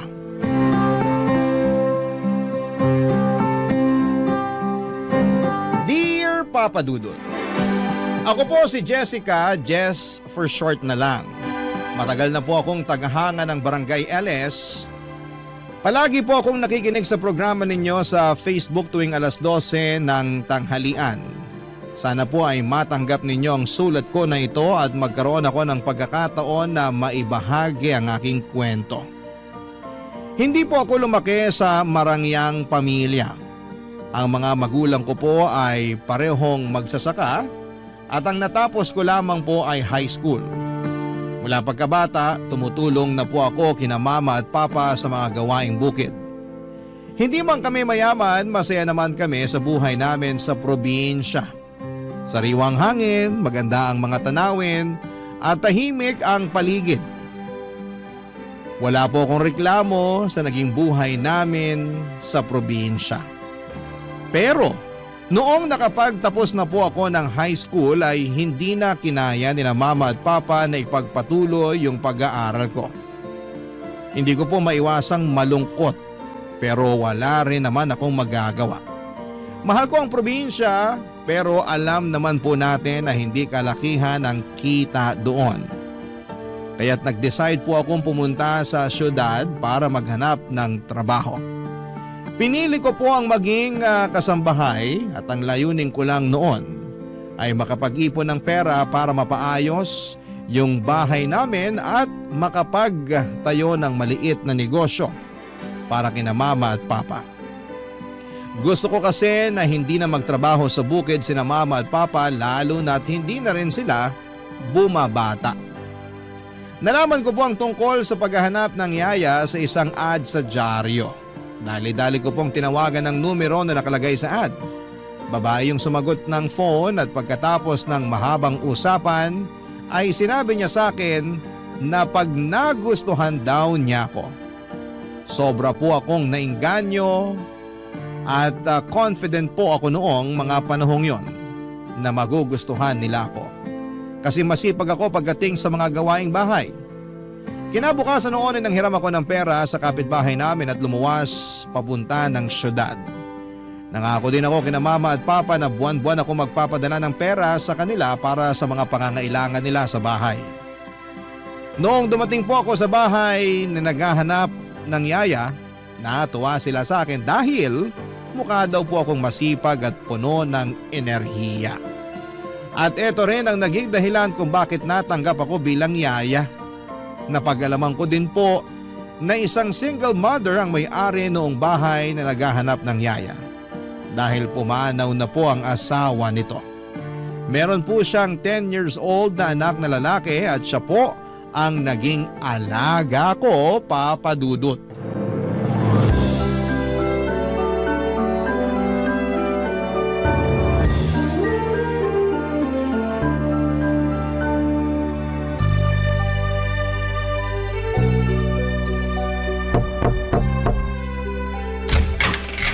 Hello, ikaw ba si Winston?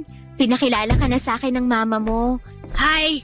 Ikaw ba yung bagong yaya ko? Oo, ako si Jessica. Pero tawagin mo na lang akong... ang haba din naman kasi ng Jessica. Ay, alam ko na. Yaya Jess na lang. Sige po, Yaya Jess. Ilang taon ka na, Winston? 10 years old. Pero malapit na ako maging teenager. Kakatuwa ka namang bata ka. Basta lagi mong tatandaan, nai-enjoy mo lang ang kabataan mo, ha? Naku, mahirap sa mundo ng mga big boys at big girls. Kung pwede lang sana bumalik sa pagkabata, naku, gagawin ko talaga. Bakit mo gustong bumalik sa pagkabata, Yaya Jess? Para mawala lahat ng pimples at wrinkles mo? Aba, bastos kang bata ka. Naisahan mo ako dun Yaya, tama na! Huwag mo akong itin! Di na ako makahinga! Like na kita, Yaya Jess. Ako rin. Mukhang hindi ako mamomroblema sa pag-aalaga sa'yo. Ay, nga pala, kanina ko pa napapansin na andito ka lang palagi sa kwarto mo nagko-computer. Hindi ka man lang ba naglalaro sa labas? Ayoko po maglaro sa labas eh. Binubuli lang ako ng mga bata dun. Ha? Paanong binubuli? Pinagtatawanan nila yung salamin ko. Mukha daw akong alien. Tapos pangu daw ako, tabachoy. Tong mga batang to, oo. Nako, sa susunod na asarin ka nila, magsumbong ka sa akin, ha? Mananagot na talaga sa akin yung mga yan. Thank you, Yaya Jess. Pero ayoko. Tayo na lang kaya maglaro. Marami akong computer games dito na pang 2 players. Oy baby, yun ang hindi ko mapapangako sa'yo. Kasi baka pagalitan ako ng mama mo. Alam mo naman, kailangan kong sipagan tong mga gawaing bahay dito kung gusto kong magtagal sa inyo, di ba? Lalong-lalo na ngayon at kakatanggap lang sa akin ng mama mo. Naku, Yaya, huwag kang mag-alala. Nandyan si mama ngayon, oo, pero kadalasan wala naman siya dito eh. Ha? Anong ibig mong sabihin? Busy si mama sa work niya. Most of the time, mag-isa lang ako dito sa bahay. Ay, ganun ba? Naku, kawawa ka naman palang bata ka. Naku, baby, don't worry, kasi andito na si Yaya. Forever na ako dito. Pero teka lang, kung ikaw lang ang naiiwan dito mag-isa, paano yung... Mga gawaing bahay.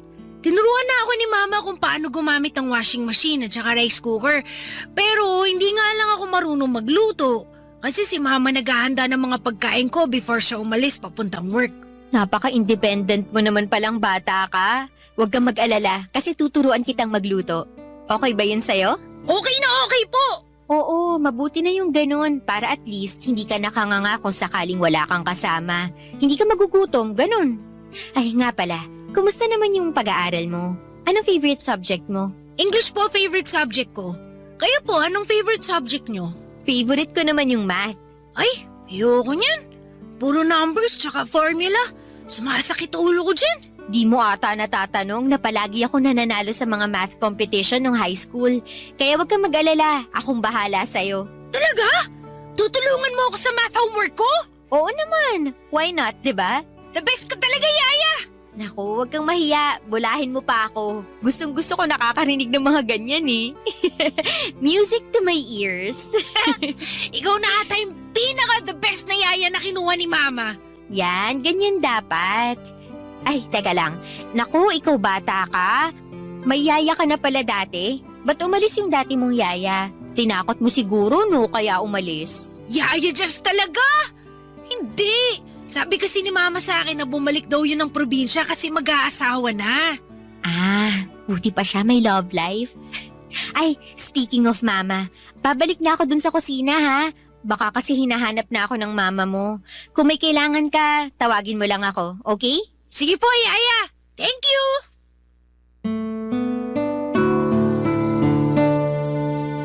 Naging maayos po ang takbo ng pamamasukan ko kina Winston.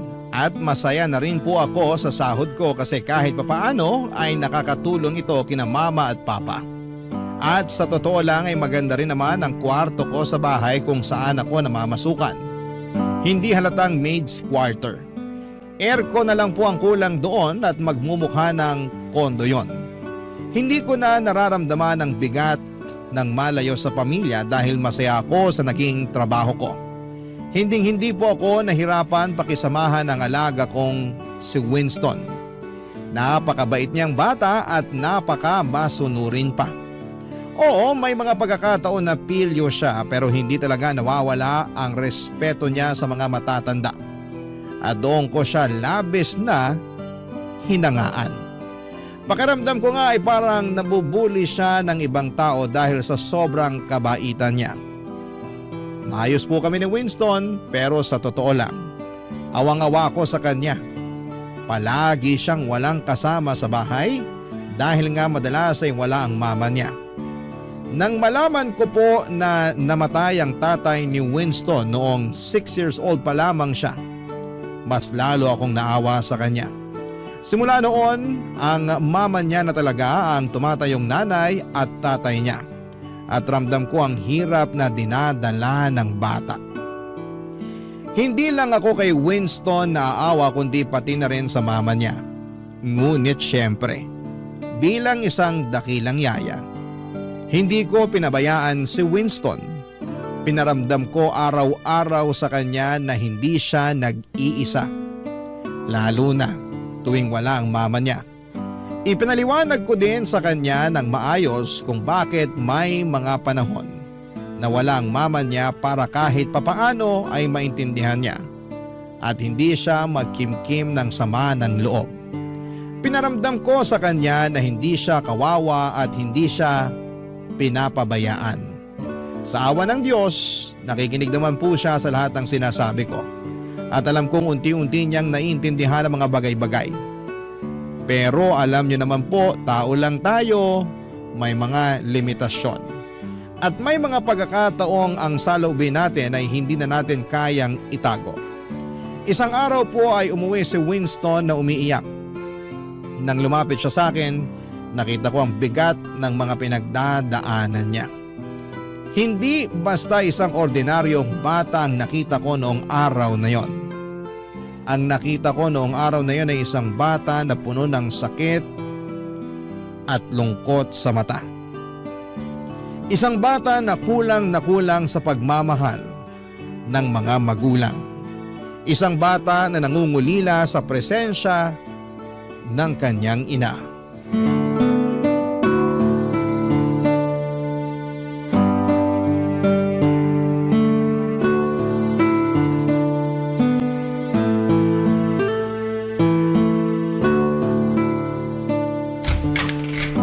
Winston, ready na yung breakfast mo. Kumain ka na. Oh, anong nangyari sa'yo? Ba't ka umiiyak? Malapit na kasi yung family day namin, Yaya Jess. Tapos, sabi ni Mama, hindi daw siya makakapunta. Hala, ganun ba? Tahan na, huwag ka nang umiyak. Yung mga kaklase ko siguradong sasamahan ng mga mama at papa nila. Ito talagang baby ko. Alam ko na kadalasan sa mga nakikita mo, lalong-lalo na sa mga kaklase mo, ay merong mama at papa. Pero ganito kasi yan. Hindi lahat ng bata ay kumpleto ang mga magulang. Pero kahit na ganun pa man, lagi mong tatandaan na hindi ka bawasan yun sa pagkatao mo. Ganun po ba yun, Yaya Jess? Oo naman. Pwedeng-pwede ka mamuhay ng masaya at normal kahit hindi kumpleto ang mga magulang mo. Pero, iba pa rin po talaga pagkasama mo mga magulang mo. Oo, totoo naman yun. Alam mo ba na maraming bata dyan ang kompleto nga ang mga magulang pero hindi naman masaya ang family nila? Paano niyo naman po nasabi? Ay nako, eto na, ichichika ko na sa'yo. Alam mo ba na yung kaklase ko nung elementary, lumaki siya na may mama at papa pero... Yaya Jess naman eh! Ituloy mo! Mas nasasaktan ako sa pagbitin mo sa kwento eh. Tong bata na to, makinig ka kasi muna baby. So ayun na nga, lumaki siya na parehong nandyan ng mama at papa niya pero hindi siya happy. Alam mo kung bakit? Bakit naman po? Kasi palaging nag-aaway yung mama at papa niya. Oo, totoo yun. Tapos ito pa yung mas nakakaloka dyan. Yung mama niya, nahuli niya yung tatay na may... basta, yun. Nahuli na may ano? Wala yun. Basta ang bottom line dito ay hindi siya masaya kahit complete family sila. So mas mabuti pa pala na hindi complete ang family? Ay nako baby, hindi sa ganun yun. Ang ibig ko lang namang sabihin ay hindi lahat ng complete family na nakikita mo ay masaya. Yung iba dyan may pinagdadaanan pero hindi lang nila pinapakita. Kaya wag ka nang sad, okay? Thank you talaga, Yaya Jess. Okay na po ako. Yan, dapat ganyan. Smile ka lang. I love you, Yaya Jess. Love na love din kita. May alaga forever and ever. Pero sa totoo lang po, medyo sad pa rin ako kasi hindi makakapunta si Mama sa family day namin. Baby, eto ha, ipapaliwanag ko sa'yo ng mabuti. Yung mama mo kasi, ginagawa niya ang lahat para sa'yo. Oo, alam ko na parati siyang wala dito sa bahay. Pero ang rason kung bakit parati siyang wala ay dahil nagtatrabaho siya para sa'yo. Pinipilit ka niyang itaguyod kahit mag-isa siya. Alam ko naman po yun. Pero nalulungkot pa rin ako eh. Sa tingin mo, bakit kumuha ng yaya ang mama mo? Para may makasama ka syempre kasi concerned yung mama mo sa'yo. Kung sa bagay. Ganito na lang ang isipin mo, baby. Kung hindi busy si mama mo at palagi siyang nandito sa bahay, sa tingin mo ba magkakaroon ako ng chance para maging yaya mo? Tama! Sobrang talino mo talaga, Yaya Jess. Alam ko. Ako pa ba? Ako na to eh. Di na lang siguro ako sasali sa family day. Tatapusin ko na lang yung mga assignment na hindi ko pa natatapos. Basta Yaya, tutulungan mo ako ha. Math pa naman yung assignment ko. Alam mo naman na mahina ako pagdating sa problem solving. Ay, teka lang. Sinong nagsabi sa'yo na hindi ka a-attend ng family day? Ano pa nga bang magagawa ko eh? Hindi nga raw makakapunta si mama, di ba? Ay, dyan ka nagkakamali. Sasamahan kita. Pupunta tayo ng family day. Talaga po, Yaya? Seryoso kayo? Pwera na lang kung kinakahiya mo ko. Ano ka ba, Yaya? Hindi no. Siyempre gusto ko na nandun ka. Oh, yun naman pala eh. Huwag kang mag-alala. Paghahandaan ko yung family day na yan. Okay? Thank you po! I love you, Yaya Jess! Noong mga panahong yon, kung ano-ano na lamang ang sinasabi ko kay Winston para gumaan ang kalooban niya. Alam ko na may punto siya, Papa Dudut. Lahat ng bata ay may karapatan na magkaroon ng buo at masayang pamilya. Hindi nila pinili na ipanganak sa mundong ito kaya't responsibilidad ng mga magulang na alagaan at bigyan sila ng tamang gabay. Pagdating naman sa amo ko o sa nanay ni Winston, alam kong ginagawa niya ang lahat para matugunan ang mga pangangailangan ni Winston. Ang totoo niya ay awang-awa rin ako kay ma'am kasi wala siyang katuwang sa pag-aalaga sa bata. Pero tulad nga ng sinabi ko, ginagawa ko na lamang ang lahat upang hindi magtanim ng sama ng loob ang bata sa nanay niya. At habang hindi siya nasasamahan ng nanay sa araw-araw, ako na muna ang tumatayong parang pangalawa niyang ina. Sobrang saya po ni Winston noong dumalo kami sa family day ng school nila. Parang ang saya-saya niya. At ni minsan ay hindi niya naaalala na hindi buo ang pamilya niya. Sa araw na yon, tuwing may magbabalak na tanungin si Winston kung nasaan ang mga magulang niya, ako na kaagad ang sumasabat para hindi na maalala ng alaga ko. Kasi alam ko na deserve niyang mag-enjoy ng buong buo sa araw na yon. Gusto ko lang na makita na masaya siya. Pagkatapos ng family day ay naisip ko na magandang pagkakataon na yon para makausap ang amo ko. Pinag-usapan namin si Winston at naawa din siya sa bata pero sa kabila ng lahat, nagpasalamat din siya sa akin.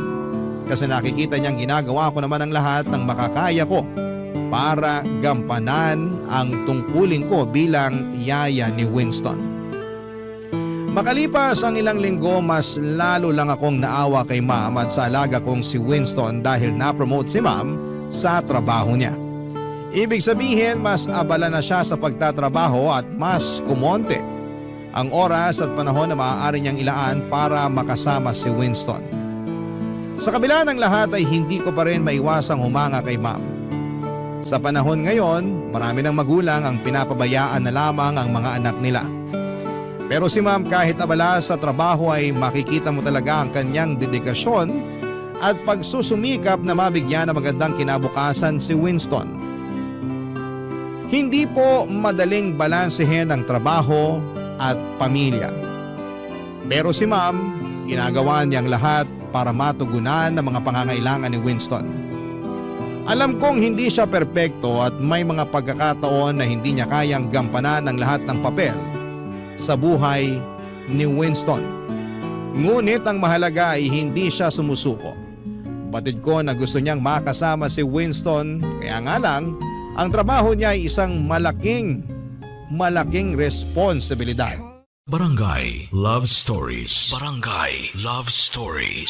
At dahil nga po sa naging sobrang busy si ma'am sa trabaho, Sa akin na niya pinapaubaya ang paghatid at sundo kay Winston sa school. Naalala ko pa nga na tinanong ko siya kung bakit hindi na lang niya pasakayin si Winston sa school bus. Pero ang sabi ni mama ay mas kampante raw siya kung ako na lamang ang kasakasama ni Winston.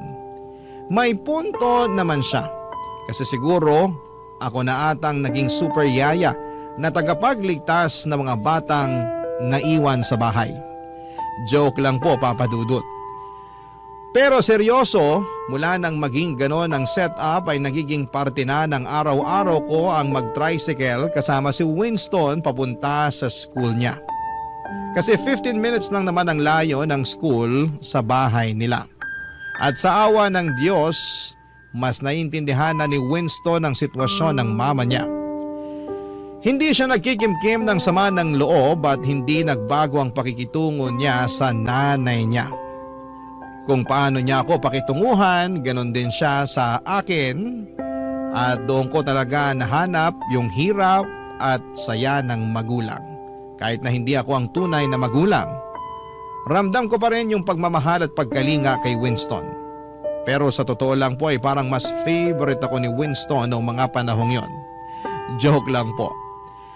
Sana po ay hindi ninyo masamain ang sinabi ko. Wala akong intensyon na higitan si ma'am. Ang gusto ko lang ay maramdaman ni Winston na maraming nagmamahal sa kanya. At hindi siya nag-iisa. Gusto ko siyang iparamdam na may buong pamilya na nagmamahal sa kanya. Kahit na hindi buo ang pamilya niya. Ganun ko po siya kamahal, parang sarili kong anak. Isang araw noong hinatid ko si Winston sa eskwela, ay hindi ko inaasahan na may mangyayari pala sa akin na makapagpapabago sa takbo ng buhay ko. Ang tadhana nga naman, minsan nakakalungkot pero minsan ay nakakatawa din, Papa Dudut.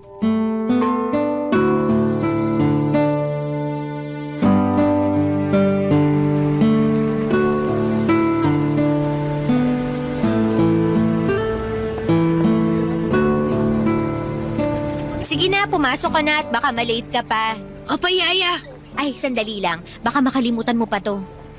Ito nga pala yung lunchbox mo. Tapos, ito naman yung tubig mo. Tapos, ito naman yung iced tea mo. Thank you, Yaya. Mauna na po ako. Sige, enjoy!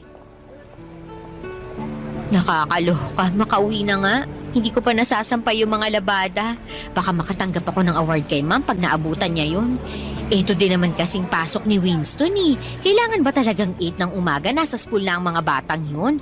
Aba, hindi naman ata makatarungan yan. Ano bang akala nila sa mga bata nagtatrabaho? Ay, makauwi na nga nang matapos ko na yung mga hindi ko pa natatapos.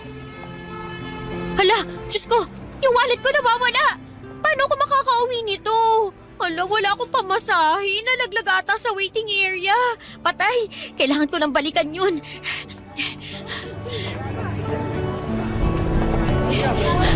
Diyos ko, hiningal ako dun ah. Buti na lang at nandito na ako. Ay, nasa na kaya yung wallet ko? Miss, excuse me. Sa'yo ba to? Uy, yung wallet ko. Akala ko ninakaw na eh. Thank you talaga ha. Thank you sobra. Sandali lang. Paano mo naman nalaman na wallet ko nga to? Binuksan ko tas nakita ko yung picture mo sa loob. Ang ganda mo pala. Pero mas maganda ka sa personal. Nako kuya, tigil-tigilan mo nga ako. Baka maniwala pa ako sa'yo eh. Nga pala, ano ginagawa mo dito, miss? Yung alaga ko kasi dito nag-aaral. Tapos nung pauwi na ako, saka ko namalayan na naiwan o nalaglag ko na pala yung wallet ko dito sa waiting area. Mabuti na lang talaga at ako yung nakapulot. Kaya super thank you talaga kuya. Naku, kung hindi dahil sa'yo, mahihirapan ako makauwi kasi nandito yung pamasahe ko. Nako, di ka mahihirapan kasi driver ako. Kayang-kaya kitang ihatid sa inyo. Ah, ganun ba? In fairness naman. Driver ka ng school bus? Hindi. Yung anak kasi ng amo ko dito rin nag-aaral. Tapos ayun, hinahatid at sinusundo ko siya araw-araw. Ay, sosyal. Siguro malaki ang sahod mo, no? Hindi rin. Ang totoo nga niyan, nagbabalak na nga ako mag-abroad eh. Ha? Bakit naman? Yung pinsan ko kasi, nagtatrabaho sa Taiwan bilang factory worker. Tinutulungan na rin ako ng pinsan ko para makapasok ako sa kumpanyang pinagtatrabahuhan niya. Pinapaasikaso niya sa akin yung mga papeles ko. Sana lang walang maging aberya. Ay hala, ganun ba? Sayang naman. Ha? Paanong sayang? Bihira lang kasi ako makakita ng gwapo sa waiting area na to. Nambola pa. Uy, totoo yun ah. Kala ko nga nung una teacher ka eh. Paano ba naman? Posturang-postura ka sa uniform mo. Wala akong magagawa. Ito yung gusto ng amo ko eh. Ah, kaya pala. Pero bagay sa'yo ha. Salamat. O paano? Mauna na ako sa'yo ha. Ang dami ko pang kailangang ayusin sa bahay ng amo ko. Miss, teka lang. O bakit? Magkikita pa ba tayo ulit? Ha? Bakit mo naman naitanong yan? Gusto sana kitang makita araw-araw bago man lang ako lumuwas papuntang Taiwan. Nako kuya, tatapatin na kita. Gwapo ka pero wala akong panahon para makipaglandian sa'yo. Bakit naman? Nakafocus kasi ako sa alaga ko. Kawawa din naman kasi. Alam mo na, broken family. Sa tingin ko, swerte pa rin alaga mo eh. Paano mo naman nasabi yan? Kasi may yaya siya na tulad mo. Tigil-tigilan na nga natin tong bulahan na to. Baka mamaya kung saan pa mapunta tong usapan na to eh. Sige na, aalis na talaga ako. Pero magkikita pa naman tayo bukas, di ba? Depende kung habulin mo ko. Joke lang. Oo naman, dito nag-aaral alaga ko eh. Nga pala miss, di ko pa natatanong pangalan mo. Jessica, pero Jess na lang for short. Nice to meet you, Jessica. Ako nga pala si Edgar. Nice meeting you too, Edgar. Thank you nga pala sa pagsoli sa akin ng wallet ko ha. Mauna na ako, kita-kits na lang. Aminin ko, Papa Dudut, na nalaglag ang panty ko sa usapan namin ni Edgar na yon. Paano ba naman kasi sobrang gwapo niya, ang ganda ng katawan. At pakiramdam ko ay natutunaw ako tuwing tinititigan niya ako. Lalo akong kinilig noong may napansin akong papel sa loob ng wallet ko at may nakalagay na phone number doon. Siyempre nagtaka ako. Kaya naman sinubukan kong i-text ang number na yon. At doon ko napag-alaman na kay Edgar pala yon at sinadya niyang ibigay sa akin ang number niya. Mga lalaki nga naman, kaya maraming babayang nasasaktan kasi talagang alam nila kung paano kunin ang loob mo. Sa totoo lang, kahit gwapo at mabait si Edgar at kahit crush ko siya, hindi ko iniisip na magkarelasyon kami. Kasi ang priority ko talaga ay ang trabaho ko at ang alaga kong si Winston. Pero paminsan-minsan, nakakabagot din sa bahay. Lalo na kapag tapos na ako sa mga gawaing bahay. Kaya nire-replyan ko na si Edgar at madalas din kaming magkita sa waiting area habang hinihintay ko si Winston at habang hinihintay din niya ang anak ng amo niya. Madalas kaming magkwentuhan ni Edgar tungkol sa trabaho namin. Napag-alaman ko na 5 taon na pala siyang single at ang gusto niya sa buhay ay ang magkaroon ng sariling pamilya. Pero sa tingin niya ay hindi siya makakabuo ng pamilya kung patuloy siyang magiging driver. Kasi hindi naman daw ganun kalaki ang sahod niya, kaya naisipan niyang magtrabaho sa Taiwan bilang factory worker. Gusto niyang makapag-ipon ng malaking pera hanggang sa makabalik siya dito sa Pilipinas. Hanga din naman ako sa kanya kasi talaga namang alam niya kung ano ang gusto niya sa buhay. Nagtuloy-tuloy po ang pagiging magkaibigan namin ni Edgar ng ilang buwan. At nang akala ko ay hanggang sa simpleng kwentuhan at biruan na lamang matatapos ang lahat. Isang araw ay pinuntahan ako ni Edgar sa bahay ng amo ko.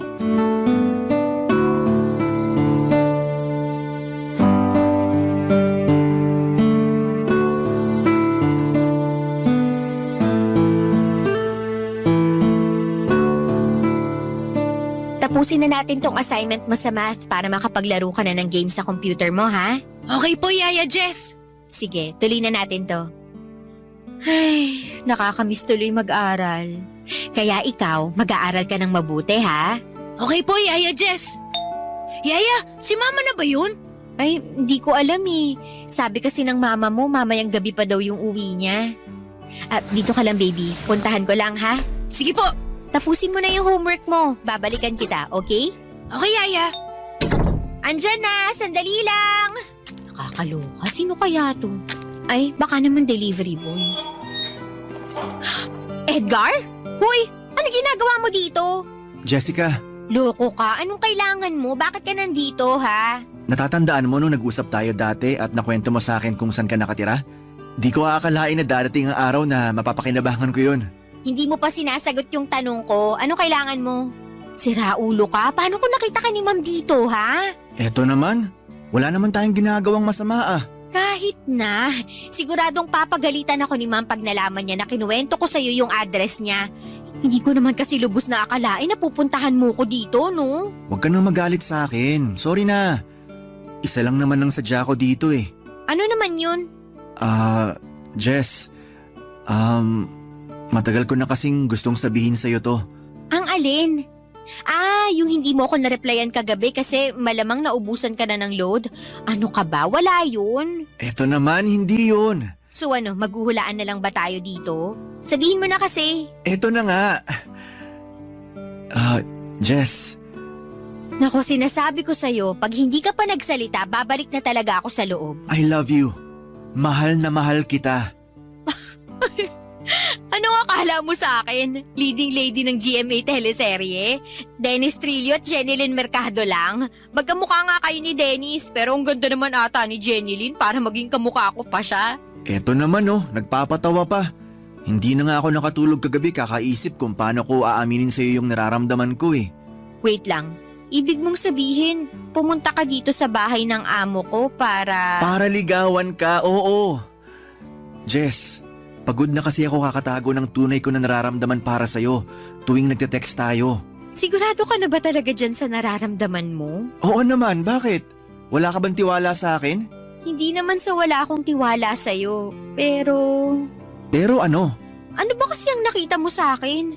Siguro nga hindi ako pangit, pero hindi rin naman ako ganun kaganda. At isa pa, yaya lang ako. Sandali lang, huwag mong nilalang ang pagiging yaya. Marangal na trabaho yan. Jess, hindi ka naman kasi mahirap mahalin eh. Maganda ka, mabait, magaan ka usap. Nawawala ang stress ko tuwing tinetext mo ko at masinisipagan kong trabaho ko ng dahil sa'yo. Ay, sige, ipagpalagay na natin na sasagutin kita. Pero Edgar, nagbabala ka magtrabaho sa Taiwan, di ba? Ano na lang ang mangyayari sa relasyon natin kung sakasakali? Tatapatin na kita, magaan din ang loob ko sa'yo at napakaswerte ng kahit sinong babae na maging boyfriend ka. Pero hindi ko kaya ang long distance relationship. Sa totoo lang napag-isipan ko na yan at balak na talaga kitang kausapin tungkol dyan. Jess, sana wag mong masamain tong sasabihin ko sa'yo ha. Alam mo, kinakabahan na ako sa'yo. Ano ba yun ha? Nakausap ko kasi ang pinsan ko nung isang araw at willing siya na tulungan tayo pareho para makapagtrabaho tayo sa Taiwan. Nasisiraan ka na ba ng bait? Hoy Edgar, kilabutan ka nga sa mga pinagsasasabi mo. Hindi pa nga kita sinasagot tapos ngayon aalukin mo pa ako na magtrabaho sa Taiwan? Pambihira ka. Hindi naman kita pipilitin na sagutin ako agad-agad. Yung sa akin lang naman, sayang din naman kasi ang opportunity kasi willing tayo tulungan ng pinsan ko. Hoy Edgar, kung sakali man na maging tayo, mas pipiliin ko na lang na tiisin ang long distance relationship kesa sa iwanan ko yung alaga ko, no? Kawawa naman siya pag umalis ako. Sige, ikaw bahala. Wala namang pilitan to eh. Pero pag-isipan mo na lang kasi di hamak na mas malaking kikitain mo sa Taiwan kung sakasakali. Naloka po ako sa mga sinabi sa akin ni Edgar noong araw na yon, Papa Dudut. Ewan ko ba? Aminin ko na natutuwa ako noong inamin sa akin ni Edgar na mahal niya ako. Kasi totoo lang ay ganon rin naman ang nararamdaman ko para sa kanya. Pero noong inalok niya akong magtrabaho sa Taiwan kasama siya ay doon ako talaga naloka. Oo, unti-unti na akong napamahal kay Edgar pero hindi matutumbasan ng kahit na anong relasyon ang pagiging yaya ko kay Winston.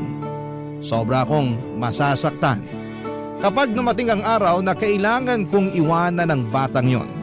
Kung pwede ko lang sanang samahan si Winston hanggang sa pagtanda ko ay gagawin ko talaga. Ang hirap tanggapin na balang araw ay kailangang iwanan ko siya at hindi ko alam kung kaya ko yon. Pagdating naman kay Edgar, hindi siya nagsawa sa panliligaw sa akin. Kung ano-ano na ang mga tinitext at ibinibigay niya para lamang may pakita na talagang mahal niya ako. Makalipas ang ilang buwan ay bumigay ako at sinagot ko na rin siya. Noong mga panahong yon, alam ko na malamang masasaktan ako kapag umalis siya para magtrabaho sa Taiwan. Pero kahit na ganoon ay naisip ko na mas matitiis ko pang mawala si Edgar kesa mawala ang alaga ko na si Winston. Kay Winston ko naranasan ang pakiramdam ng pagiging isang tunay na ina. Alam ko rin na masaya siya at komportable siya sa akin bilang yaya niya. Tama naman si Edgar na di hamak na mas malaki ang kikitain ko sa Taiwan. Pero hindi ko kayang isakripisyo ang pagiging pangalawang ina kay Winston. Hindi matutumbasan ng kahit na anong halaga ng pera ang pagiging yaya ko sa batang yon. Noong mga panahong yon ay sapat na sa akin na nakapagpapadala ako ng pera sa mga magulang ko sa probinsya. Wala akong utang at wala akong mga luho. Kaya kahit na hindi ganoong kalaki, ang sahod ko bilang yaya okay lang sa akin. Ang mahalaga sa akin ay makasama ko si Winston Papadudut at magampanan ko ang papel ko bilang pangalawang ina para sa kanya. Barangay Love Stories. Barangay Love Stories. Naging okay na ang takbo ng buhay ko, Papa Dudut. As usual, yaya ako ng napakakulit na batang si Winston. At tuwing day off ko naman ay lumalabas kami ni Edgar para mag-date. Nang mga panahong yon ay pakiramdam ko ay parang perfect na ang lahat. Hindi na rin ako kinukulit ni Edgar na sumama sa kanya papunta ng Taiwan. Napagkasunduan namin na mag-long distance relationship na lamang kami. Pinangako ni Edgar na mag-iipon siya para makapagpatayo kami ng bahay at makapagpakasal at sumang-ayon ako sa plano niyang yon. Pero Papa Dudut, hindi ko alam na may darating pa pala na pagsubok na yayanig sa buhay ko. Ilang linggo lang ang lumipas, tumawag sa akin si Papa at sinasabi na may stage 1 breast cancer daw si Mama. Sobra akong nanginig at naiyak nang marinig ko ang napakasamang balita na yon. Ikinuwento ko sa amo ko at kay Edgar ang tungkol sa mama ko at sobra silang naaawa sa akin. Nang mga panahong yon, alam ko na kailangan kong kumilos kaagad kasi ayokong lumala ang kalagayan ni Mama. Kaya naman napagdesisyonan ko nang tanggapin ang alok ni Edgar na magtrabaho sa Taiwan bilang factory worker na kasama siya. Sinabi ko ito kay Ma'am at kitang-kita ko sa mga mukha niyang kalungkutan. Pero naunawaan niya naman ang sitwasyon ko na kailangan kong mag-ipon ng malaking halaga para maagapan ang cancer ni Mama. At syempre hindi naging madali sa akin na kausapin si Winston tungkol sa desisyon kong umalis. Naramdaman ko ang bigat sa puso ko habang pinapaliwanag ko sa kanya na kailangan kong magtrabaho sa ibang bansa para matulungan si Mama, Papa Dudut.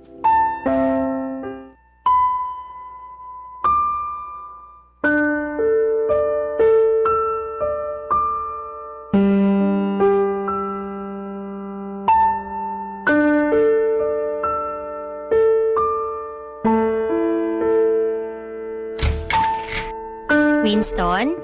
Yaya, tamang-tama may bibigay po ako sa inyo.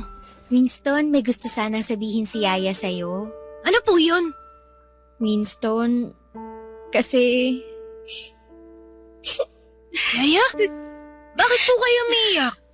Okay lang po ba kayo? Ganito kasi yun. Magbabakasyon muna si Yaya, ha? Saan naman po kayo pupunta? Ang nanay kasi ni Yaya may breast cancer. Malubha na sakit yun. Kaya kailangan ko munang magbakasyon sa malayong lugar para makapag-ipon ako ng malaking pera para sa pagpapagamot ng mama ko. Ibig niyo pong sabihin, iiwan niyo na po ako? Alam mo naman na para mo na akong pangalawang ina, di ba? Kung wala lang sanang sakit ang mama ni Yaya, hindi kita iiwan. Alam mo yan. Yaya, please! Huwag na po kayong umalis! Papakiusapan ko si Mama na tulungan ka. Huwag niyo na po ako iiwan, please! Hindi kasi ganun kadali yun eh. Huwag kang mag-alala kasi palagi kitang i-video call, okay? Isipin mo na lang na parang nagbabakasyon lang si Yaya. Bakit? Saan po kayo pupunta? Pupunta si Yaya sa Taiwan. Hindi ka ba masaya para kay Yaya? Makakakita na si Yaya ng snow. Wala naman po atang snow sa Taiwan eh. Oy, ano ka ba? Meron yan. Pag sinabi kong meron, meron yan. Okay? Yaya talaga. Mamimiss ko po kayo. Ayoko po. Ako din. Sobra. Basta ha, huwag mong bibigyan ng sakit sa ulo ang mama mo, ha? Promise ko po yan. At saka, tandaan mo lahat ng tinuro ko sa'yo. Di ba matagal mo na napangarap ang maging teenager? Eto na yung chance mo.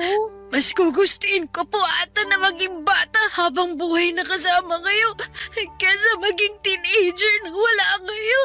Eto naman, huwag mo nang paiyakin si Yaya. Wala na pong tutulong sa akin sa mga math assignments ko. Winston, huwag ka na mag-alala kasi nag-usap na kami ng mama mo at pinangako niya na tutulungan ka niya. Okay? Yaya, magkikita pa ba tayo ulit? Tong bata na to talaga. Oo naman. Hindi naman mamamatay si Yaya eh. Huwag kang mag-alala. Kasi kapag nakabalik na ako dito galing Taiwan, ikaw ang pinakauna kong hahanapin. Talaga ba? Promise yan. Yaya, wag na lang po kayo umalis, please.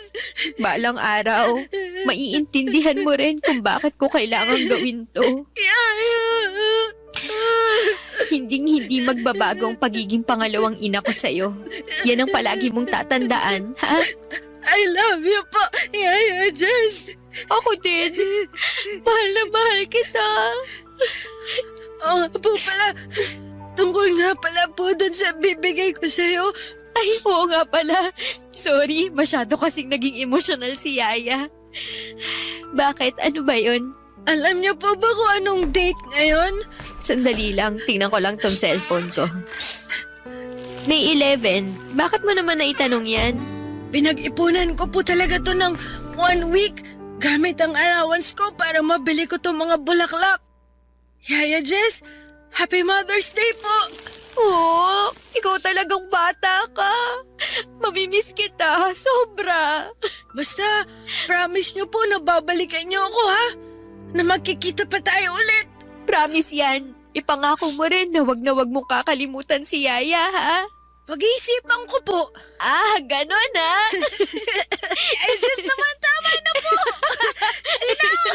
Napaka-pilyo mo talagang bata ka. Kahit kailan ka talaga.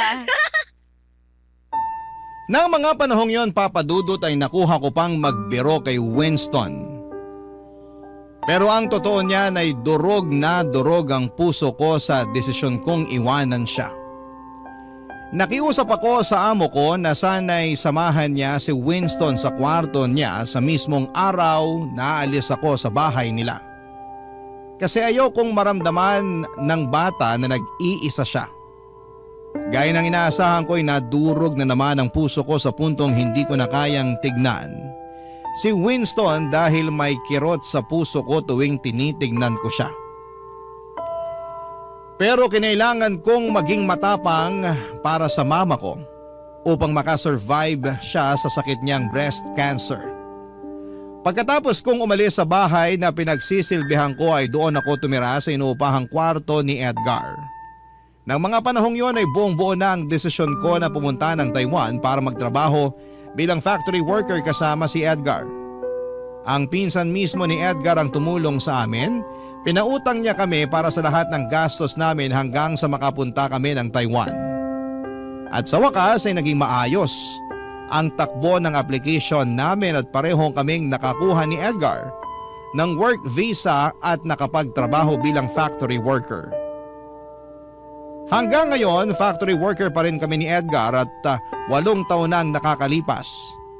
At sa awa naman ng Diyos, Papa Dudut, cancer-free na rin si Mama sa ngayon. Hindi naging madali ang buhay ko dito sa Taiwan pero lubos pa rin akong nagpapasalamat sa trabaho namin dahil napagamot ko si Mama at nagkaroon kami ni Edgar ng kaunting ipon. Pagdating naman kay Winston, nagkaroon kami ng communication from time to time. Pero ang talagang nagpaantig Sa puso ko ay nang makatanggap ako ng message mula sa mama ni Winston. Gusto sana ng mama niya na dumalo ako sa high school graduation ni Winston. Naisipan namin ni Edgar na matagal-tagal na rin kaming hindi nakababalik sa Pinas. Kaya pareho kaming sumang-ayon sa ideya na magbakasyon. Ipinaalam namin ito sa employer namin at dahil matagal na kaming nagtatrabaho bilang factory worker ay inapprove kaagad ang aming vacation leave. Hindi na rin naging problema sa amin ni Edgar ang pambayad ng ticket dahil may ipon naman kami kahit papaano. Nung araw ng high school graduation ni Winston ay hinatid ako ni Edgar. Oo, nakikita ko ang mukha ni Winston sa social media at nakakausap ko pa rin siya sa chat, pero kinabahan pa rin ako. Kasing hindi ko sinabi sa kanya na sosorpresahin ko siya sa araw ng graduation niya, Papa Dudut.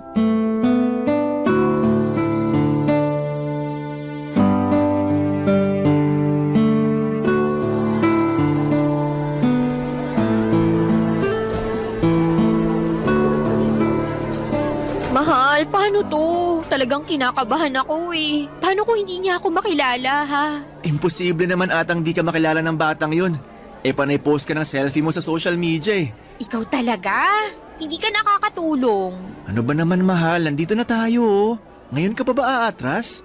Pustahan tayo. Makikilala ka ng batang yan at mag-iiyakan kayo. Ewan ko sa'yo, umalis ka na nga. Sige mahal, basta balikan kita dito mamayang alas 5 ng hapon ha.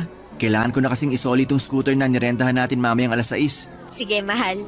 Ay, nga pala, mahal, pasuyo naman oh. Pakihanda na lang yung mga gamit natin kasi dadalawin na natin sina mama at papa sa Makalawa, ha? Kailangan natin sulitin bawat araw na nandito tayo sa Pinas. Ba't sa Makalawa pa? Bakit hindi na lang bukas? Ano ka ba? Nakalimutan mo na ba? Siyempre gusto ko naman makabonding yung alaga ko, no? Para mo na talagang anak yung batang yon. Sige mahal, mauna na ako ha. I love you. Balikan kita mamaya.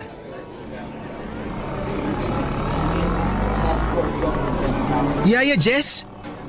Yaya Jess, ikaw nga! Winston! Yaya Jess, di ko akalain na darating yung araw na magkikita ulit tayo. Uy, ang laki mo na! Mas matangkad ka pa sa akin. Kumusta ka na, anak? Okay lang po ako. Kayo po, kumusta? Yaya, sobrang namiss ko po kayo. Ako din, naku. Kung alam mo lang kung gaano kitang namiss. Yaya, di ba? Nangako kayo sa akin na babalikan niyo ako. Sobrang natutuwa po ako kasi tinupad niyo yung pangako niyo. Sa graduation ko pa. Naku, magpapasalamat ka sa mama mo kasi siya yung nagsabi sa akin na graduation mo ngayon. Bilang pangalawang nanay mo, sa tingin mo ba palalampasin ko yun? Thank you nga po pala. Salamat kasi hindi niyo pinaranas sa akin na galing ako sa broken family. Salamat po kasi minahal niyo ako ng buo na parang tunay niyong anak. Salamat din po kasi kayo yung tumayong mama ko nung mga panahong busy si mama sa trabaho niya. Tsaka nung panahong sobrang kailangan ko ng pagmamahal ng isang ina. Ikaw talaga. Hindi ka pa rin nagbabago. Pinapaiyak mo pa rin ako. Kakainis ka. I love you po, Yaya Jess. Mas mahal kita, anak. Basta promise ko sa'yo na Na ano po, Yaya? na ikaw ang magiging panganay ko forever. Yaya Jess naman eh. Hindi pa nga po nagsisimula yung speech ko, pinapaiyak niyo na po ako. Speech? Opo, ako po yung valedictorian namin. Magbibigay po ako ng speech mamaya. Totoo? Sobrang proud ako sa'yo, Winston. Congratulations, anak. Thank you po, Yaya Jess. Ang sarap din po pala sa pakiramdam na tinatawag niyo akong anak. Alam ko na tinatawag niyo na ako ng ganyan dati pero mas naramdaman ko po siya ngayon. Para tuloy nararamdaman ko na dalawa yung nanay ko. Siyempre naman. At yun nga ang maganda dun eh. Dalawa ang nanay mo, di ba? Oo nga po eh. Ay, Yaya, kumusta po pala buhay niyo ni Manong Edgar sa Taiwan? Huy, paano mo naman nalaman yung tungkol sa amin ni Kuya Edgar mo? Best friend ko po kasi from elementary to high school yung batang pinagdadrive ni Manong Edgar noon. Tapos ayun po, nakwento niya sa akin yung tungkol sa inyo. Tsaka isa pa po, panay ang post niyo ng picture sa social media eh. Halos hindi ko na nga po kayo mamiss kasi kayo na lang po laman ng newsfeed ko. Naku, ikaw talagang bata ka. Pareho kayo ng ugali ng Kuya Edgar mo. Babalik yun mamaya pagkatapos ng graduation mo. Ipapakilala kita doon, ha? Pero nak, wag mong tatawagin na Manong yun. Magkagalit yun. Ay, sige po, Kuya Edgar na lang. At ikaw, kumusta ka na? Siguro may girlfriend ka na, no? Opo, meron na po. Binata ka na talaga. Dati, palagi ka lang nakaupo sa harapan ng computer mo. Pero ngayon, may girlfriend ka na. Valedictorian ka pa. Tapos dati, nagmamadali ka pang maging teenager. Ang bilis ng panahon. Sobra. Grabe talaga. Ay, nga po pala. May hihilingin po ako sa inyo kung okay lang po. Ano yun, anak? Pwede po bang Nanay Jess na lang po ang itawag ko sa inyo? Ikaw talagang bata ka. Dapat noon mo pa naisip yan eh. Siyempre naman, ano ka ba? I love you po, Nanay Jess. I love you din, anak. Halina po kayo sa loob. Nag-aantay na sa atin si Mama dun. Tara! Papa Dudut, sobra po akong naiyak sa speech ni Winston ng graduation niya, Papa Dudut. Pareho niya kaming pinasalamatan ng mama niya at hindi ko napigilang yakapin siya pagkatapos ng speech niya. Sobra din pong natuwa ang dati kong amo noong nakita niya ako. Labis po akong natutuwa sa naging kalagayan ni Winston dahil dito ko na napatunayan na naging mabuti akong yaya sa kanya. Wala siyang sama ng loob sa kahit na kanino at napaka-positive ng batang yon. Dito ko talaga na-realize na ang pagiging yaya ay higit pa sa ordinaryong trabaho. Ang pagiging yaya ay isang misyon na humuhubog sa pagkatao ng mga bata. Napakahalaga ng role ng isang yaya sa pagbuo ng karakter at kinabukasan ng isang bata. Kaya kung may mga yaya man na nakikinig ngayon, sana po ay ma-realize ninyo na hindi dapat minamaliit ang pagiging kasambahay. Kasi kayo ang nagsisilbing gabay sa mga bata. Kayo ang nagbibigay ng aral sa kanila na dadalhin nila sa panghabang buhay. Sa mga yaya na nakikinig ngayon, saludo ako sa inyo at ngayon po ay nakabalik na nga po or nakabalik na kami ni Edgar sa Taiwan at patuloy pa rin naman po ang komunikasyon ko kay Winston. Kahit malayo kami sa isa't isa, hindi kami nawawala sa buhay ng isa't isa at palagi ko siyang tinatanong kung kumusta siya. Napuntahan ko rin sina mama at papa sa probinsya noong nasa Pilipinas ako at sa awa naman ng Diyos. Malusog at masaya sila sa ngayon. Ilang buwan na lang po ay mag-expire na ang kontrata namin ni Edgar dito sa Taiwan dahil sapat na ang naipon namin na pagdesisyonan na po namin na bumalik na ng Pilipinas. Napag-isipan namin ni Edgar na pagtayo ng maliit na negosyo gamit ang aming savings. Hindi pa po namin napagdidesisyonan kung anong klaseng negosyo pero isang bagay lamang ang sigurado. Babalik po kami ng Pilipinas sa loob lamang ng ilang buwan.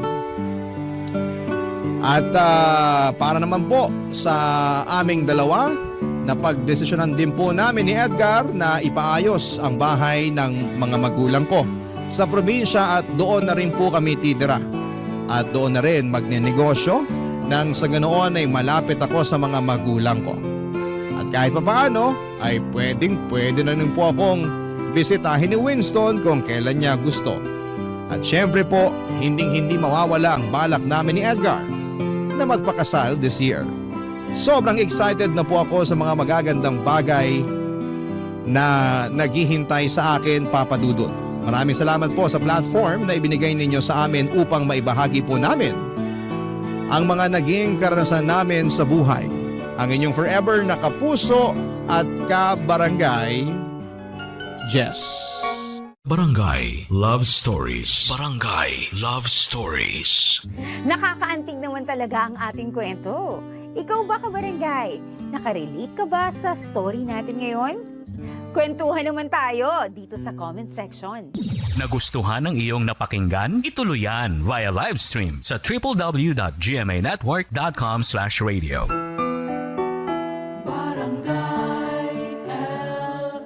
In Mega Manila, 97.1. Forever! Ang mga kwento ng pag-ibig, kwento ng buhay at kwento ng pag-asa dito sa Barangay Love Stories. Love Stories.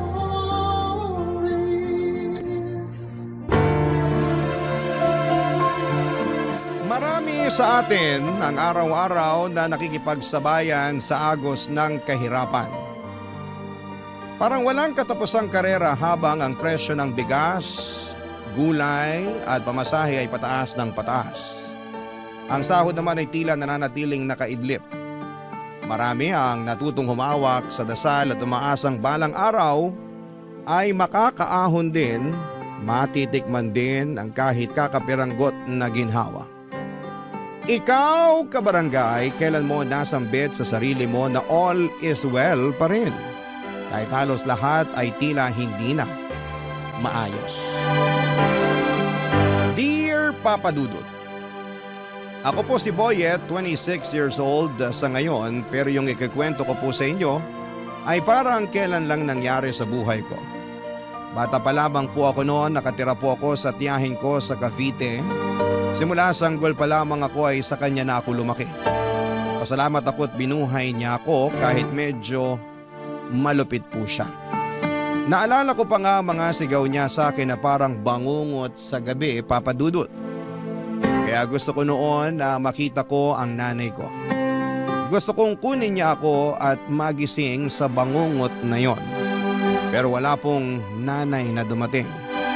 Ang sabi nila ay prostitute daw ang nanay ko. Matapos akong iwan sa tiyahing ko ay hindi na ako binalikan pa.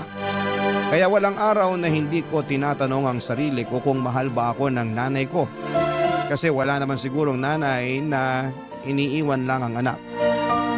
Kaya naman tinanggap ko rin ang sinasabi nila na patay na siya para mapanatag ang kalooban ko. Na kaya ako hindi binalikan ng nanay ko dahil wala na siya sa mundo. Walang gabi na hindi ako umiiyak noon, Papa Dudut. Tinatago ko ang pag-iyak ko dahil tinutokso nila ako na mahina daw ako. Lampayatot at iyakin. Bakit ba kapag lalaki hindi pwedeng umiyak? Tao naman tayo. Marunong tayong umiyak kung nasasaktan. Dahil sa mga dinanas ko sa tiyahin ko ay nag-ipon ako ng pera galing sa pangangalakal ko. Gusto kong makaipon ng pamasahe. Gusto kong pumunta ng Maynila. Oo nga't gusto kong paniwalaan na patay na ang nanay ko para mapanatag ang loob ko na mahal niya ako at hindi iniwan. Pero may parte pa rin sa puso ko na nagsasabing buhay siya at gusto ko siyang hanapin sa syudad. Lumuwas ako ng Maynila kahit na 10 years old pa lamang ako. Dala-dala ko ang mga pag-asa na sana'y makita ko ang nanay ko. Nang makarating ako sa Maynila ay sobrang takot ang naramdaman ko. Ang laki-laki, ang lawak at ang lahat ng tao ay parang hindi ko mapagkakatiwalaan. Unang gabi ko ay tumambay lamang ako sa labas ng simbahan. Hindi ko na matandaan kung anong simbahan yon. Pero nagdasal ako na sana'y gabayan niya ako. At sana'y walang mangyaring masama sa akin at makita ko ang nanay ko. Nagdaan ang maraming araw, linggo at buwan hanggang sa nakilala ko si Manong sa isang squatter sa Makati, Papa Dudut.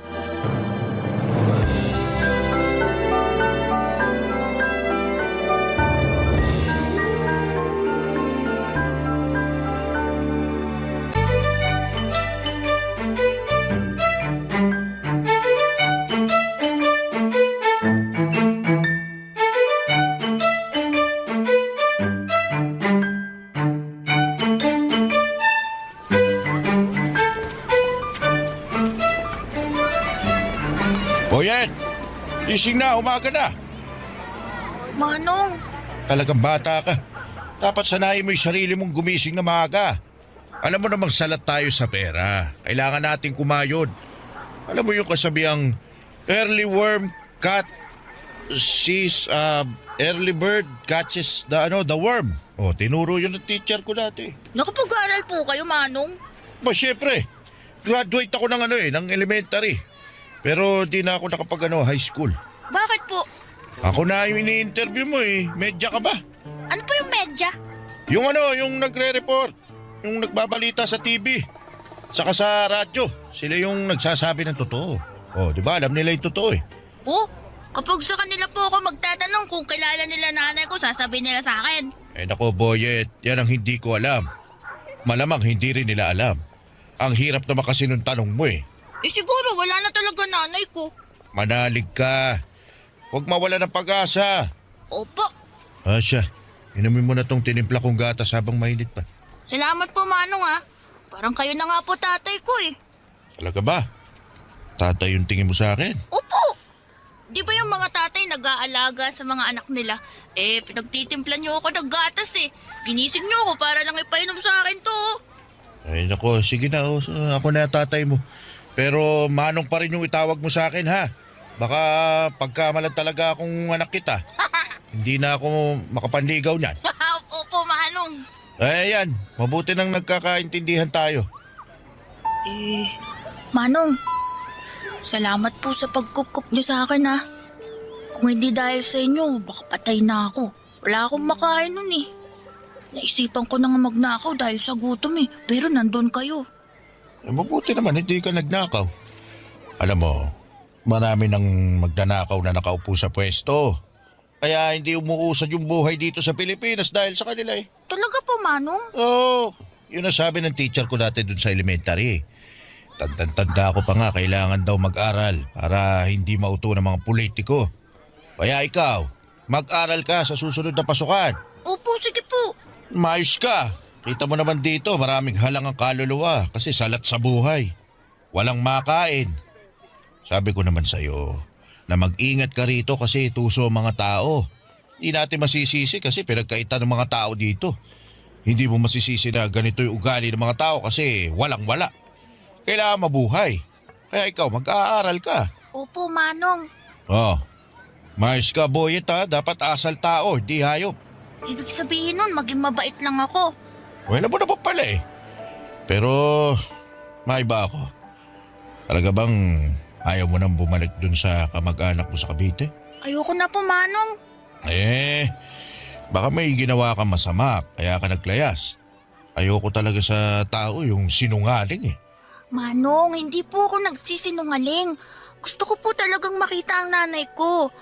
Hindi ko nga alam kung saan ko siya hahanapin pero andito daw po siya sa Maynila. Napakalaki ng Maynila. Di po, may picture naman po ako ng nanay ko eh. Kung makikita ko siya, sigurado makikilala ko yun. Dapat kapag nakita ka niya, maging proud siya sa'yo. Kaya mag-aral ka sa susunod na pasukan, ha? Opo, masusunod po. Papadudot nakatira kami sa pinagtagpi-tagping yero pero ramdam kong nakahanap ako ng tatay sa piling ni Manong. Kahit walang maayos na bahay, mainit, marumi, pero para sa akin ay may pag-asa dahil kay Manong. Matandang binata si Manong, wala siyang asawa at wala ding anak. Dahil wala nga siyang anak kaya ko na ang itinuring niya na parang sarili niyang anak. Ang sabi niya sa lugar na gaya ng squatter ay tuso ang mga tao. Hindi dahil masama sila kundi dahil lahat ng tao sa paligid ay pinagkaitan. Walang araw at gabi na hindi na ako pinapangaralan. Sabi niya kahit mahirap dapat ay matuto pa rin akong maging matinong tao. Pinag-aral niya ako at binilhan ng lapis, papel at gamit sa eskwelahan. Sobrang saya ko talaga, Papa Dudut. Inihatid pa niya ako sa eskwelahan at sinisigurong okay lang ang unang pagpasok ko. Naramdaman ko na kahit na hindi kami magkadugo ay mahal niya ako. Ngunit tulad ng karamihan sa mga bata ay naging pasaway din po ako. Hindi na ako natutuwa sa lapis at papel dahil sa mahirap palang mag-aral. At marami akong nakakaaway na kaklase ko at maging sa ibang section at grade. Hindi naging safe sa akin ang eskwelahan dahil isa pala siyang malaking arena na samot-saring mga bata na iba-iba ang ugali.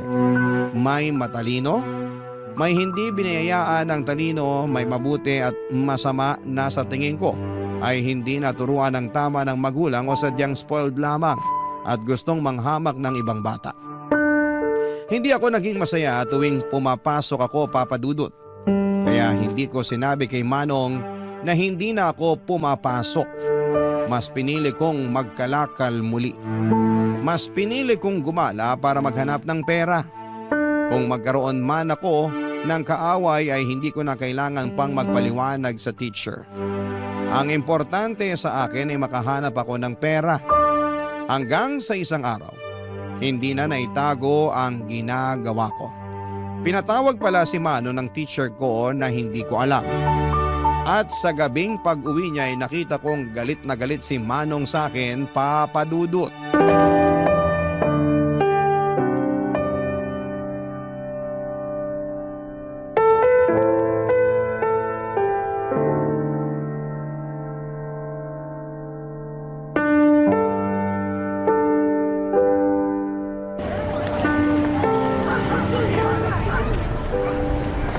Ano tong ginagawa mo, Boyet? Bakit hindi ka pumasok, ha? Pumapasok po ako, Manong. Alam mo ba na ang sinungaling ay kapatid ng magnanakaw? Ayokong lumaki kang maging masamang tao, ha? Manong! Pinatawag ako ng teacher nyo. Sinabi niya sa akin na 2 linggo ka nang hindi pumapasok.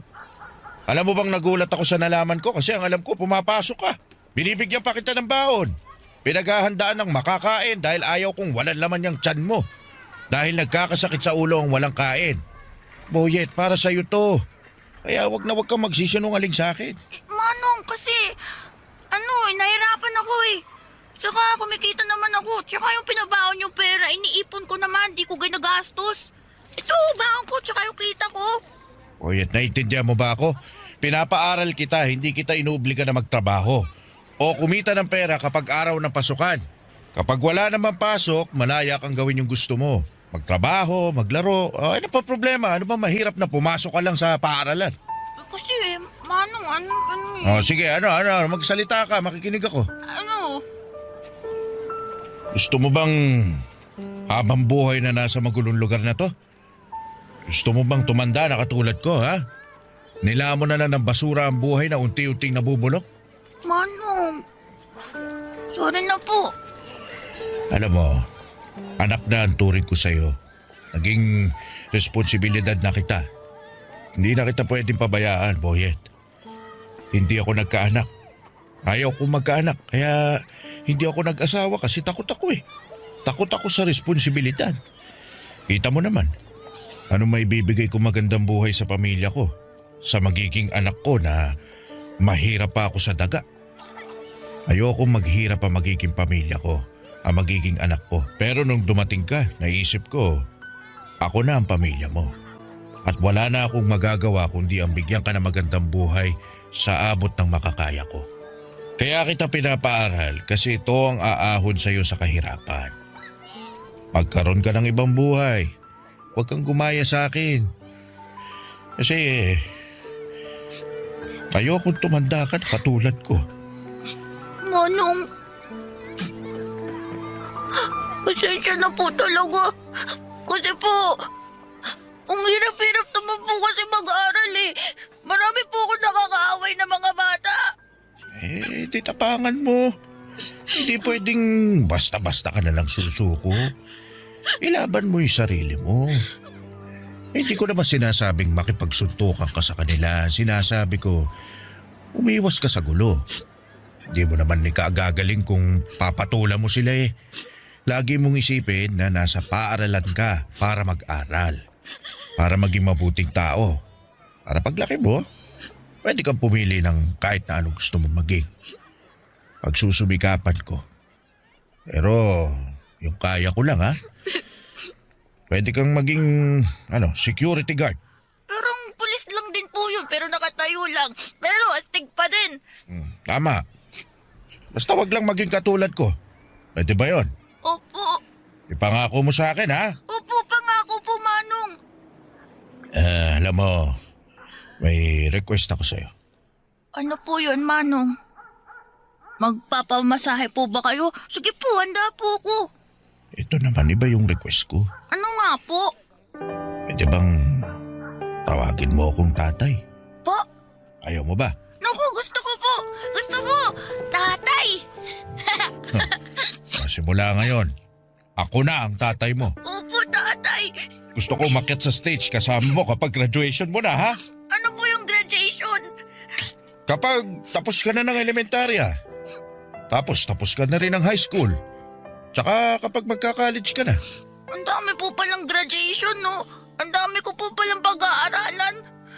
Ba't ganyan yung mukha mo? Ang sasabi mo lang kanina, pinangako mo mag-aaral ka mabuti. Wala na, pasubo lang po ako eh.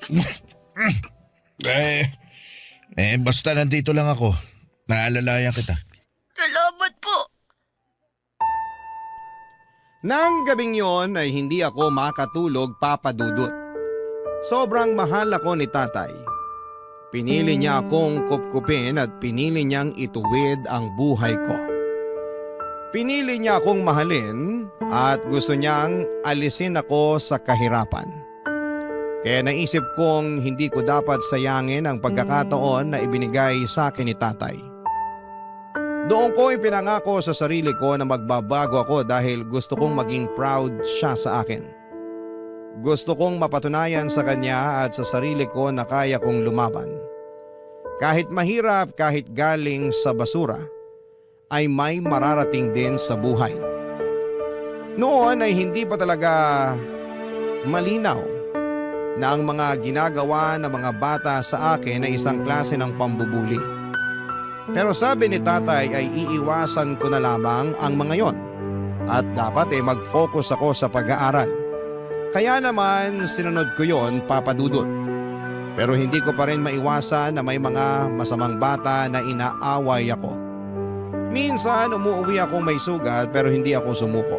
Araw-araw ay sinasabi ko sa sarili ko na baka bukas ay hindi na nila ako aawayin.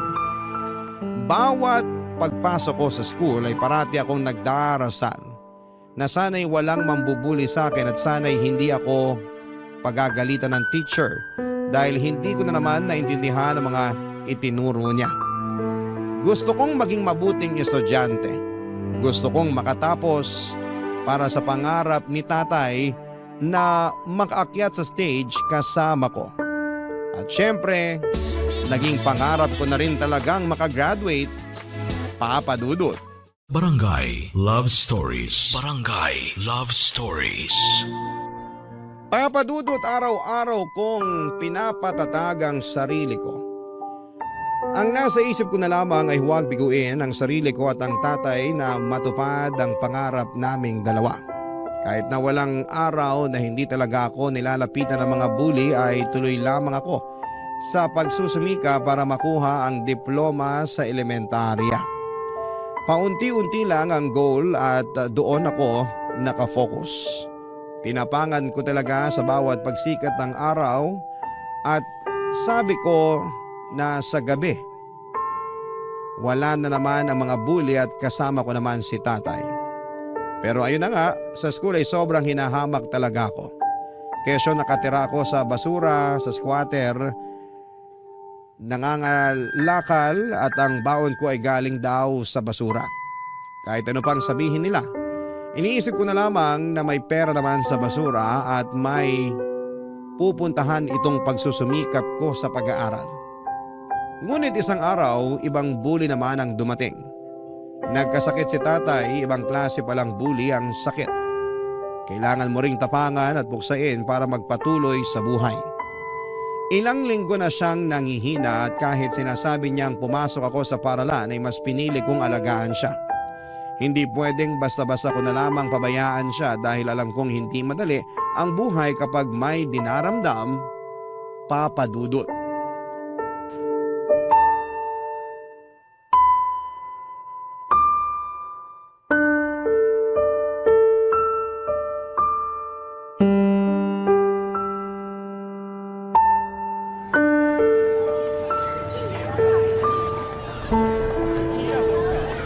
Tay, dahan-dahan lang po.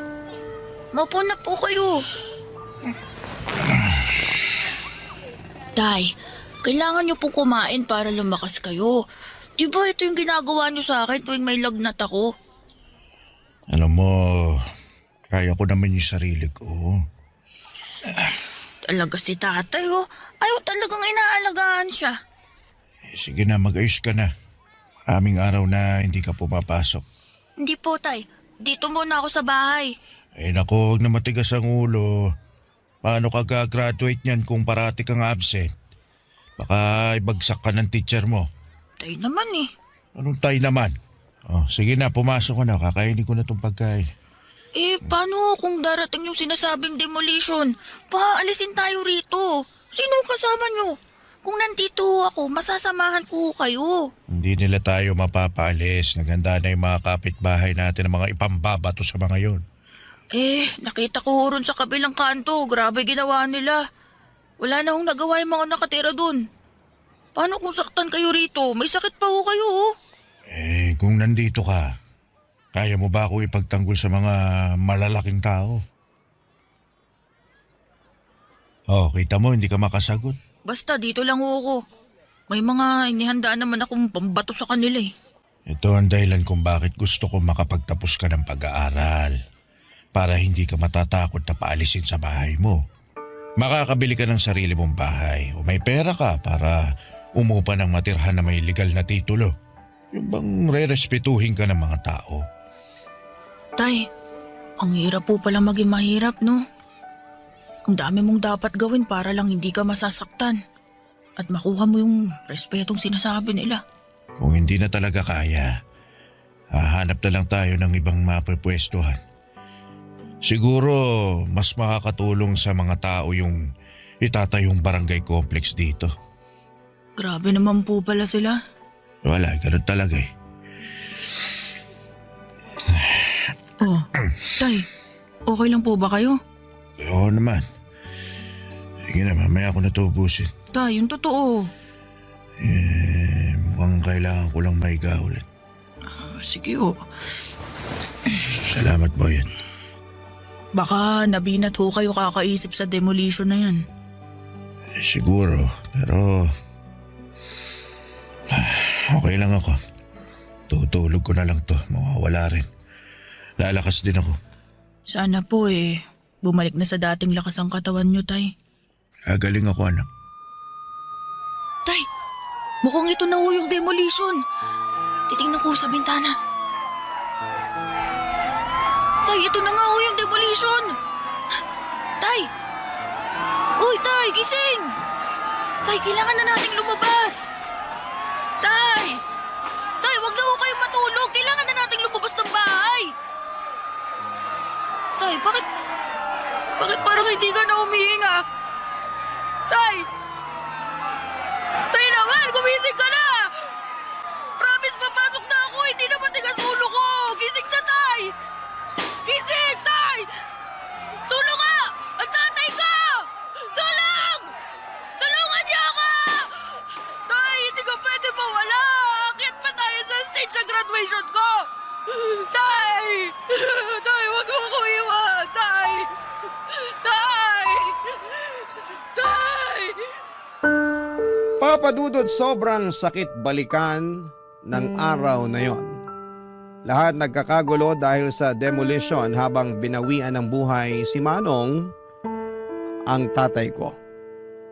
Kaya naman sobrang galit na galit ako sa mga taong nag-demolish sa squatter. Para kaming mga ipis na pinupuksa na lamang at pinapalabas sa aming mga lungga na parang basura sa lipunan na walang karapatang mabuhay ng may dangal. Tandang-tanda ko na kahit na hindi man natuloy yung sabi nilang end of the world noong 2012, para sa akin ay parang natapos at gumuho talaga ang mundo. Hindi ko alam kung kaya ko bang mabuhay na wala si tatay. Bakit ganon sila sa mahihirap? Pinapalis nila sa lupang yon para tayuan nila ng barangay hall, health center at basketball court. Bakit hindi kami tulungan na bigyan ng marangal na buhay? Nagsumikap kami araw-araw at hindi po kami batugan. Sana yung gobyerno ay nakita ang hinaing ng mga taong gusto lamang ng may masilungan at matawag na tahanan. Kasi ang mga taong ito ay hindi pinapangarap na maging squatter lang habang buhay. Pero sadyang may lapang tadhana at pagkakataon para sa kanila. Mahirap ang buhay. Mahirap makaahon sa kahirapan. Kahit sobrang sakit sa loob ko kasi hindi ko matutupad yung pangarap namin ni tatay, huminto ako sa pag-aaral kasi kailangan kong unahin ang kalam ng sikmura ko kesa sa pag-aaral. Pasalamat na lang ako dahil sa paghihikayat ni tatay na mag-aral ako ay natuto naman akong magbasa at magsulat. Pero syempre hindi ganon kalawak ang pag-intindi ko sa mga bagay-bagay. Basic lang at marunong din akong magbilang kaya alam kong humawak ng pera. At dumating ang isang bagay na masasabi kong mas malaki ang kikitain ko kesa sa pangangalakal. Ibang kalakal na ang ginagawa ko kahit 15 years old ako noon. Pinasok ko ang pagbebenta ng katawan. Nagbigay ako ng aliw sa mga parokyano. Wala akong pinipili. Tama. Nagaya ko sa nanay ko. Ang kaibahan lang ay hindi ako nabubuntis kasi lalaki ako. Sa bago kong trabaho ay nakagawa ko ng sarili kong maliit na bahay sa isang squatter din. At sa bawat oras, hindi ko makakalimutan si tatay. Parating pabalik-balik sa utak ko ang sinabi niya sa akin na kailangang maiba ang buhay ko. Hindi pwedeng mabubulok ako sa squatter. Kalaunan ay nakapagtrabaho ako sa bar at doon ko nakilala si Nelia na naging girlfriend ko. Pareho kaming hamak na isang mamitang nagbibigay sa amin ng customer.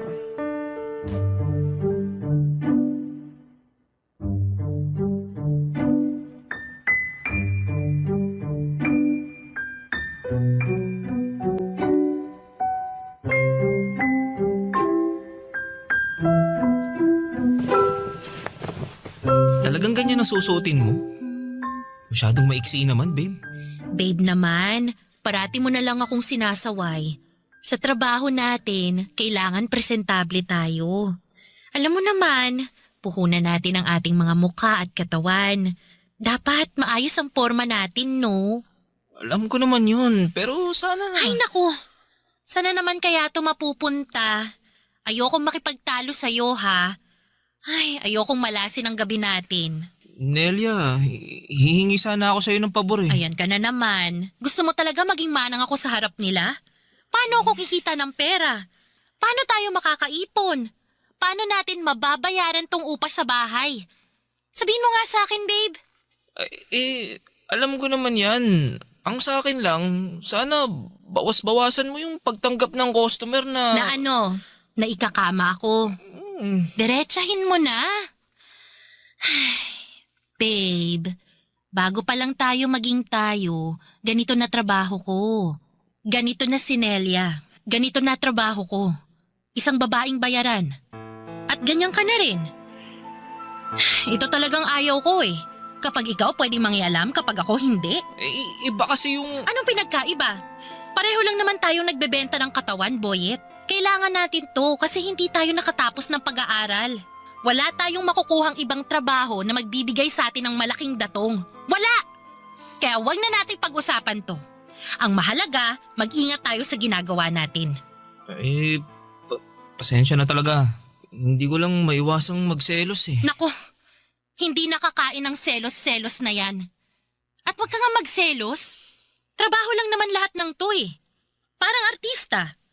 Aarte ka lang, paghusayan mo gaya ng gusto ng customer. Tapos, di ba ganyan din naman ang ginagawa mo? Sa bagay. Iniisip ko lang na nagamit man nila ang katawan ko. Pero hindi naman ang kaluluwa ko. Ang lalim naman nun, babe. Kaya sana maipasa ko yung exam ko. Para makatapos ako kahit senior high man lang. Para makahanap din ako ng ibang trabahong matino. Gusto ko na kung magkaanak man tayo balang araw, magiging maayos na ang buhay natin. Mabibigay ko sa magiging anak natin ang buhay na maganda. Yung hindi naghihirap. Yung kaya natin suportahan kung ano yung gusto niya. Pag-aaralin natin yun hanggang kolehiyo. Ang taas talaga ng pangarap mo, babe. Pero tama. Ayaw ko rin maranasan ng magiging anak natin ang hirap sa buhay. Naghihirap na nga tayo. Ipapamana pa ba natin sa kanilang ganitong buhay?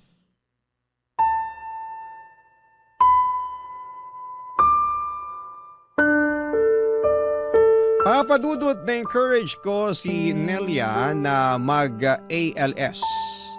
Sinubukan niya talaga, papadudot. Maraming beses na parang gusto na niyang sumuko pero parati ko pa rin siyang sinasabihan na para ito sa aming dalawa. para pwede naming sabihin na may pinag-aralan kami. Pero dumating ang 2020, nagka-pandemic. Naging isang dagok ito para sa amin at maging sa mga kababayan natin. Naging mahirap ang buhay at nawalan kami ng customer kasi nga ay nasa bahay lahat ng tao. Ang daming restrictions. Pati ang ipon namin ay naubos dahil wala talagang trabaho. Naisipan ko na lamang kung talaga bang may Panginoon kasi puro pahirap na lamang ang naranasan ko.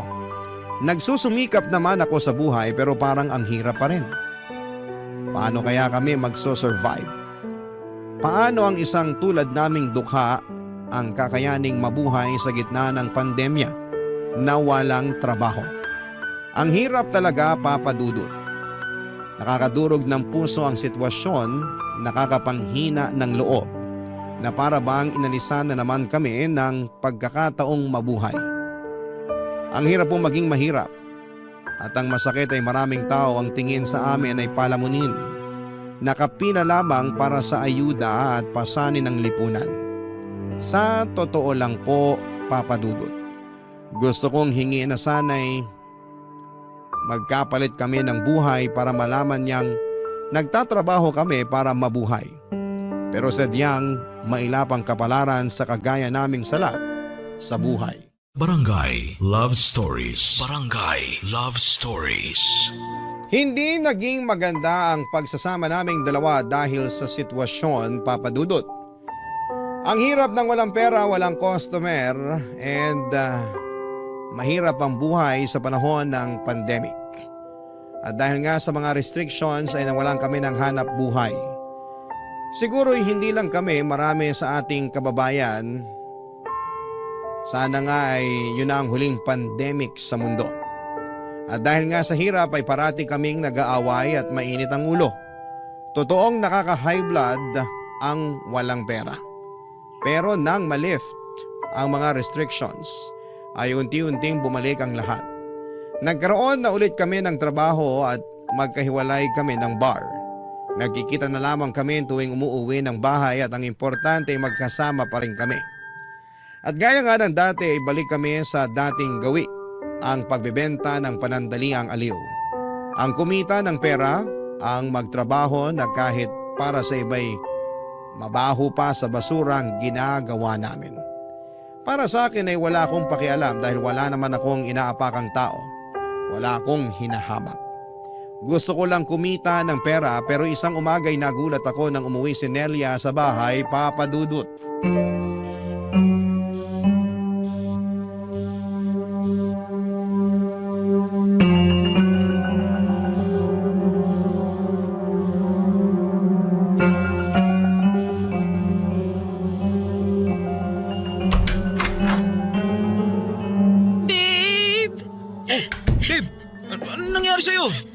Teka, may mga pasa ka. Sino may gawa sa'yo nito, ha? Babe, nakakatakot siya. Sinaktan niya ako. Sino? Ba't ganito ginawa niya sa'yo, ha? Yung customer ko. Matapos niya akong pabuyin, balak niyang hindi ako bayaran. Kaya umalma ako, pero sinampal niya ako ng malakas. Tumilapon ako sa kama. Tinadyakan niya ako. Pinagsusuntok. Ang sakit. Ang sakit-sakit, babe. Hayop siya. Kilala mo ba yon? Hindi. Hindi ko kilala. Pero kapag nakita ko siya, mamumukaan kong demonyong yon. Bakit nangyari sa'yo ito? Kung alam ko lang na ganun siya, hindi na ako sumama sa kanya. Ayoko na. Ayoko na sa lintik na buhay na to. Nakakapagod. Pasensya ka na, Nelia. Kung nandun lang sana ako eh. Naipagtanggol sana kita eh. Ang dami nitong mga sugat at pasa mo. Mawalang kaya talaga sila. Kahit noon pa man, Kung sino pa yung angat sa buhay, sila pa ang may asal demonyo. Siguro nga, ito na yung panahon na ihinto ko ng ganitong trabaho. Ayoko na. Kaya, magsusumikap ako. Mag-aaral ako. Gusto ko makapagtapos para makakuha ng matinong trabaho na hindi yuyurakan ng pagkatao ko. Tama yan. Papangako ko sa'yo na balang araw. Ire-respeto tayo ng mundo. Hindi na tayo mamalitin. Hindi na tayo bababuyin. Magiging tao na ang tingin sa atin.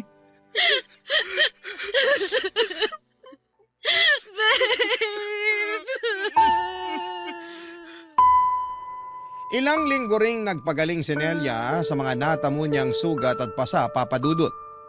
Sobrang nakakagulat na may tao talagang gagawa ng ganon. Pasalamat na lang ako at hindi niya tinuluyan. Nakakasama pa rin ng loob, bagamat masaya pa rin ako dahil nakakasama ko pa rin ang babaeng mahal ko. Pareho kami nag-aral sa ALS hanggang sa graduate ako ng senior high school. Kaya hindi pa rin ako makaalis sa trabahong pagbibigay aliw, Papa Dudut. Kailangan ko pa rin ng pera para sa training ko bilang security guard. Sabi ko sa sarili ko na malapit na talaga at makakawala na rin ako sa kadena ng kahirapan. Pero nagkaroon ng problema. Nilagnat ako at ilang araw nang hindi ito gumagaling. Nagsilabasa na rin ang mga rashes sa aking katawan at ang lalapan ng ubo ko. Dahil sa halos hindi ako makapagtrabaho na ay napilitan akong pumunta sa health center. At natuklasan ko ang isang nakakagulat na katotohanan na ayaw kong marinig. Nang mga oras na yon ay parang nag-flashback lahat ng hirap na pinagdaanan ko. Ang iniwan ako ng aking ina, ang pangungutya ng tiyahing ko kaya ako lumayas sa Cavite, ang pagiging palaboy sa lungsod, ang pagkupkup sa akin ni Tatay Manong, ang kanyang mga pangaral at pangarap na makapagtapos ako at maging security guard. Ang oras nang mawala siya sa buhay ko. Ang araw na akala ko'y mawawala na sa akin si Nelia dahil sa nangyaring pananakit sa kanya. Nasabi ko na lamang sa sarili ko na sa dinami-rami ng tao sa mundo ay bakit ako pa? Bakit sa akin pa nangyari ito?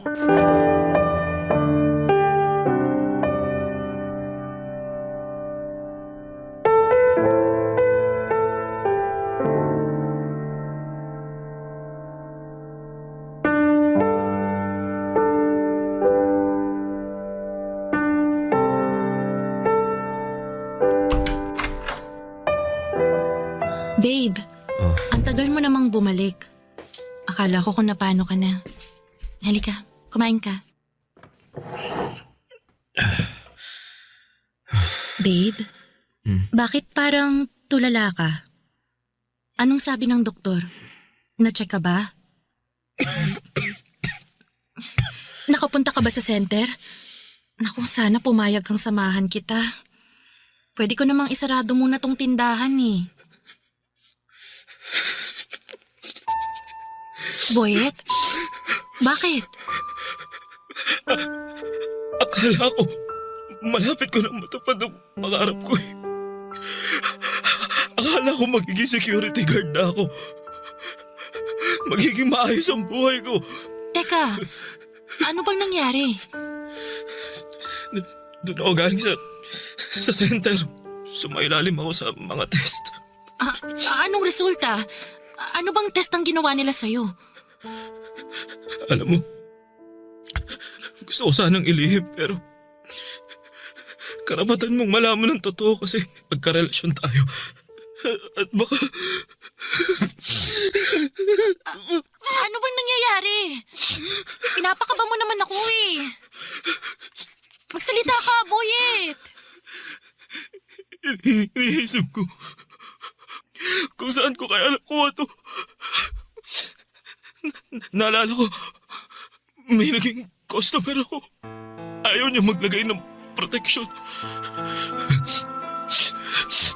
Malaki ang binayad niya sa akin. Pumayag na ako. Kasi isang beses lang naman eh.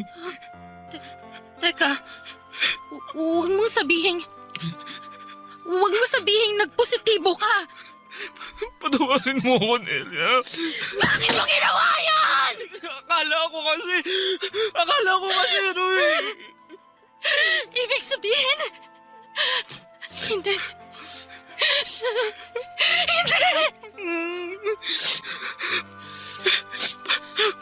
Patawad, Nelia. Patawad.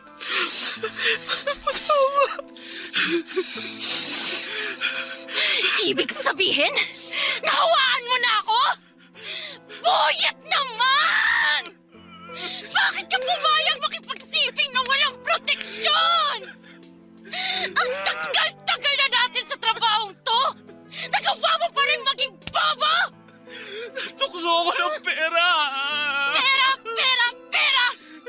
Natukso ka sa pera! Pero ano naging kapalit, ha? Buhay natin!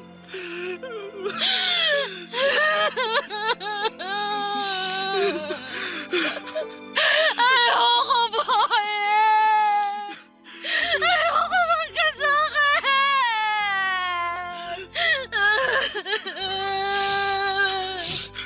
Ayoko magka-AIDS! Ayoko! Nelia, patawarin mo ako. Nindig ka! Eh, magagawa pa yung pagiging mo ng tawad! Alam ko hindi madali ito.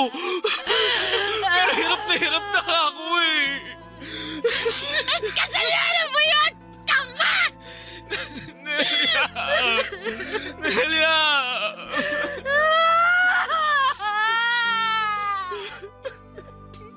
Lintik na buhay ito! Kailan ba tayo lulubayan ng malas? Kapag wala na tayo sa mahirap na mundong to! Nelia, hindi tayo mamamatay. Ha? Sabi ng doktor, hindi ito katapusan ng buhay natin. Sabi niya, pumunta ka rin sa center para mapatest ka rin. Pareho natin gagamutin ang mga sarili natin. Malalabanan natin to. Lalaban tayo, Nelia. Lalaban tayo, Nelia. Ha? Lalaban tayo.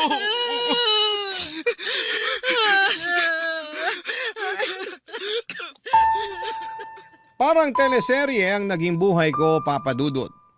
Masalimuot, pero kahit ganito ang nangyari ay nagpapasalamat pa rin ako dahil may pag-asa pa rin. All is well pa rin ang buhay kahit minsan pakiramdam namin ay binigo kami ng kapalaran. Kahit na hindi kami gaanong guminhawa ay nagpapasalamat pa rin ako sa Panginoon dahil buhay kaming dalawa. Siguro ay baka hindi na kami magkakaanak. Kahit sabi ng doktor ay may chance naman basta under gamutan at alaga ng mga doktor. Pero tinanggap na rin namin ni Nelia kung hanggang dito na lamang kami. Masaya pa rin ako dahil kasama ko si Nelia at nagagawa naming mamuhay ng normal araw-araw. Ang mahalaga ay hindi namin nakakalimutang inumin ang gamot. Naging SG din po ako, Papa Dudut. At si Nelia naman ay nakapagtapos ng senior high school pero hindi na siya nagtatrabaho. Focus siya sa aming sari-sari store. Kahit maliit lang ang kinikita ay maayos naman ang naging takbo nito. Ang importante sa ngayon, Papa Dudut, ay buhay na buhay kami at may mga NGO na handang tumulong sa katulad namin. Sana sa mga nakikinig sa programa ninyo ay gusto kong ipaabot sa lahat na sana'y huwag kayong mandiri sa mga taong may HIV dahil hindi naman nakakahawa ang HIV kung walang sexual contact at blood-to-blood contact. Hindi nakakahawa ang HIV kapag nakikipagkamay, paggamit sa isang baso, pag-upo sa tabi ng isang may HIV, paglangoy sa swimming pool, sa ubo at sipon. Sana'y maging malawak ang kaisipan natin at sana'y napulutan ng aral ang naging buhay ko ng ating mga kabarangay. Ang inyong kapuso at kabarangay forever, Boyet. Anong say mo sa Barangay Love Stories na ito?